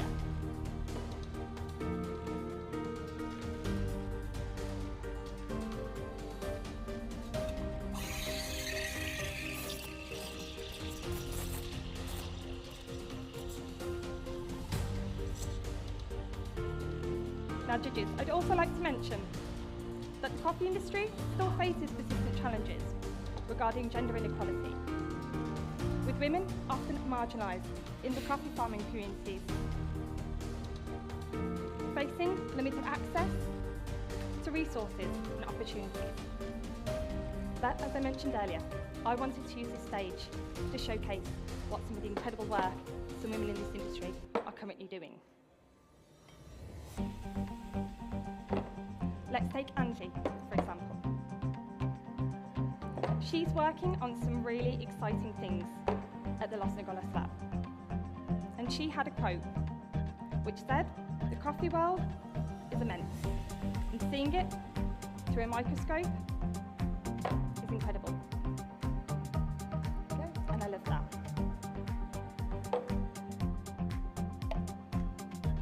Then we have Caroline. And as I mentioned earlier, her leadership has helped this farm win multiple awards. And she is currently thriving in the sustainable industry, of farming in the north of England. Then we have Kat, and I'm sure we've all tried one of her coffees before. She finds the best that Colombia has to offer, and we're always really excited to work with Kat.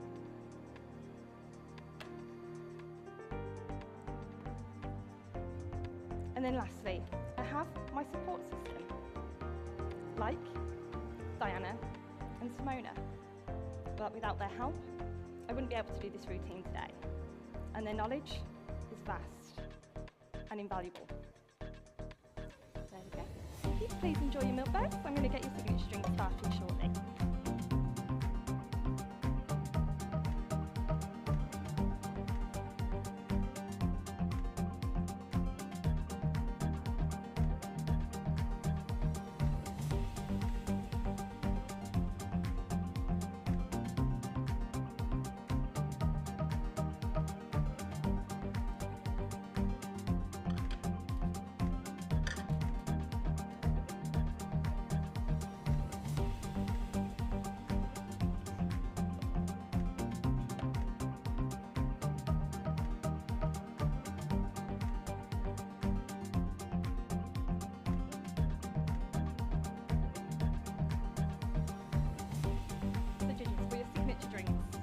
Again, I wanted to incorporate some of these amazing women that I've talked about so far.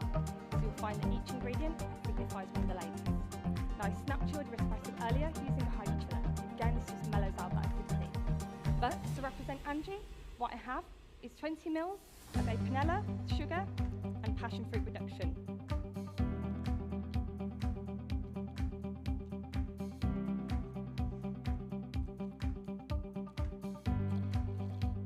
Which I've made by mixing both at a 1-to-1 ratio and heating on the hob for 10 minutes. Next, to represent Caroline, I have 10 ml of a milk clarification, which I made by mixing lactic acid, cane sugar, and then mixing that together with my Caroline's milk to create a curdling. Passes through a V60 filter, left with this wonderful clear, creamy body. This is going to add some texture.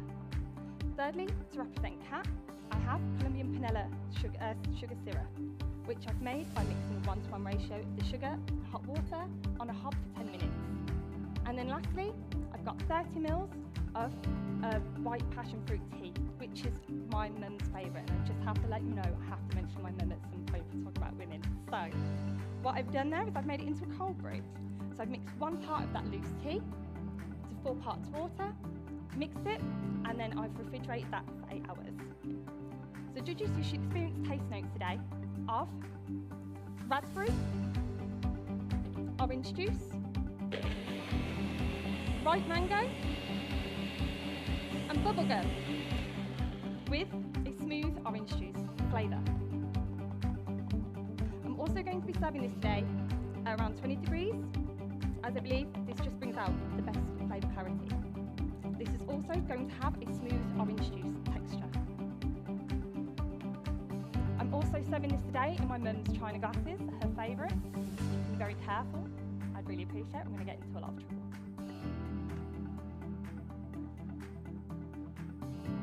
Brilliant. So judges, if you can, what I'd like you to do is just wait till I call time to assess your drinks. But what I'm going to want you to do is swirl these for 5 seconds. Thank you. And you're going to get an amazing aroma of banana as well. So judges, us women, we shine brightest when we support each other. Whether that would be Angie with her coffee or Caroline with her milk. We have Kat, who helps bring these coffees over to our shores. And then lastly, my mum, who's without her love and support, I just couldn't be here today. I hope that I've done all of these ladies' work justice, because these women inspire me daily. Thank you.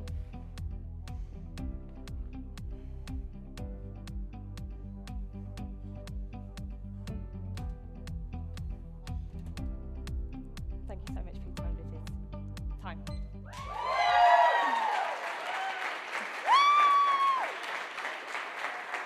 Oh my goodness. Lizzie, you want to come over to here? Thank you. Come on over. Keep the applause going. This is the last performance of the semi-finals of the UKBC. Lizzie, we shine brightest. There were light boxes, your mum's china, tears over here. What a beautiful message. What a perfect way to end this day. Thank you for bringing that to the UKBC platform. Tell everybody why, why? Why? Stupid question. Where did it start? Started with the females kind of in the coffee producers and that inequality. But I didn't want to kind of go down that narrative. I really wanted to keep it positive, be more supportive, and just show these ladies that we are like when we work together, we can support each other. Oh, yeah. And there's something beautiful because I don't think you would say this, but we would say this. You're up there advocating for brilliant women in coffee, and hello. Round of applause for Lizzie for being a brilliant woman in coffee. Yes, thank you very much. You also shine so bright. You brought this amazing, important message to the stage as a part of what you're talking about, and it's really important that we celebrate you and all the other people today, but also your mum's china. Like, no pressure. I would be more nervous about that than literally anything else. I didn't have any doubt in the judges. It was more my shaking that's probably really what was going to happen. Does your mum know that you took it? Yeah, she borrowed. Yeah, okay. Yeah. And is she watching it at home? Yes. Yeah. Thank you very much. Thank you, Mum. What beautiful glasses you have. And speaking of thanks, everybody, for the last time today, huge round of applause for our wonderful judges. Thank you so much. Thank you. Thank you.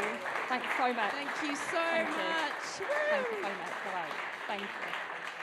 They are fantastic people, just like yourself. You got here. You made it to the end of the day. You did it with a beautiful smile on your face. It's wonderful to see you do your thing because you believe it. And it just comes across in everything you were saying. I think I'm speaking for everybody here, but it feels like a privilege to watch you and everybody who's performed today come up and share this with us. So much work goes into it. So many people behind you. I know you've celebrated some people, but are there anybody else that you want to say thank you or not thank you to? I mean, I always put this word in people's mouths. You're like, okay, get comfy, get comfy. Again, Diana, Simona, thank you for all the help. I want to have a big shout out to Aaron as well. Big shout out to Aaron. Such a massive help, always. And then just everybody at Grumpy Mule as well, just for giving me this opportunity. I really do appreciate it. Yeah, well, they are very lucky to have you, and so always to everybody for the last time today. Put your hands together. Lots and lots of love, energy, and support for Lizzie! Thank you. Thank you so much. Go and get the microphone off and relax. And of course, everybody is waiting for the hot goss on what happens next. I'm not going to tell you. Someone else is going to tell you. Hey, Gratz. Hey, Gratz. Come and take this clammy microphone out of my hand. Go on. It is clammy. I'm not joking. Hello, hello, hello. Hope you enjoyed the day, great performances. A pleasure and honor to be here. I just want to talk to you a few minutes, briefly. I'm in the wrong position, apparently. About what happens next. So the judges have gone upstairs to have a look and deliberate on our last score. We should be ready to announce around about 6 o'clock, okay? So anytime between 6 and 15:15, we should be ready. Because we now have finalists, we will have 6 finalists going through tomorrow. The standard protocol is that those 6 finalists will not receive a score or a briefing to avoid any coaching conversations. So what we simply do, we will call out, probably in alphabetical order or something like that, the 6 finalists are going to go through tomorrow. At that point, competitor number 7 to competitor number 13, so those guys that sadly have not made it through, can have a quick debrief. I'm saying quick because we need all to leave this venue together, as you've been told, and we are aiming to leave no later than 7 o'clock this evening, okay? So if it is a quick debrief, by all means, grab a judge and do it now. If you feel that you need further details and further conversation around your performance, feel free to come back tomorrow or to book some time with Jana and Alex, who are somewhere, and just book some time online or on a phone call. But it's important that you get your debrief, okay? So Alex and Grace will speak to you at 6 o'clock. Like I said, it'll be a case of 6 finalists. Thank you very much. See you tomorrow.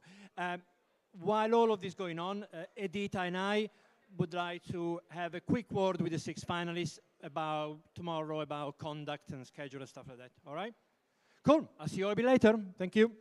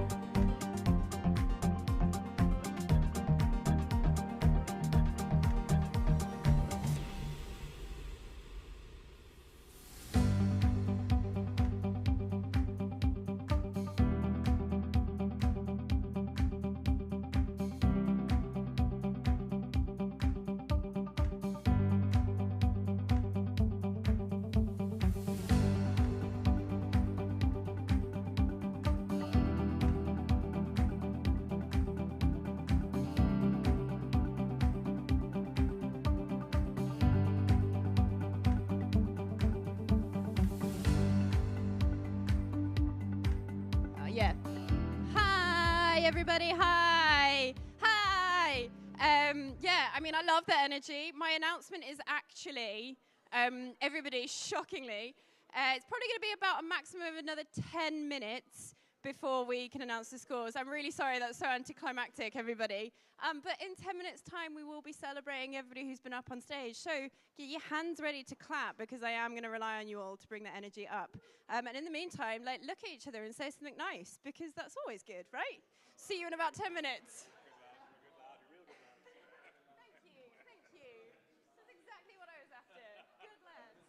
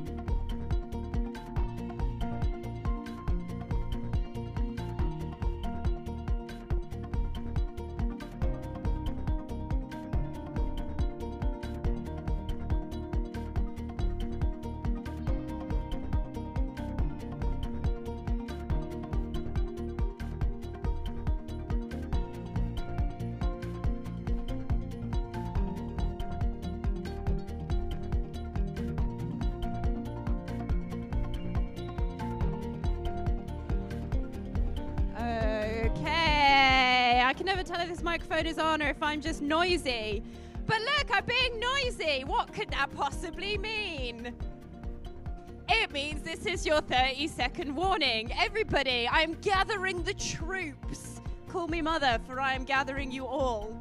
Gather over here, centrally. Look at all these lovely chairs we have out. There's benches at the back. Isn't the view wonderful? We all need to be over here because I'm counting on you all to bring the celebration, to bring the applause, to bring the energy and the love in the room. So I feel like I might have missed the calling as a teacher because y'all have all just sat down. That was so much more efficient than I was expecting. Excellent. I am vamping now to fill the time because we were much more efficient than I planned. Look at all these beautiful humans out here. You're all here. We're all here for a good time. We're all ready for the scores. I have a co-MC now. Yeah. Hello. Yeah. Yeah. Are we ready? I think we're ready. Okay. Yeah. We can maybe get the camera on then. We're going to look at this camera. A little bit closer. Oh, hi. Apparently I'm standing inside the camera. We'll get a countdown. Get a countdown. Oh, do we? Yeah. Look. Oh, we didn't get a countdown. We got the nod. Okay.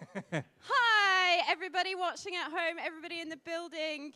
My name's Grace, she, her. You've had to look at me all day. Who are you? I'm Alex, and I'm your NC. Yes, you are. We love Alex, don't we? Alex is great. Everybody, round of applause for Alex. Thank you very much. And can we just give a massive round of applause to Grace for emceeing all day long, keeping the vibe super high. There we go, there we go.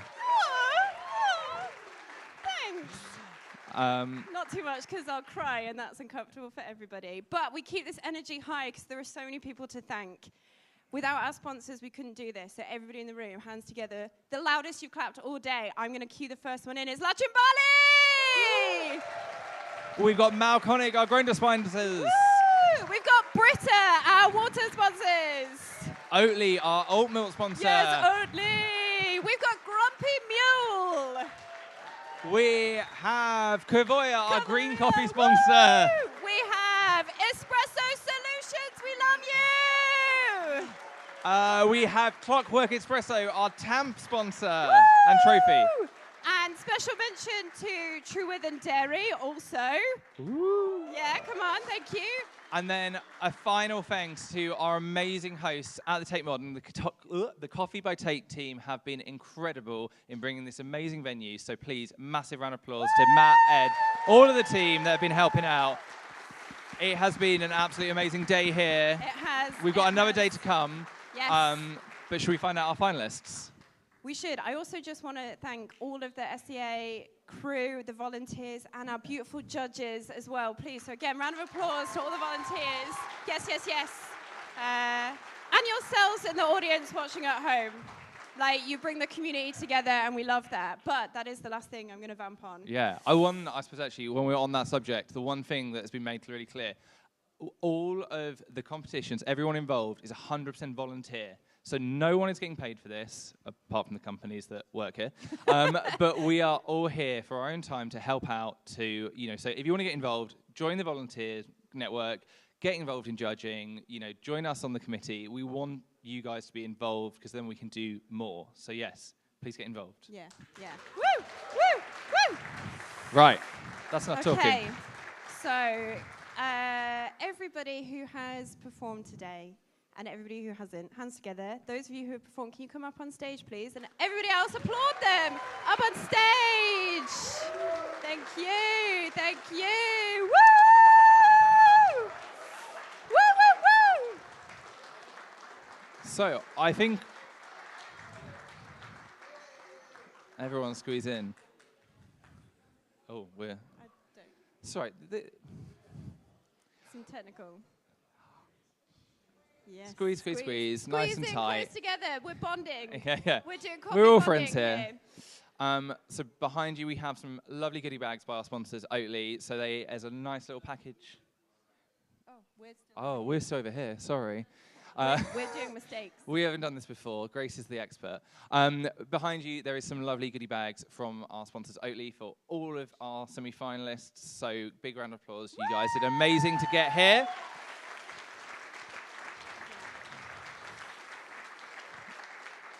And then, just a reminder, those of you who do make it through to the finals tomorrow, you will not be getting any debriefs. Those of you who aren't making it through, stick around, you can have a quick debrief with the judges.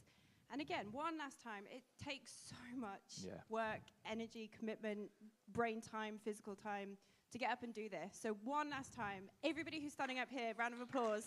You're amazing. You're amazing. Okay. And very shortly, we will be announcing the 6 finalists. And when you have been announced, can you check in with Graz and Adita for your debrief on what to do tomorrow? Ooh, that was the whisper in my ear. That was a good one. So we're going to announce in alphabetical order. You will not be finding out your scores today. So with our first competitor through to the finals tomorrow is, good drum roll, please. Yeah, come on, bring the energy. Is Chris So.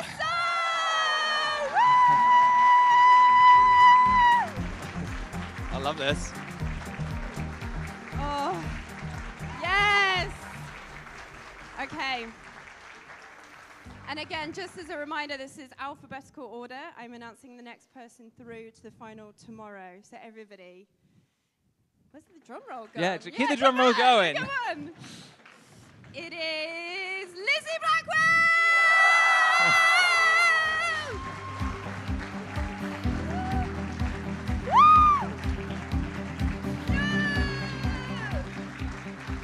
Amazing. Okay, our next competitor through to the final, drum roll please, is Haruka Nango.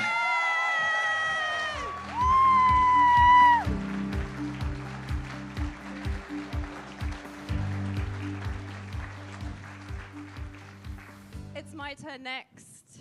Everybody, bring the energy up. Are we ready? The next person through is Rosa Yalonen!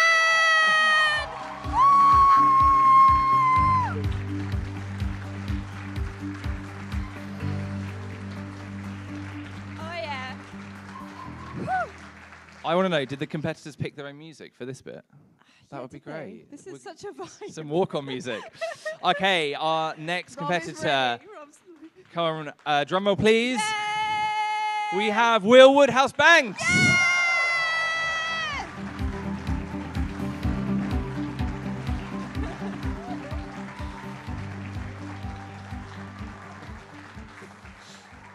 Okay, last person in alphabetical order going through to the finals tomorrow. I'm about to announce this. Everybody, drum roll, please. It's Zoe Williams!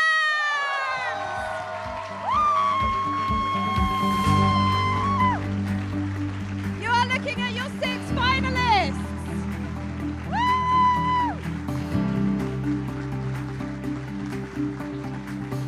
Well done.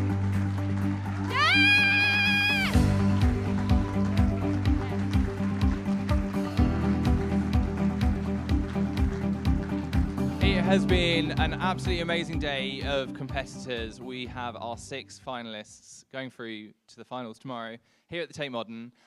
Before they go, can we give one final massive round of applause to all of our semi-finalists? They were incredible. They brought incredible energy. Grab your goodie bags. Yes. And enjoy. Find some judges, have a quick debrief. I think that's everything. One last thing. There's one last thing. The beautiful people behind the camera are LSFX. They work very hard. So again, I'm going to ask you all, put your hands together and celebrate the crew here. Thank you so much. Before Graz loses the will to live. Yeah. Graz is sick of me. Graz is sick of me. So, round of applause for yourselves for being part of this wonderful community. Round of applause for the people involved. We love you all. See you tomorrow. There's so much more to come. Bye! If you guys want to jump over with